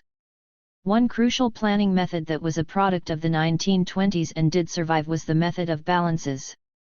This consisted of the use of a series of particular balances of available supply of and current uses for particular commodities or commodity groups, which were used to test the internal consistency of any given plan. They were a flexible instrument, enabling plans to be worked and reworked, with allowance, moreover, for changing coefficients of output or use, and without any presumption that the two sides of the balance must be brought into equality by an adjustment of one side rather than the other. Thus, if estimates were adjusted or conditions changed, a new balance could be achieved either by altering the output or by altering the uses of the item in question, e.g. if the demands for, say, coal or for steel proved to have been underestimated in the first draft of a plan, subsequent adjustment could be made either by raising the output targets for coal mining or steel production or by pruning and rationing certain of the demands for coal or steel, by scaling down the output targets for some using industries or, more probably, by compelling them to adopt economy measures or to resort to substitutes. Moreover, in the course of revising plans some balances could be reworked in this fashion without the necessity of reworking the whole set or system of balance relations. This could represent a considerable simplification and saving of time, a major consideration, especially in constructing annual operational plans, which were often late in completion, and might well result in a sufficiently good approximation in the given conditions, where some margin of error in the estimating was inevitable. But this very advantage of simplicity and flexibility concealed a potential disadvantage. It represented a device that operated essentially in terms of a series of isolated partial equilibria. It was not a system of general equilibrium, and there were occasions when the repercussions, implicit but not explicit, upon other sets of outputs and inputs that were ignored in the course of readjustment could amount in the aggregate to a considerable magnitude, a magnitude larger than could be contained within the limits of tolerance set by the practical requirements of attaining a given degree of approximation. Thus it became common planning practice, in making 111 adjustments, only to take account of so-called linkages or effects that were immediately related to any given change of output or input, and to ignore more remote linkages or effects. In some cases this might involve serious inconsistencies at other points of the plan, inconsistencies involving in practice various strains and wastage of productive resources. Not only this, but the method per se provided no criterion for ensuring that any plan adopted yielded the maximum result for the economy as a whole, in the sense of maximizing gross production, aggregated in some way, or alternatively producing a given output total with the minimum expenditure of productive resources. As Professor Oscar Lang has put the problem in theoretical terms, The second part of programming consists in the establishment of the optimum set of means to be used, i.e. a set of means leading to the maximum realization of the end. This is called the choice of the optimum program. The optimum program is chosen only from internally consistent programs, since internally inconsistent programs cannot be carried out in practice. As a rule, there is a large, most frequently an infinite, number of internally consistent programs from which the choice of the optimum program is made. 50. The balance method was devised in the middle 1920s in parallel with the preparation of the first control figures, and it was this that caught the attention of Leontief at the time and formed the germ of the more generalized and sophisticated input-output system, developed later by Leontief himself. Its development along these lines was apparently ignored in the Soviet Union, partly perhaps for the reasons mentioned in the last paragraph and partly because the devisers of such general systems of coefficients and of the notions of equilibrium relations in development alike fell under criticism in the bitter discussions of 1929–30. Towards the end of the decade of the 1920s, alongside discussion of the five-year plan, the attention of Gosplan was also devoted to various long-term plans, extending over periods of 10 or 15 years. In connection with this, there was some theoretical work on what would today be termed mathematical models, the most interesting of which was the work of Feldman. This was of special interest in that it attempted to develop Marx's famous 112 schema of reproduction in a dynamic sense. In addition to assigning a key importance to the notion of a capital output ratio, he analyzed the effect of various allocations of investment between Marx's two departments or sectors, capital goods production and consumer goods production, upon the general growth rate, including the growth rate of consumption at various dates within the planning period. 51. Feldman had the distinction of so adapting Marx's two-sector model as to separate out those activities, within Marx's Department I, which were exclusively concerned with new investment, and hence with growth, from all those, including the supply of means of production for current replacement, which were involved in maintaining the current flow of consumer goods. This, he claimed, was necessary, as, indeed, it is in one form or another, to complete their adaptation to the circumstances of expanded reproduction, by contrast with the static case of simple reproduction to which Marx had initially applied his schema.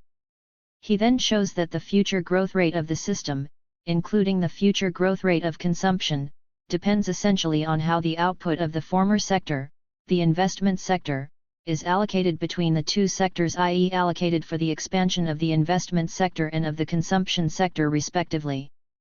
52. On this allocation will depend the relative productive capacities of the sectors, measured by their capital equipment, at future dates, and on the relative size of the former sector will depend the capacity of the economy to grow. Hence, for any given desired growth rate of consumption, e.g. some constant geometric rate, there was, ceteris paribus, a certain relationship between the capital of these two sectors. Such a relationship he took as an index of the level of industrialization. This analysis served in effect as a justification of priority of development for heavy industry, since this would raise the level of industrialization and hence the potential growth rate, at any rate if attention was focused upon changes in consumption levels in the second decade, rather than in the early years of the first 53. It was also one kind of answer to Bazarov's descending curve of growth, in the sense that this could be turned into a constant, or even increasing, growth rate. For some quinquennia at least, by assigning sufficient investment priority to the investment sector of Marx's Department I. 113.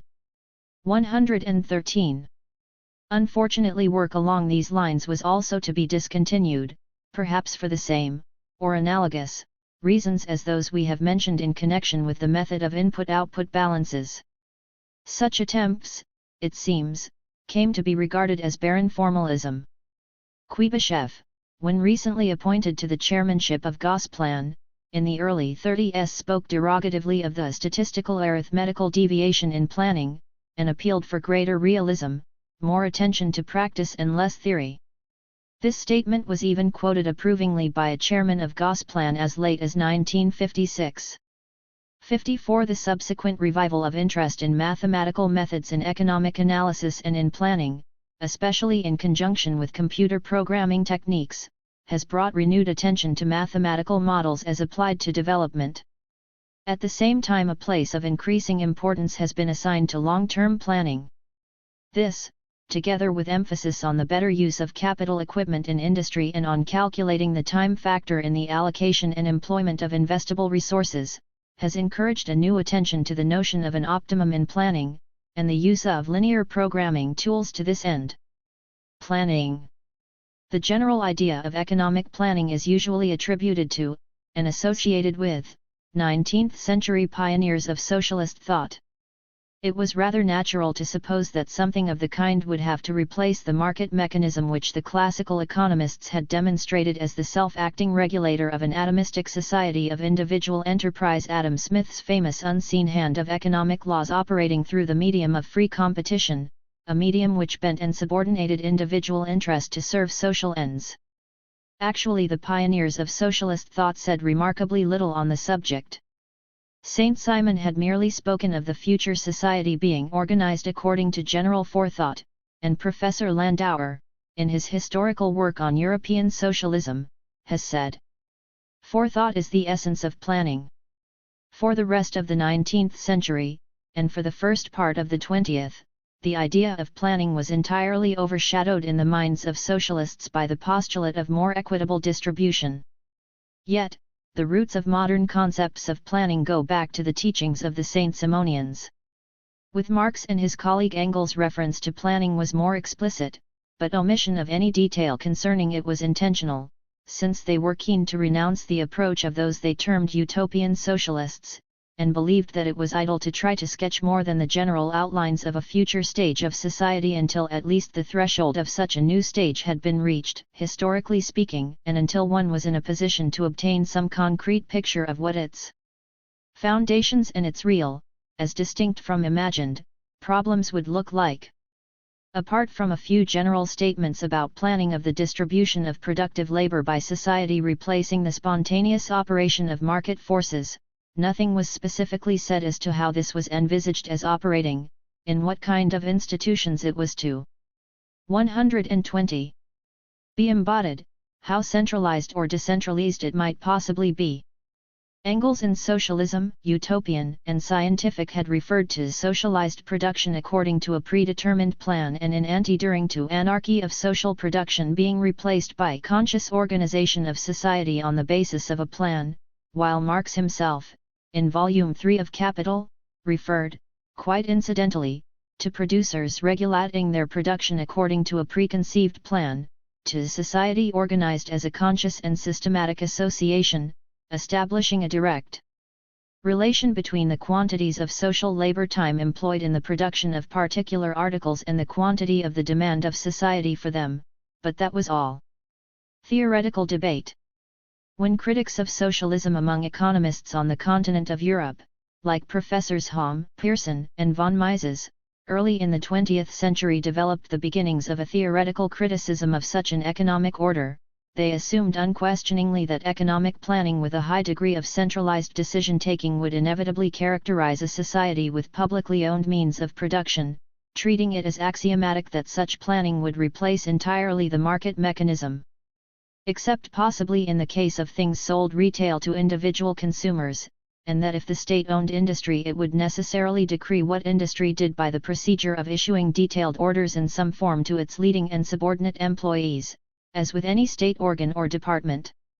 The economists' attack on planning, and particularly that of von Mises, took the form of contending that, in the absence of a market, such a system would lack any criterion of rationality, and hence would have no way of distinguishing an economic allocation of resources or method of production from an uneconomic one.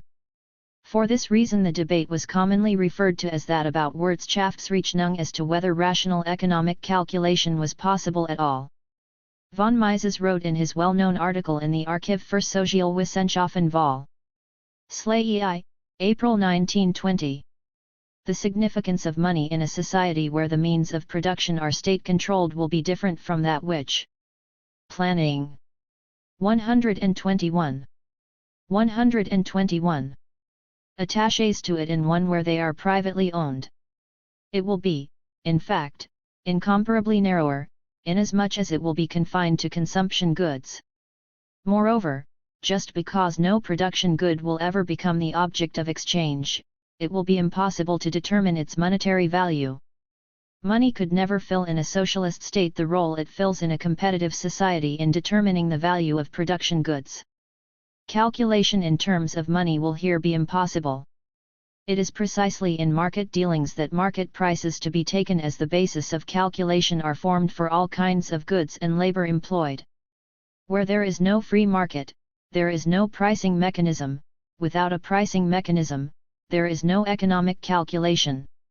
Earlier, in a well-known article in the Journal degli Economisti of 1908, Enrico Barone, as a disciple of Pareto, had examined the conditions which the Ministry of Production in a collectivist state would have to observe to achieve the maximum advantage from its operations, and concluded that the system of equations of collectivist equilibrium are no other than that of free competition.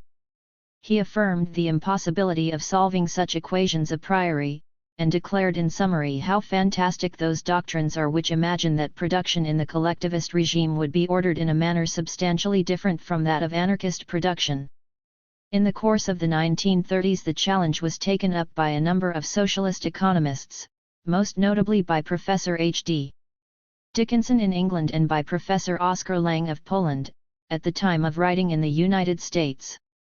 The answer of the former has been termed the competitive solution, since it sought to demonstrate, in effect, that public ownership of land and capital was by no means inconsistent with the preservation of a market for so-called factors of production, or producers' goods, and the existence of competition between state enterprises in sale and purchase. Professor Oskar Lange did not appeal to actual markets for a solution, but relied instead, although somewhat analogously, upon a system of accounting prices on the basis of which productive decisions could be taken, these accounting prices being varied in accordance with the prevailing relationship between supply and demand in the case of the goods or product. 122. 122. TIV factors in question. Thus, for example, the central authority in offering loan or investment funds for hire by industrial boards or enterprises would fix a loan price or interest rate for their use. This would be raised if applications exceeded the total investment fund available, and lowered in the converse case. He refers to a trial and error procedure in a socialist economy. Professor Lange summed up his answer to von Mises in these terms. Professor Mises' contention that a socialist economy cannot solve the problem of rational allocation of its resources is based on a confusion concerning the nature of prices. The term price has two meanings. It may mean either price in the ordinary sense, i.e. the exchange ratio of two commodities on a market, or it may have the generalized meaning of terms on which alternatives are offered. It is only prices in the generalized sense which is indispensable to solving the problem of allocation of resources. But Professor Mises seems to have confused prices in the narrower sense, i.e., the exchange ratios of commodities on a market, with prices in the wider sense of terms on which alternatives are offered. On the Economic Theory of Socialism, University of Minnesota, 1938, pp. 59-61. Those who had previously upheld the position that solution of the problem was theoretically inconceivable in a socialist economy now shifted their position to one of affirming that, while conceivable, and not to be excluded a priori, its successful solution in practice was highly improbable. Lange spoke of this as a second line of defense of the Mises position. Reference was made to the thousands, indeed millions, of equations that a planning body would have to solve. This was the position taken by Professor Hayek and Professor Robbins, the latter of whom said that while on paper we can conceive this problem to be solved by a series of mathematical calculations, in practice this solution is quite unworkable. L. Robbins, The Great Depression, London, 1934, p. 151. The force of this contention can be said to have been greatly weakened since then by the invention of the electronic computer, together with linear programming techniques for the solution of optimizing and allocation problems. Even so, there would still be those who would contend that practical obstacles to successful computation make it highly unlikely that planned Zion making will reach more than a very low degree of optimizing or even attain any high degree of internal consistency in its plans. This matter of feasibility is evidently relevant to the question of how much detail can be included in centralized decision-taking, itself dependent, not only on efficient computation, but also upon possession of reliable information in an appropriate form, a question to which we shall return. In this connection it is to be noticed that, not only Dickinson's competitive solution, but also the accounting prices method suggested by Lang, afford an answer to the problem by proposing a highly decentralized mechanism of decision-taking, and reducing centralized decision-taking at top levels to a minimum.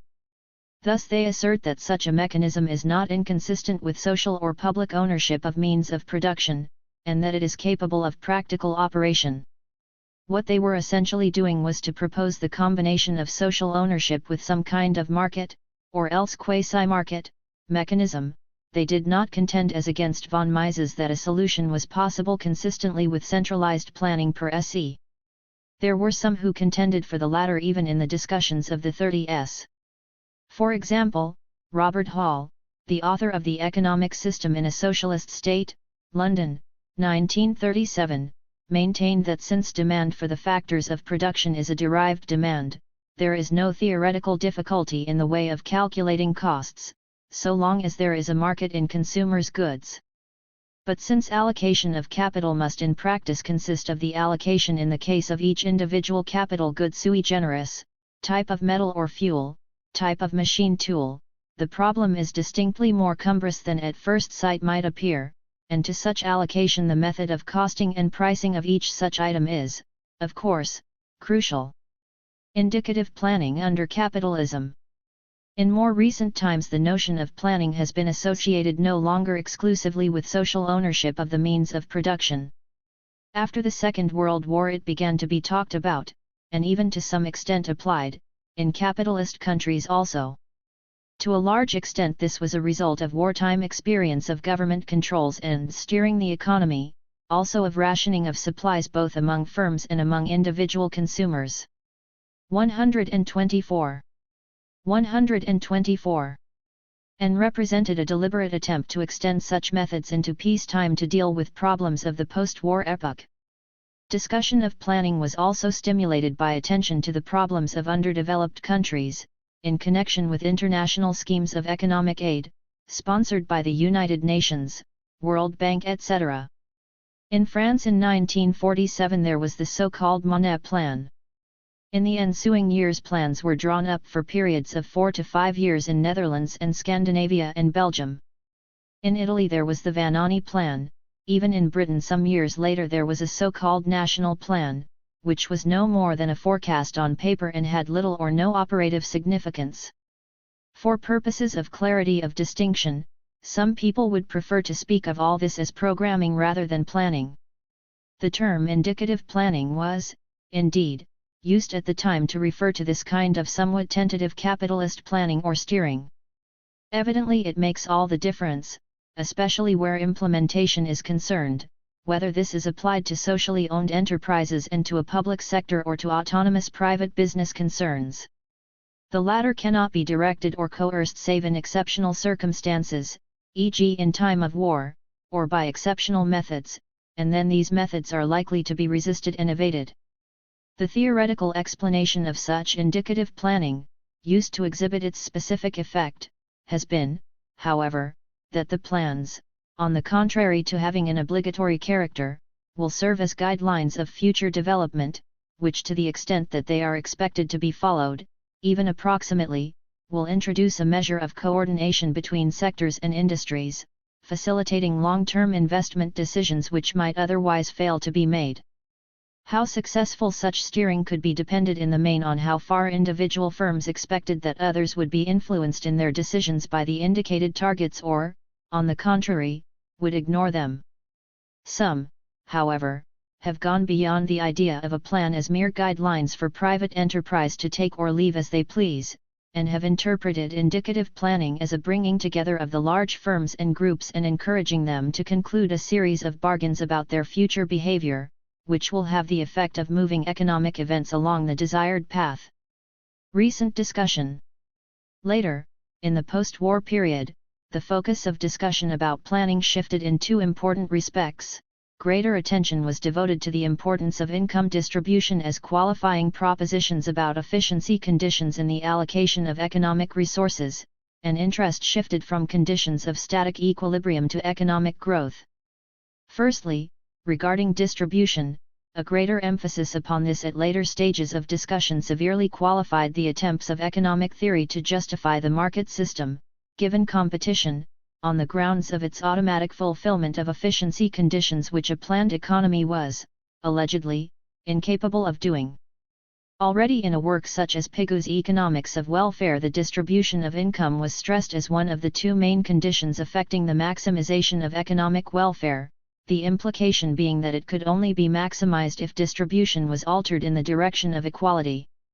Nonetheless, he sought to propound certain efficiency conditions for maximizing national income, or total net product, despite the fact that from a welfare, or utility, point of view such maximizing was entirely relative to distribution, because the addition to utility of an additional unit of a product depends entirely on whether it is consumed by someone of high income or by someone of low income. True, from the late 30s onwards a writer such as Professor Lionel Robbins in England, and more widely among American economists, sought to banish questions of distribution by reverting to Pareto's denial of the possibility of interpersonal comparisons of utility and, with a positivist emphasis, affirming that economics as a positive and word-free science must confine itself to the propounding of theorems about efficiency, in the sense of maximizing production. But considerations about income distribution could not be banished as easily as this, and it was soon to become clear that, if the denial of interpersonal comparisons was rigorously adhered to, nothing could be propounded about maximizing production as a total, since the summation of heterogeneous product into a total was implicitly done in terms of utility which prices were assumed to reflect or measure, and any such summation was accordingly relative to distribution. The so-called compensation principle was devised to surmount this difficulty and to enable efficiency conditions to be propounded even though interpersonal comparisons were barred. But the outcome of an intricate and long drawn-out debate in the 50s was to show that such a principle could not be enunciated without involving contradiction due once more to the intrusion of the influence of income distribution which had been supposedly banished. It accordingly followed that, if efficiency judged from the standpoint of social welfare was necessarily relative to income distribution, and there was no reason to suppose that the income distribution created by the market bore any relation to the ideal, the efficiency of a free market system could be seen to be no more than an approximation to the maximum at best. Some, viewing large income inequalities and the imperfections of competition, would claim that such efficiency was distinctly low. Even if a planned economy were to fall a long way short of attaining the optimum conditions for efficiency that economists sought to emphasize, it by no means necessarily followed that planning was inferior to a market system. Secondly, we come to the shift in the focus of economic discussion from static equilibrium to dynamics after the Second World War, and the relation of this to the debate about planning. This new interest in economic growth as the central issue arose partly out of the relatively neglected, pre-1930, study of business cycles, partly, arising therefrom, interest in rates of growth and in the long-term trend. One thing to emerge from this discussion was the high degree of instability attending economic growth, not only as regards its tendency to fluctuations, but also the possibility of divergent rather than convergent movement with respect to any equilibrium trend. The key to growth and development is, of course, capital accumulation or investment, and hence the activities of the capital goods sector of industry. Investment in an atomistic free market economy is subject to a double uncertainty in the nature of things about factors affecting the long-term trend, such as technical progress, changes in tastes, demographic shifts, and the like, and also uncertainty about the intentions and actions of other firms in the same industry and of other industries' actions which are themselves going to determine the near future trend of prices and profitability. For example, whether expansion of the capital goods sector is profitable or not will depend on the future investment trend in general, whether this is likely to decline or to increase or to remain roughly constant. Yet this is one of the unknowns in an unplanned free market economy of the kind that Mises and his school extolled for its automaticity. The result of this attention to growth was thus to emphasize the potential advantage of planning in moderating, or even possibly eliminating, the pronounced fluctuations to which economic growth had hitherto been subject, thus importing stability into development, and also increasing the rate of growth by reducing uncertainty about the nature of the long-term trend. Soviet planning. It has been the Soviet Union, however, where economic planning has been carried to its furthest extent, and with which the term has come to be primarily associated. It is the Soviet Union, and nowadays other socialist countries of Eastern Europe, to which attention is usually paid when seeking for the lessons that experience has afforded, experience which has now extended over 4 decades in what has been quite a variety of circumstances. Since the end of the Second World War, a number of other countries of Eastern and Southeastern Europe have similarly adopted centralized planning, closely patterned, in the early years at least, on the Soviet type, even to a mechanical extent.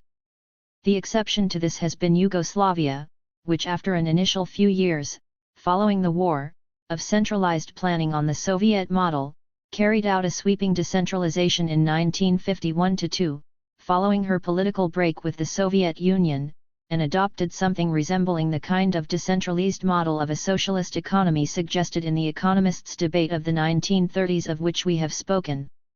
Although the origin of a planning commission in the Soviet case dates from the end of the Civil War in 1921, the famous Gosplan, which grew out of the State Commission for Electrification of the previous year, effective planning did not really start until the end of the decade of the 20s with the launching of the first 5-year plan.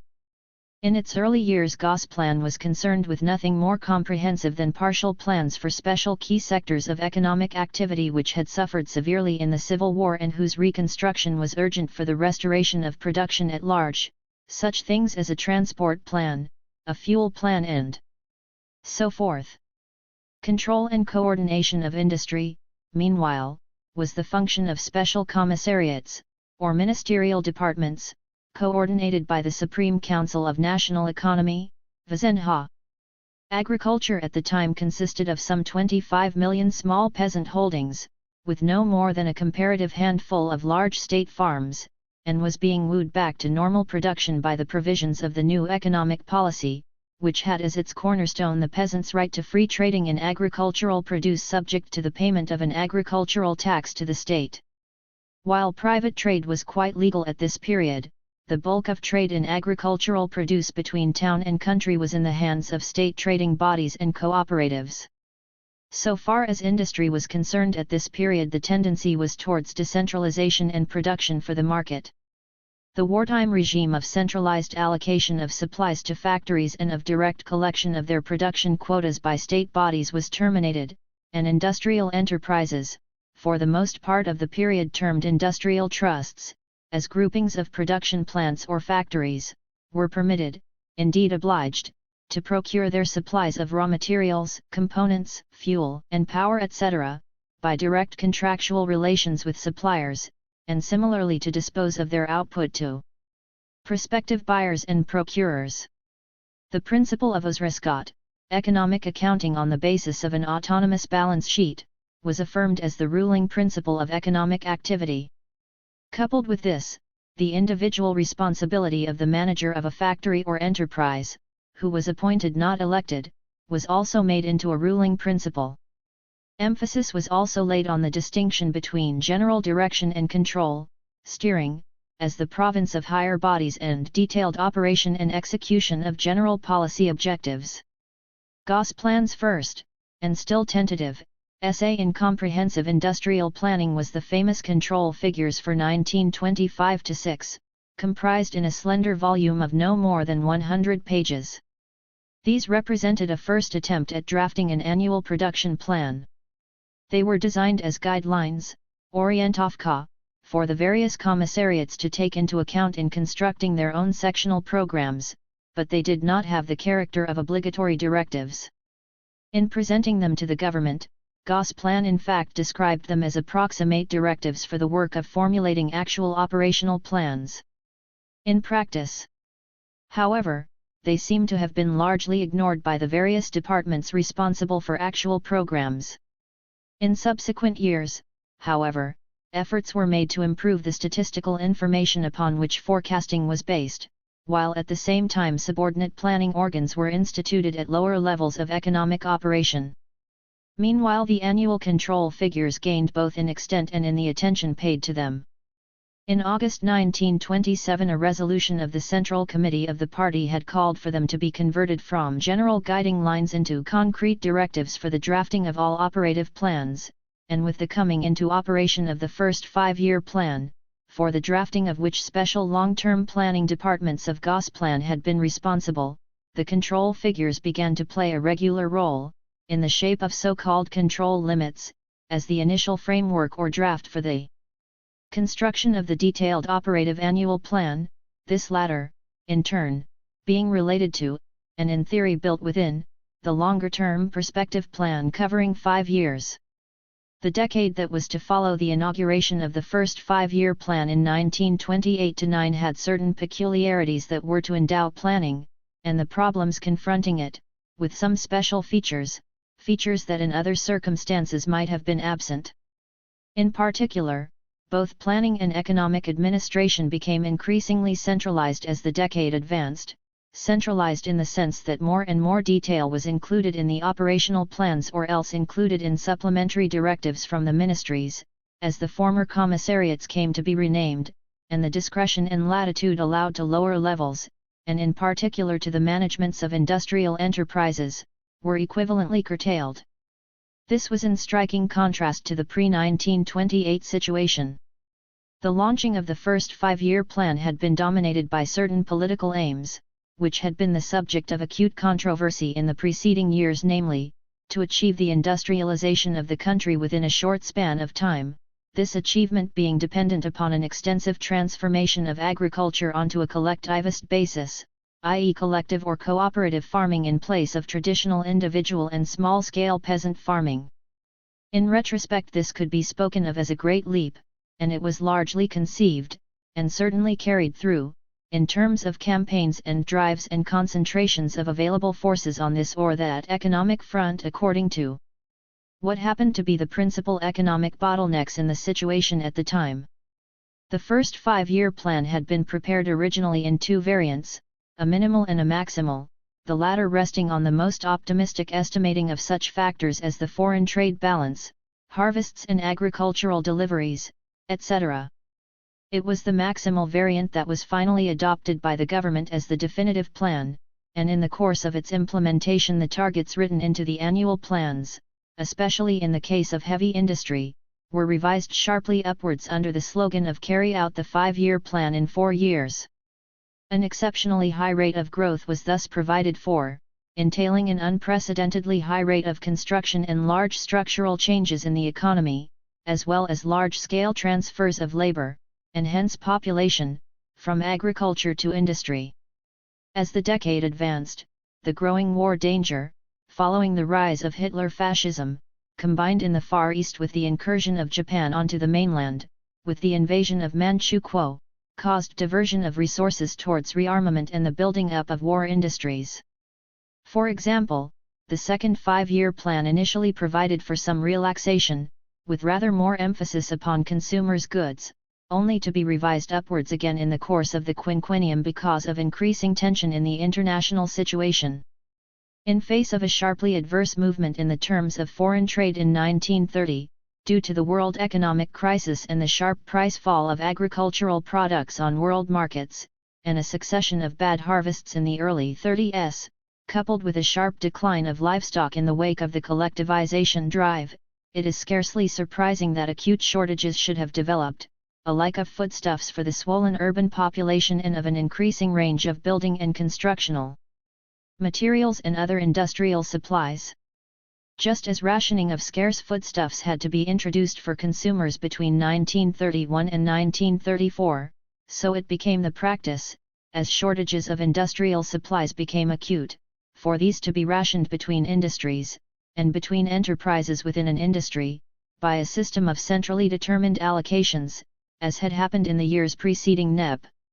When shortcomings in plan fulfillment occurred when, For example, certain items in an assortment of products were neglected in favor of others, or output targets were fulfilled to the neglect of cost reduction or even at the expense of inflated costs or a swollen employment figure. The tendency was to meet this in subsequent years by adding to the plan express stipulations about product assortment or about cost reduction and labor employment. As a supplementary instrument of control, especially over wage expenditures and the holding of stocks by industrial enterprises, there was developed an increasingly detailed credit plan, stipulating the amount of credit that banks were allowed to grant to industry for specific purposes. This was closely related to the production plan of the enterprise in question, and included strictly limited provision for supplementary or above-plan credits to meet exceptional situations or needs. The leading planning method that was developed during this period was the so-called method of material balances. A balance consisted of an equation between the available supplies and the demands upon a particular product, and it constituted the indispensable instrument in deciding upon the needed funded supplies for the purpose of the allocation system and also for gearing together the constituent elements of the total production plan. Crucial to these balances were the so-called technical coefficients, expressing the input-output relationship of various products. These coefficients, however, would be different for different production plants engaged on the same product according to their technical equipment and general efficiency. Moreover, it was very often official policy to raise and tighten those above what the industries themselves might feel to be objectively possible or what past experience had shown to be the prevailing relationship. Information coming to the center from lower levels about the supply of inputs needed to fulfill a certain output program was not necessarily unbiased, since industrial managers would find life easier for themselves and their employees and be better able to meet their planned targets and handle unforeseen eventualities if they had something in reserve, and if planners suspected such bias they tended to offset it by correspondingly tightening the coefficients. For any particular industry, the appropriate coefficient was a weighted average dependent on the particular makeup of its production plan, and hence was subject to change if this plan was altered either in the final stages of plan revision or in course of its implementation, and they contained inevitably a certain subjective or policy element. A further problem was that of coordinating individual balances to allow for criss-cross dependencies or so-called feedback relationships, a problem familiar to input-output analysts in terms of the inversion of a matrix. Soviet planners at this period paid little attention to developing more refined balance methodology such as was to be developed in the West in the form of Leontief's input-output analysis. Perhaps it would have made little difference to actual practice if they had, at any rate without the extensive aid of electronic computers, since the requirements of the planning timetable impose fairly strict limits upon the number of stages or linkage effects that can be calculated when any given production target is revised. It has been the customary practice, indeed, to extend the calculation to no more than what are termed second-order or third-order linkages at most. For all these reasons no more than approximate consistency, or internal fit, could be provided for in the best constructed operative plan. The supply allocation system was almost bound to involve shortages for some industries and industrial enterprises, even if those crucial input-output coefficients had been realistically assessed. What can be said, however, is that any resulting maladjustments were not likely to result in cumulative fluctuations characteristic of a market system, vide the economist's cobweb-type fluctuation, and that the resulting coordination, although imperfect, is likely to be greater than with atomistic decisions about output and investment taken in face of uncertainty of each decision taker about the future shape and trend of the total situation. With rapid growth, characterized by large structural change, as the prime objective of economic policy at this period, it was not at all unnatural that planning should have the character of priority planning, in the sense that it was influenced by, and operated in terms of, a priority list of objectives. The order of priorities might change over time as the nature of the particular bottlenecks obstructing advance altered. But throughout this pre-war period one priority continued to dominate, so-called priority for heavy industry expansion of the capital goods sector of industry, basic fuel and power and metals and machine making.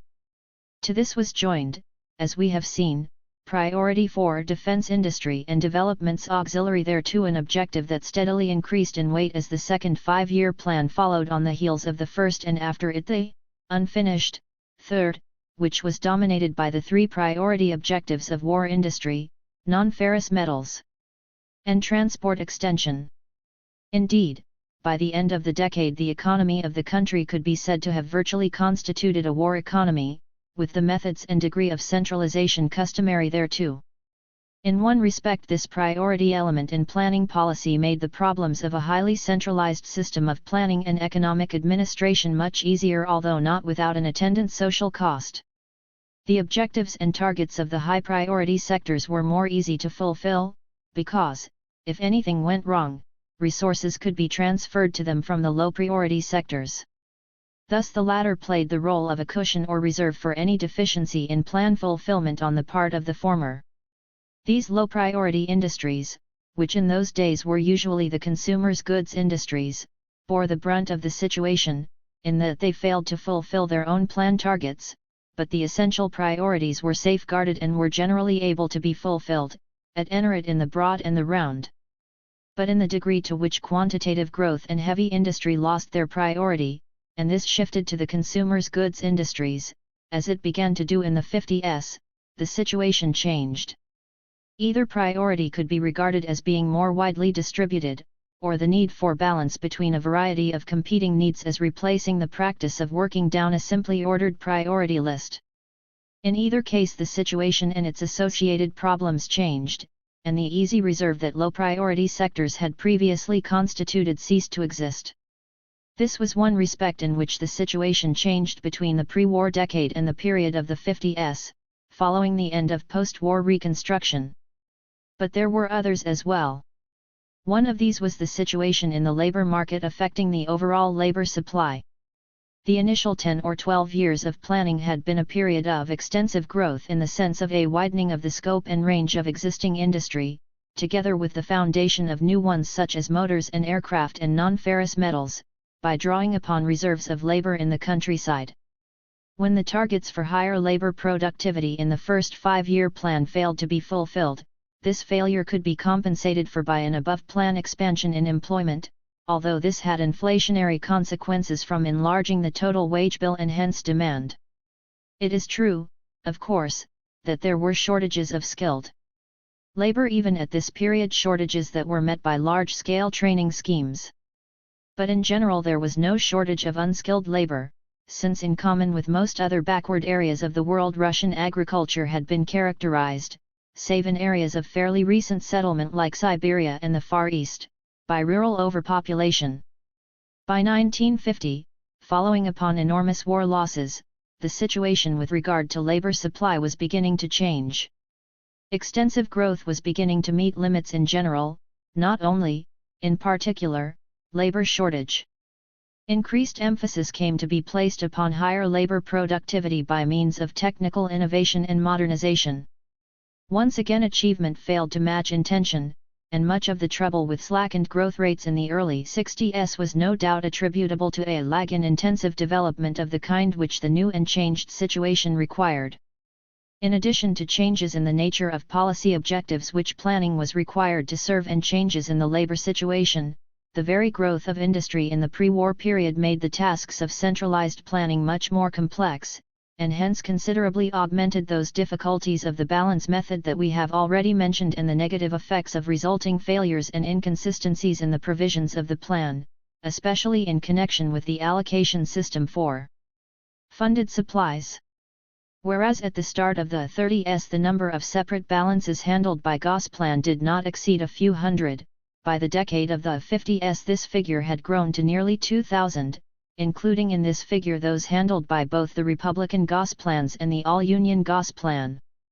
Something like 10,000 products or more were covered by the system of central supply allocations, so-called funded commodities, and more than 5,000 products, with their appropriate targets and indices, had come to be listed in the annual plan, and in the plan for a single enterprise there could be as many as 500 separate indices.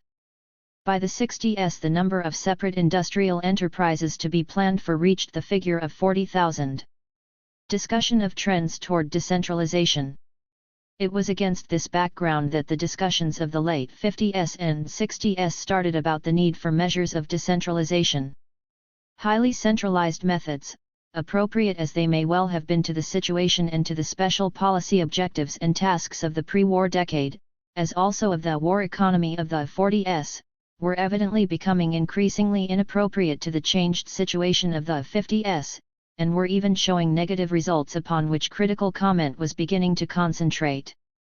Such discussion was not confined to the Soviet Union, but extended to the other countries of the Socialist bloc in Eastern Europe, being most intense, and going furthest in the decentralizing measures advocated, in Czechoslovakia and Hungary, and being relatively muted in the DDR, East Germany, and Romania, with Poland and also Bulgaria falling somewhere in between. In this atmosphere were prepared and implemented the economic reforms of the middle 60s, sometimes being called, as in Hungary, the introduction of the new economic model. There was general recognition of the need to simplify the tasks of central planning by reducing the number of targets and indices fixed by the topmost bodies and included in the central plan, and at the same time by giving greater autonomy and discretion to the individual enterprises, in the interest of encouraging a greater measure of initiative, e.g. as regards innovation both in methods of production and in types of output, new products and models etc., on the part of managements at the enterprise or plant level. Where emphasis differed, and the precise character of the decentralizing measures, was, 1. As to whether the actual enterprises or new intermediate-level industrial associations, operating on the basis of Ausrescott, were to be the main beneficiaries of increased latitude and autonomy. 2. As to how far greater flexibility was introduced as regards prices and procurement of industrial supplies on a contractual basis, in other words, how far some measure of market mechanism was reintroduced into inter-industrial exchange, reminiscent of the period of the Soviet NEP in the 1920s. In Hungary, for example, the supply allocation system was terminated, and the prices of a fairly large category of goods were allowed to vary contractually within upper and lower price limits, while in the case of a minority of things, largely luxuries, prices could vary without limit according to the state of the market. Even some investment expenditures, below a certain size, could be undertaken at the discretion of enterprises, with the aid of bank loans. In terms of the economists' debate of the interwar period, this might seem to be a reversion to the kind of decentralized mechanism, or market socialism as this has sometimes been called, that was outlined by Dickinson and Lang.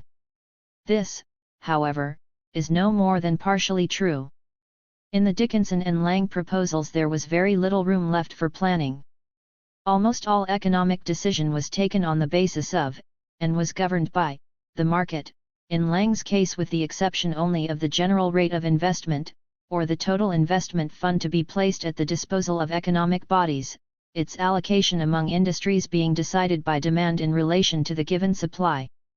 But in the decentralized mechanism introduced by the economic reforms in the 60s, there remained considerably more scope for central planning than this. In the main, even in Hungary, investment remained predominantly under central control, and although enterprises were free to construct their own annual output plans, these were supposed to be geared fairly closely to a longer-term plan drawn up by the central planning bodies, while the prices of all key products, and certainly of scarce commodities, were still fixed by central control. There was no such dismantling of planning here as occurred in Yugoslavia in the 50s. In the case of the Soviet reform of 1965, while the indices in the annual plan were much reduced in number, certain crucial ones remained so far as an enterprise was concerned, in particular, total marketed output in value terms, this replacing gross value produced as previously, and a limit on its total wage bill. Balance sheet profit was recognized as the main criterion of enterprise performance, and a new type of incentive fund, with attached bonuses, geared thereto, but the allocation system with regard to supplies continued in existence. The first criticism to be heard of the previous over-centralized system related to the way in which plan targets had necessarily to be expressed in plan directives, criticism that applied especially to those that were in terms of some physical dimension.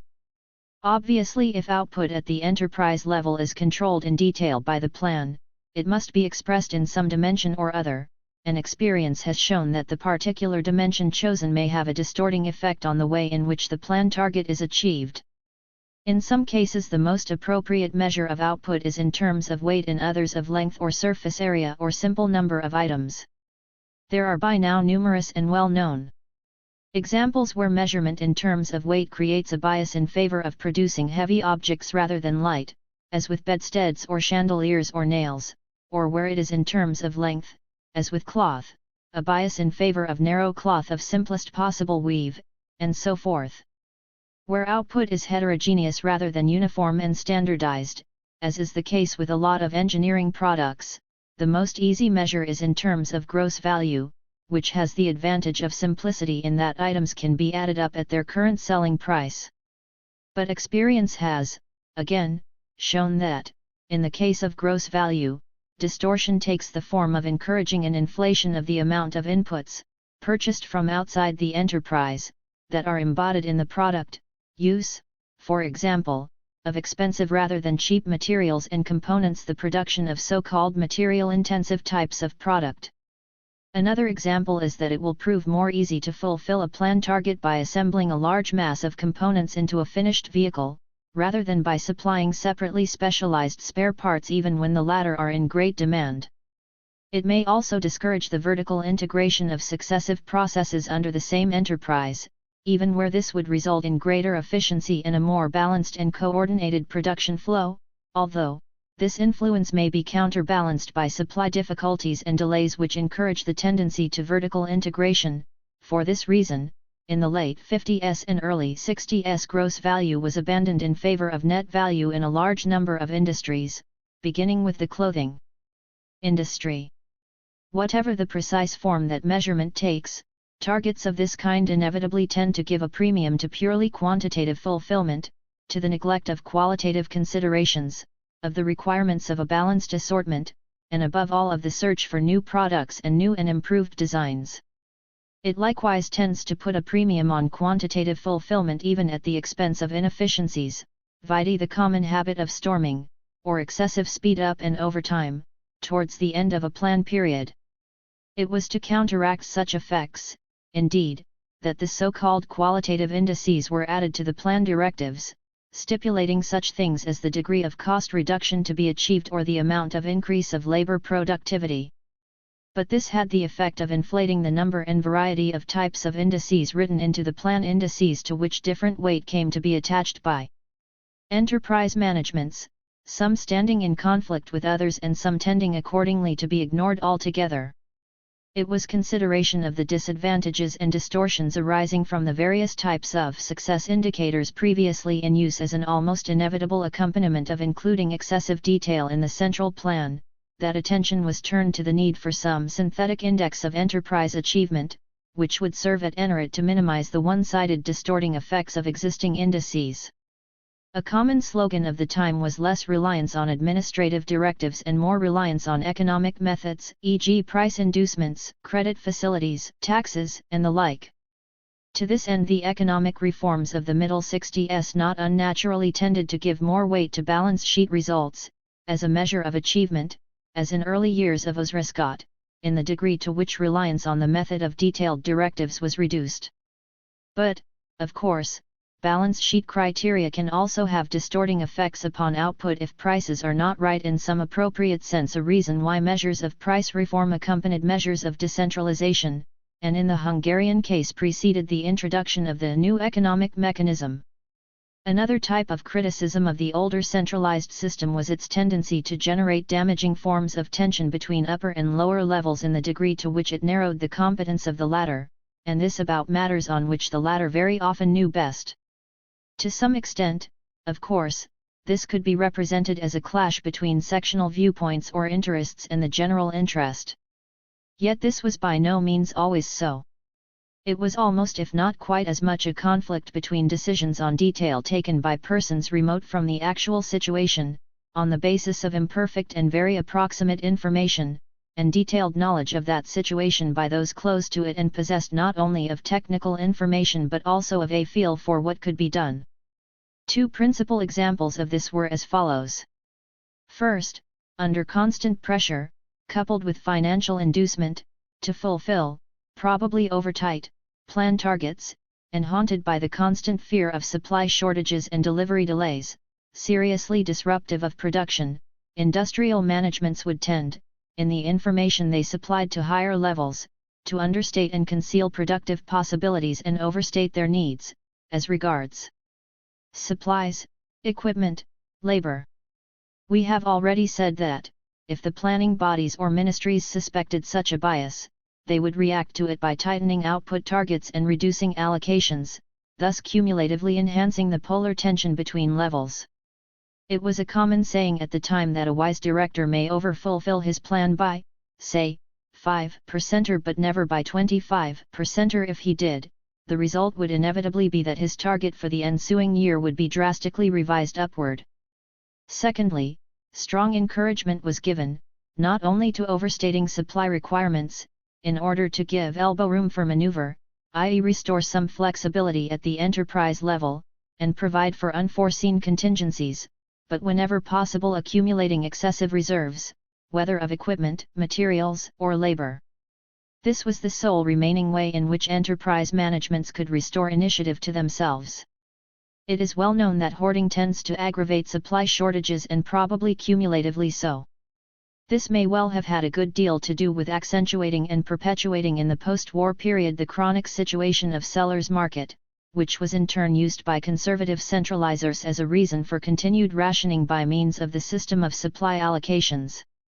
Marxists in particular may feel, further, that with a chain of command excessively pendant on orders from the top, with those below inured to passive reception of orders and directives, the alienation of the rank-and-file producer from the social process as a whole may be perpetuated rather than overcome.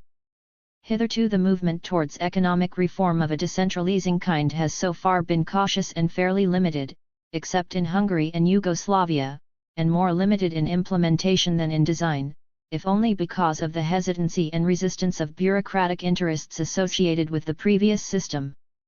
But the future trend seems likely to be in this direction. Experience appears to show the difficulties and negative effects of too great centralization of decision-taking.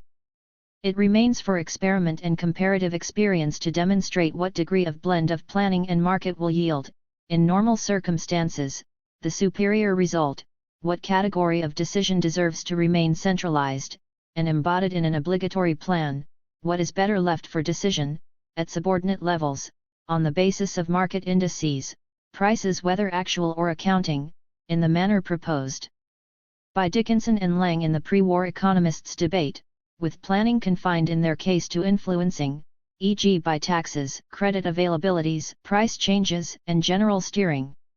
It looks fairly clear that decisions regarding major new investment, crucial as these are to the long-term trend of the economy, to structural shifts, to the employment level and to growth, are likely to fall into the former, the centralized, category, and there seem to be fairly strong theoretical grounds for their doing so. The problem of prices. But once market influences upon economic decision-taking are reintroduced into the picture, then of course the question of what are correct or economic prices, as we have said, assumes importance, and here we are back at some stage of the economic theorists' discussion, especially the later discussions about price policy and so-called optimizing. Even in centralized planning some calculations involve prices, although these need not be actual prices in the sense of ratios at which things exchange, they may be no more than calculation prices in the sense of Lang's ratios of equivalence, vide ratios such as the recoupment period or effectiveness of investment. In connection with linear programming solutions, the idea of shadow prices as the dual of any given solution is nowadays sufficiently familiar. Discussion of such questions has characterized the Soviet economic scene since the middle 50s as well as elsewhere. Discussion about the so-called operation of the law of values started in the middle 50s in a rather abstract and doctrinaire fashion. But this very soon developed into a contest between rival advocates of the value principle and of prices of production, which was intended to have a concrete reference to the reform of price policy, and in the course of this the mathematical economists' advocacy of so-called Kantorovich-Atsenki assumed an increasing prominence in the debate. The price reform of 1968 represented in many respects a compromise between rival viewpoints, and in a number of respects an interim one, but it bore the clear impress of the preceding discussion, and it paid tribute at least in principle to such notions as an equal profit rate, rental charges for use of natural resources or to take account of advantages of situation. In the West, discussion among economists, to a large extent a sequel to the debate about socialist calculation in the 30s, was preoccupied mainly with two kinds of issue: treatment of cases, e.g. where there were substantial indivisibilities, where marginal cost diverged from average cost, and treatment of the peak and off-peak problem, where, as in cases like electricity or transport, overcapacity use and undercapacity use of equipment alternated at different times of the day or week or at different seasons. Initially, the advocates of marginal cost pricing used this as a critical weapon for attacking accepted doctrine to the effect that nationalized industries must be made to pay, i.e. cover average total cost including some conventional rate of profit. Hence the emphasis on cases where average costs were falling with expansion of output or of service supplied, and hence marginal cost was below average cost. These were essentially cases of excess capacity existing within an indivisible unit, and the common sense argument was that there was social advantage in making use of excess capacity so long as the prime or direct costs involved in this additional use was covered, and that there would be social waste of resources if additional use of spare capacity were precluded by an attempt to charge a price equal to the full, average, cost, as private capitalist enterprise would of course, do.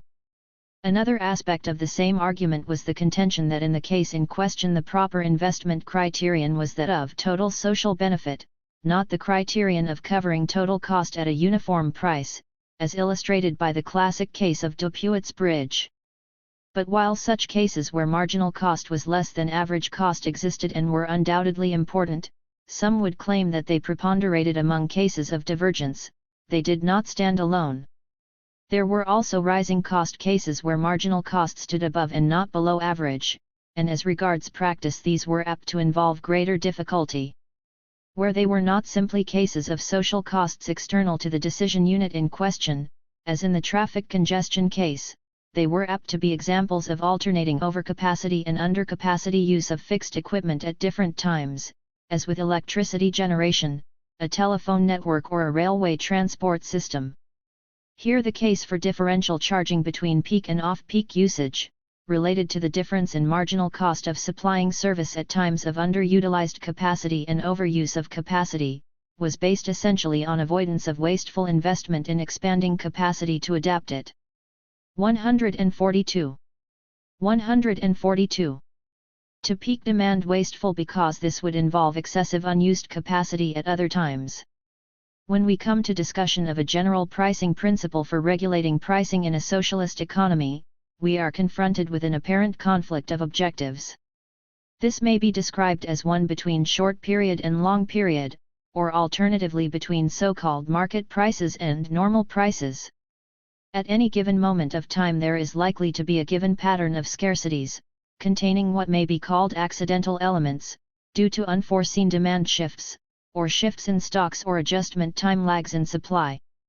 Complete equilibrium at that moment would impose a certain pattern of short-period prices adjusted to this given pattern of scarcities prices which from their nature may be no more than temporary and may well not persist into subsequent periods, after there has been time for supply adjustments to occur. This will at any rate be the case unless stocks are capable of taking the brunt of short-period disequilibrium, which they may well be able to do to a greater extent than is sometimes allowed for, at least for quite short periods if the demand shifts are sufficiently moderate. In the one case the price movement, in the other case the movement of stocks, can serve as indicators to producers of requisite adjustments of supply. As we have seen, however, too great reliance on, or latitude for, such short-period adjustments may give scope to undesirably disorganizing cumulative fluctuations of the cobweb theorem type. When one comes, however, to consider what may be called long-period decisions such as investment in durable equipment, e.g. a new plant, railway line, dock, or electrical power plant, a different kind of price is relevant, what may be called a long-term normal price, in the sense of one that would represent an equilibrium adaptation over a period of years long enough for supply adaptations to be fully made to whatever was the probable level of demand in those future years. This is some kind of cost price, and according to a theorem, now well known to economists, a cost price that includes a profit rate, if growth is occurring, and one approximately equal to that growth rate. If prices were all accounting prices of the Lang type or else calculation prices or shadow prices, used in a central planning office for purpose of estimating as a basis of decisions, the conflict would be apparent rather than real. Whichever category of price, whether short period or long period, was appropriate to the particular decision that was involved could be used in that calculation, and this would not preclude the use of a different and contrasted category in other decisions of a different type. But where the prices are actual prices, representing actual exchange ratios at which things change hands between financially autonomous bodies, on a risk-out basis, and in terms of which contracts are made, the conflict is a real one, since in actual fact the prices in question must be of one kind or another, and there could scarcely be two different sets of prices existing simultaneously, although there could presumably be spot and future prices for transactions at different dates. Evidently the category of short-period price is the appropriate one for the retail market, if rationing is to be avoided and also shop shortages and queues in the case of scarce commodity lines. Perhaps it is appropriate too to the factory selling price of consumers' goods, although it is quite possible to have these based on some other principle and the difference between them and the retail price to be bridged by some kind of turnover tax, as has been the Soviet practice. But what of the pricing of so-called producers' goods, things which serve as inputs to production, and especially constructional materials and machine tools? These are the components or objects of investment decisions and of decisions involving choice of technique or of input combinations, and seem to be more suitable objects for the other category of price. Of course, certain items of this type may be associated with problems of temporary scarcity, requiring that this should be recognized by a temporarily imposed markup on the normal price as a way both of enforcing economy in their use and of confining them to the most urgent uses so long as this scarcity lasts. But departures from normal cost could probably here be treated as exceptional rather than, as in the retail market, as the general rule. Conclusion. In summary, one can say that the most conspicuous achievements of planning are connected with economic growth and with large-scale structural changes in the economic system, involving a changing relationship between economic sectors and industries, possibly also changes in industrial location and the pattern of transport networks appropriate thereto. A fortiori to this are social objectives and interrelationships, e.g. environmental factors, employment effects, creation of wants or of attitudes, ways of life and social standards, such as would fail to secure recognition in purely market and balance sheet terms. Despite the industrializing achievements of capitalist enterprise under laissez-faire conditions in the past, it is quite possible that, in the absence of planning, certain types of development may fail to take place at all because of the structural interdependencies involved, development at one point being unprofitable unless it is known that appropriate complementary developments will take place at a number of other points, or because against certain types of obstacle the momentum of development, once started, is difficult to maintain and hence growth peters out. For these reasons, planning in one form or another has become in recent decades a part of the creed of an increasingly wide circle of underdeveloped countries. Since most if not all countries of the present-day world are growing economies in varying degree, one cannot in practice separate problems of growth and those of balanced adjustment to a given level of consumption demand, or problems of optimizing as economists have come to call it. But insofar as the latter takes precedence over the former, then we have seen that there emerges an advantage in decentralizing a considerable degree, at least, of detailed decision-taking, and hence of combining market mechanism and influence with the larger framework of centrally steered or planned macro-decision. In such circumstances, and with regard to this type of objective, over-centralization, by reducing flexibility and congesting the apparatus of decision-taking, may actually hamper adjustment and preclude optimizing both as regards adaptation of production to consumers' wants and as regards efficient choice of methods of production and of allocation. Thus the focus of earlier theoretical debate about planning has been significantly shifted, and in an important sense has become less simple.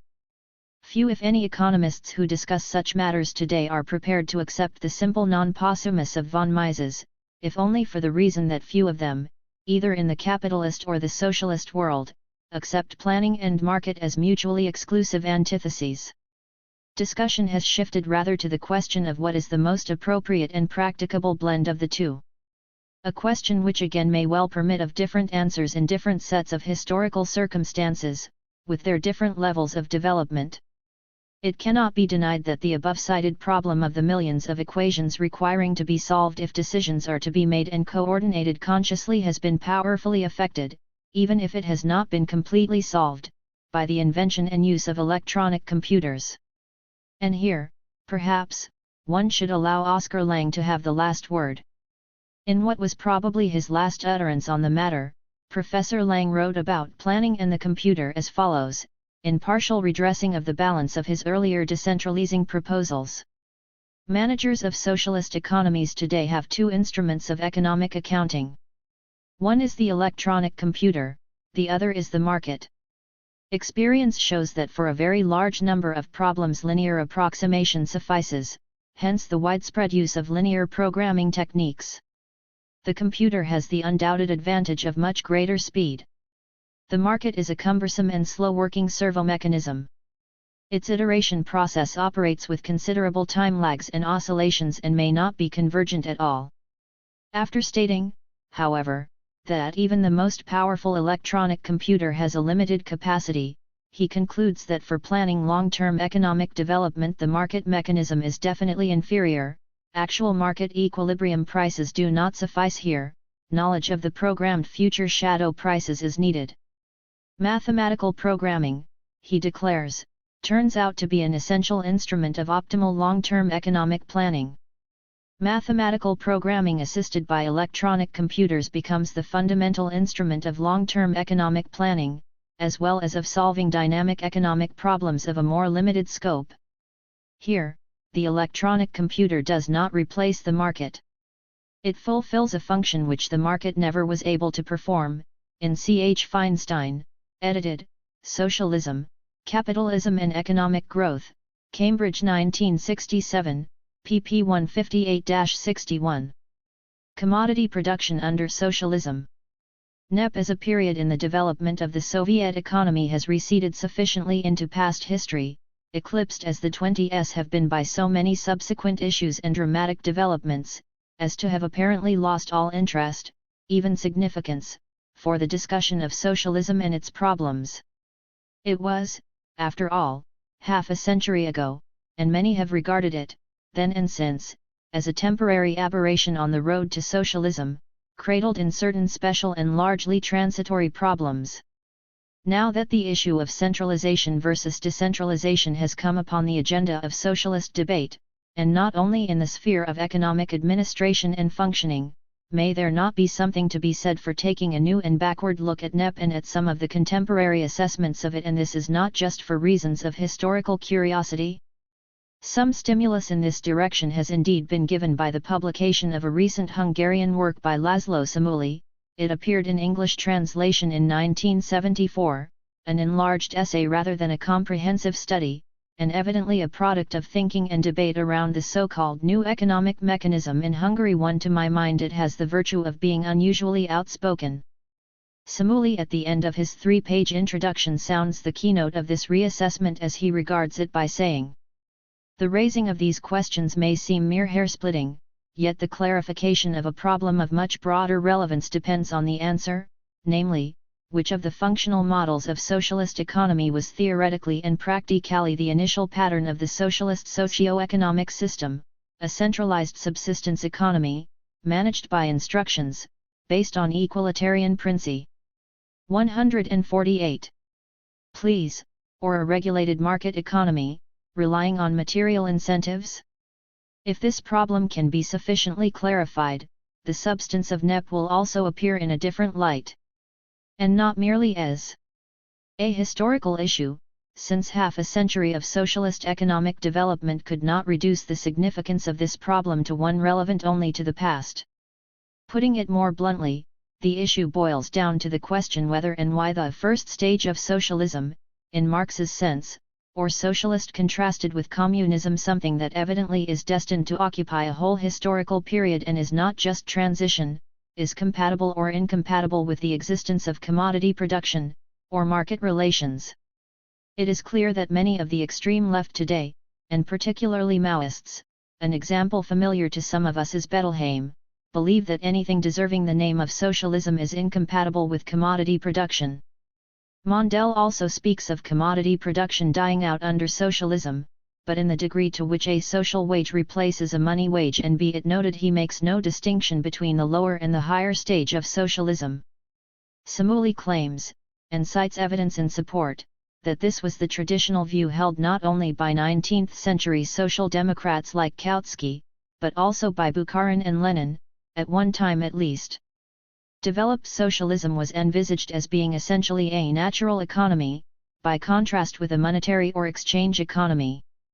With reference to German social democracy, Samouli says, the view that socialist economy excludes market relations and realizes a natural economy become a dogma. In various refined forms, this dogma ruled in Marxist political economy for over half a century and caused extremely great damage to the development of socialist economy. p.24. Historically, the matter is usually considered to start with war communism, which is the subject of Samouli's first chapter. Some might say it really opens with the first 8 months of the Soviet Revolution prior to the onset of civil war and foreign intervention, since economic relations then closely resembled those of NEP. Before proceeding with this, perhaps I should insert in parenthesis the confession that I really have nothing new to say about all this, going beyond restatement of what has been said before by myself at times and by others. Please do not expect more than a recapitulation of arguments and issues. War communism. War communism, which developed rapidly after the summer of 1918, had the following distinctive features, as you may remember, in addition to the extension of state ownership to quite small enterprises employing more than 5 workers. Firstly, both work discipline and allocation of labor as between jobs and places. By the end of the Civil War, indeed, there were a lot of explicit reference to militarization of labor. One sometimes wonders how many romantic leftists have seriously faced up to the fact that if one is not to have material incentives to work, one must have compulsion to labor in some form, at least in the last resort. Secondly, direct central allocation of supplies, i.e. raw materials and components and equipment, to industry, as well as centralized direction, by orders from above, of all productive activity. Thirdly, the direct allocation of consumers' goods between individuals and/or families by a system of rationing, not always egalitarian but socially graded as between categories. Fourthly, and in Russia's situation quite crucially, the compulsory seizure or requisitioning of the surplus of agricultural supplies from peasant producers. By the end of the period there was even talk of compulsory sowing plans, adopted in principle at the 8th Congress of Soviets, because compulsory requisitioning was exerting a catastrophically adverse effect on the sown area. As wartime improvisation in face of acute economic difficulties and shortages, approaching famine conditions in the end, this is all comprehensible enough, and scarcely needs detailed explanation. But what is significant in our present context is that it was at the time explicitly justified, not by temporary necessity, but as the dawning of true socialism or communism, and this evidently not just as a propaganda exercise to put a gloss on the face of wartime scarcity.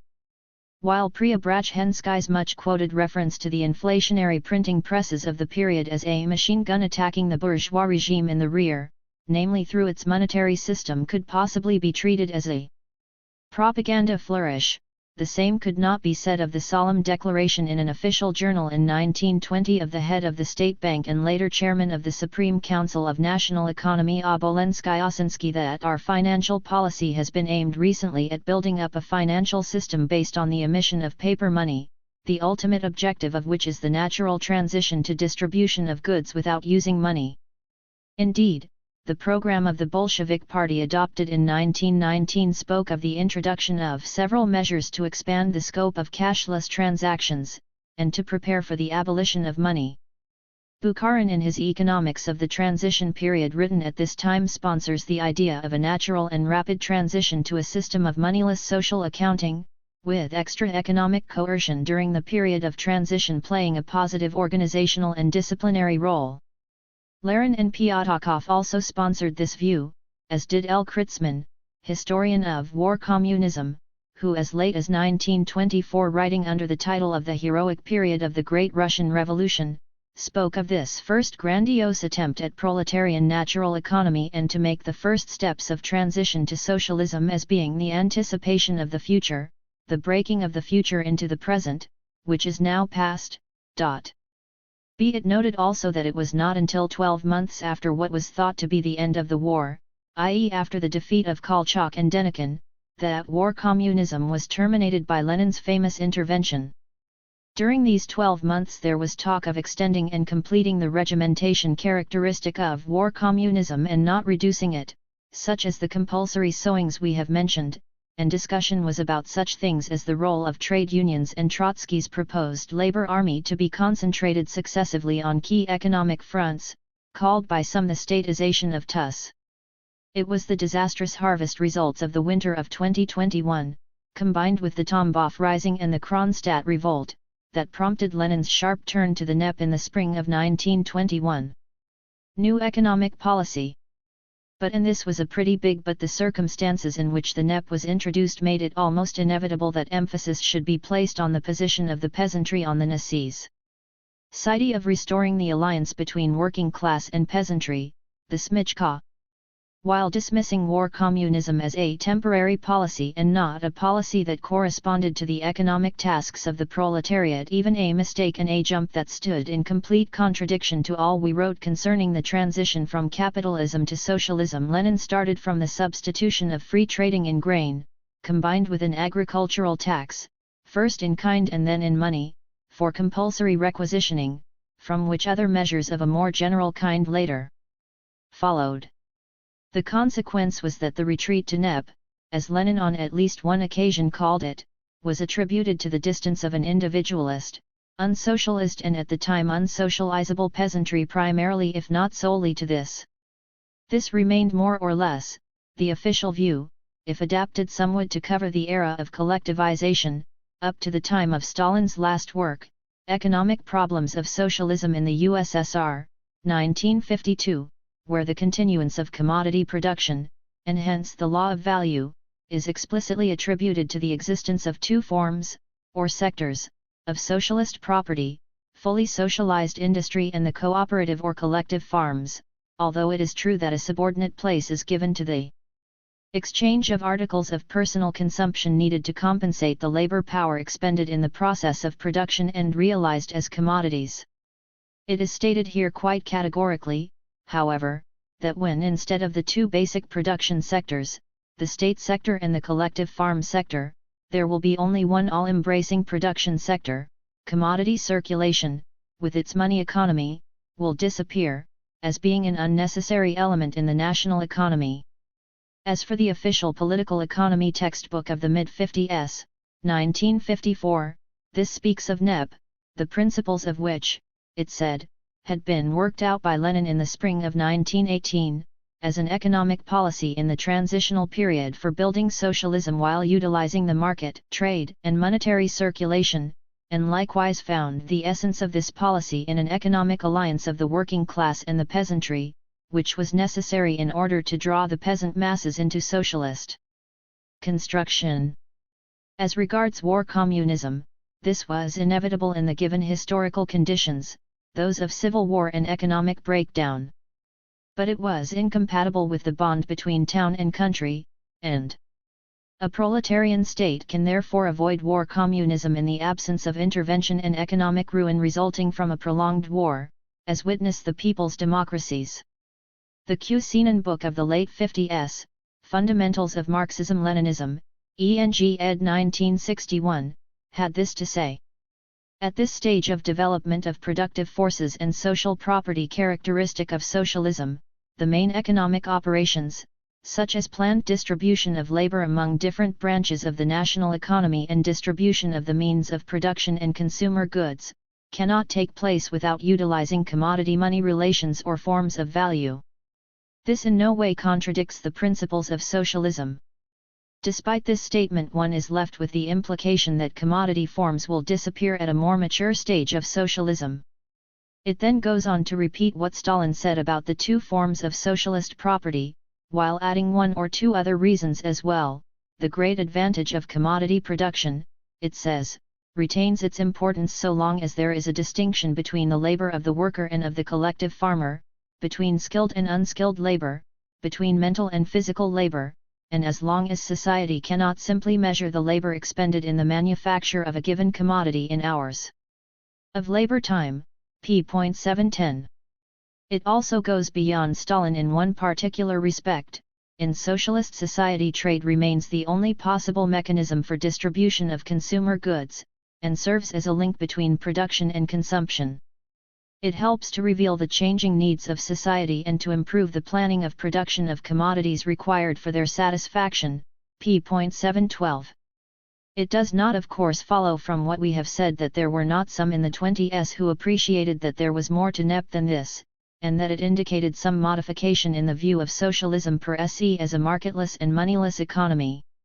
Perhaps Bukharin in his later period held such a view. It was one of his disciples, Stetsky, who launched an attack on Kritzman's interpretation of war communism. If so, such a view was hinted at obliquely and no more implied rather than explicitly enunciated, still less advanced as a novelty and a challenge. If I may be personal for a moment, when I wrote my Russian economic development since the revolution in 1927-28, I appended to the chapter on the transition to NEP what I find I called an excursus on money and economic accounting, which virtually interpreted and justified NEP as a system of monetary accounting resting on the market, which under socialist conditions would lack the chief defects it has under capitalism, and with certain qualifications advocated the inclusion of an interest charge in costs. On this question I seem to have been a little ambivalent. What I evidently had in mind was some kind of mechanism of the Lang-Lerner type, as it later came to be called by economists, and treated NEP as an expression of this. Subsequently, however, in the 30s, following the official line, I swung over to the justification of centralized planning as a mechanism of coordinated decision-taking, and criticized the Lang-Lerner type of mechanism as too decentralized and allowing too much play to market forces, which, indeed, I still think is true of the extreme form in which they proposed it. Contemporary issues.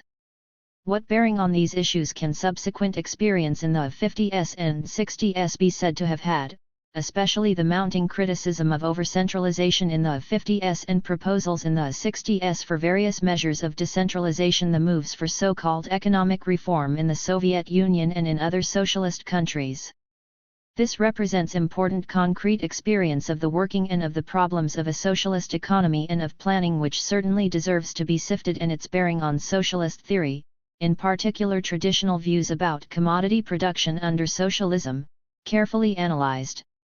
First, there is the question of consumers' goods sold as commodities to individual consumers in the retail market, to which we have seen that Stalin assigned a subordinate, as well as inconclusive, role.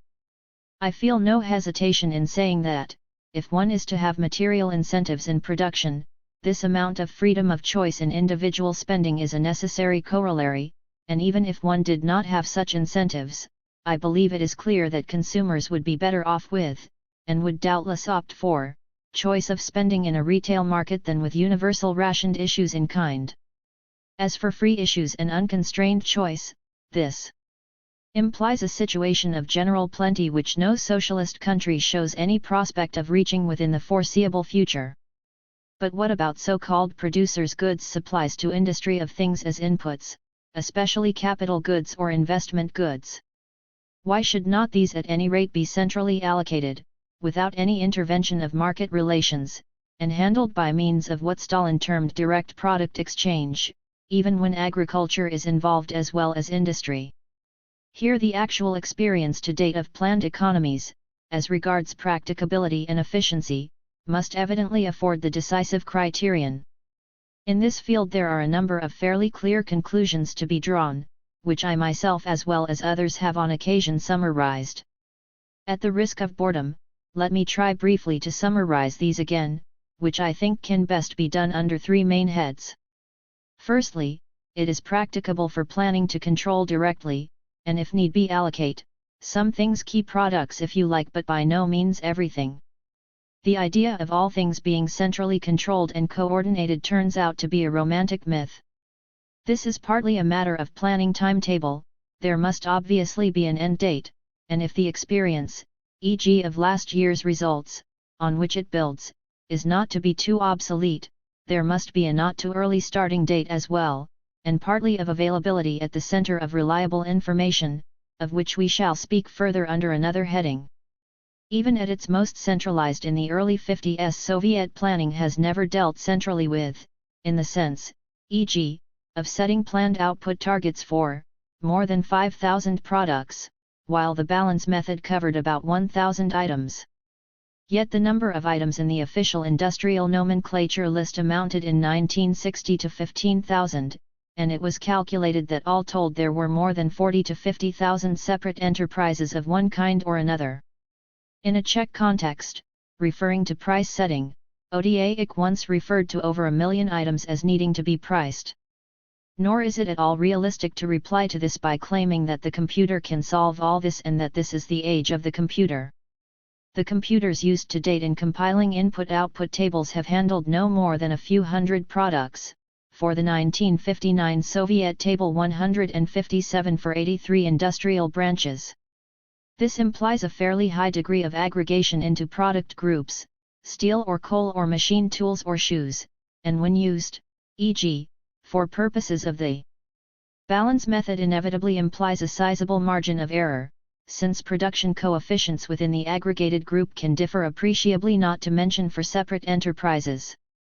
It follows that quite a lot of decisions, numerically large if not proportionately so as well, will have to be taken of necessity at lower levels, preferably at the level of the industrial enterprise, since there the details of the production situation are best known as well probably as the demand for various products, so far as this is expressed in orders.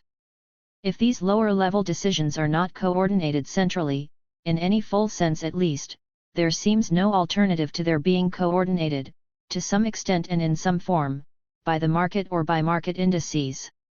If supplies of producers' goods are not centrally allocated on a rationing or quota system, then it follows that they must be distributed by free contracting between enterprises, a form of wholesale trade in industrial supplies such as Kosygin in 65, announcing the new economic reforms, indicated as the logical future consequence of the decentralization measures proposed, a forecast which in the Soviet Union has only been fulfilled to a very limited extent, although it was a key feature of the Hungarian reform and of the Czech proposals of 68. Such decentralized contracting, in Kosygin's words, would involve direct ties between producing and consuming enterprises. Secondly, there is what one may call the information limit, which is something that has both a quantitative and a qualitative aspect. In any full sense, the information needed for setting production targets and coordinating with them needed industrial supplies can only come from the level of the plant or enterprise, and has to be fed upwards from the periphery to the center, from the point of production to the higher planning level. In a changing situation, much of such data about production potential, new products and methods, must have the character of estimates and be approximate rather than precise. Sometimes it may be little more than hunches by men on the spot who have the feel of the situation, but feel rather than know for certain. Even the most detailed questionnaires submitted by the center may ask what turn out to be vague questions or even the wrong questions, in the sense of failing to elicit something that is relevant to a correct decision. This is apart from obvious problems of handling and interpreting the data submitted to the planning center. At what economists are apt to call the macro level, such deficiencies may well be of negligible importance, but the more detail is involved in central decision-making detail concerning micro-relations, the more significant are such defects likely to be relatively to what is involved. Probably more serious is the bias latent in all such information fed to the center when it is known that obligatory tasks imposed upon the enterprise will be dependent upon, at least affected by, the information supplied. I once heard a Hungarian woman statistician, conducting an industrial input-output inquiry, say, "I think that the data I get back from plants and enterprises will be pretty reliable and objective because they will regard its purpose as purely academic." What she meant, of course, was that since the inquiry did not come from a ministry or planning body, nothing about future tasks or performance of the industries in question would be affected by the replies that were given. When a request for data does come from a ministry or planning body, it is, surely, only human nature that the management of an enterprise should have an inclination to understate production possibilities or reserves and overstate its supply needs, if only on the quite legitimate grounds that unless it submits a conservative estimate of these, its actual production performance in the coming period will be hampered by supply shortages. Of course, the planners, suspecting such a bias, may seek to compensate for it by upward adjustment of targets, but doing this can only be a matter of guesswork, not of precise estimating, and if overdone, as so often in the past, the resulting over-tight planning can only disrupt things by causing damaging supply shortages and late deliveries, as well possibly as the harmful effects of so-called stormerovka, spurts of activity to catch up with targets towards the end of the planning period. Moreover, its long-run effect is likely to be cumulatively to enhance the information bias at the level of enterprises. Thirdly, there is the crucial consideration, which occupied so much Soviet discussion in the late 50s, that if decision-taking is centralized, the only way in which the results can be transmitted to the lower levels is in the form of quantitative targets or orders, and the form these production targets take, in particular the unit in which they are measured, tends to have a distorting effect on the production pattern, a distortion that experience seems to show can often exceed that associated with market indices, e.g. profitability. This, apart from the fact that excessive reliance on orders from above for every detail deprived managers and others at the production level of all initiative, reducing them to the role of obedient sergeant majors. Examples of this distorting effect are now sufficiently familiar. If the target is expressed in weight, it naturally pays the factory or enterprise to turn out relatively few objects that are heavy rather than more in number but lighter, whether it be nails, bedsteads, or candelabra, vide the much-quoted crocodile cartoon of a procession of workers bearing aloft a single gigantic nail, and headed "The factory fulfills its plan." If in textile weaving the product is measured in length, it pays to weave narrow cloth of the very simplest pattern. If output be expressed in gross value, the simplest way incidentally of enumerating a varied output, since arrived at by multiplying a number of items by selling price, this encourages so-called material-intensive types of product, i.e. products embodying much, or expensive, materials or components, like tools made only of expensive materials or children's clothing made only of expensive materials. A neat example is given by Ellman. Schemes for optimizing the distribution of freight on railways, drawn up by experts, have never been carried out since transport plans are always expressed in ton-kilometers. In a particular case, this bias can of course be met by changing, so far as practicable, the dimension in question, e.g. from gross to net value as in the clothing industry in 59. But some degree of bias attaches to almost any physical index, which is why Lieberman in the 60s emphasized the Osrescott principle of profitability as providing a synthetic index that would surmount the bias of the purely quantity of output kind. Sometimes in the past attempts have been made to correct such distortions by multiplying the number of additional indices used in plan targets, such as cost reduction ones or employment limits or stipulations about minimal output assortment. But the effect of this, as we have seen, is not only to complicate the planner's task but may well lead to conflict between the various success indicators stipulated in planning instructions. For example, in Poland as late as 1960 as many as 50 success indicators were quite commonly in use, some of which conflicted with others, some being in fact ignored in favor of the ones that the management treat as worthy of serious attention and hence exerting the dominant influence. Commodity production and socialism. Recapitulation of what we have arrived at in this paper is perhaps scarcely necessary. The conclusions reached are probably not at all new to you, although I am not aware of ever having seen them stated explicitly in print. Let it suffice at any rate to say merely this. The traditional view, apparently, that commodity production and socialism are incompatible, still held by many on the left, or ultra-left, today, must evidently be abandoned. The presence of a retail market for consumers' goods is clearly needed, to afford consumers choice, so long as there is wage payment according to labor and the production of consumers' goods is insufficient to supply all needs.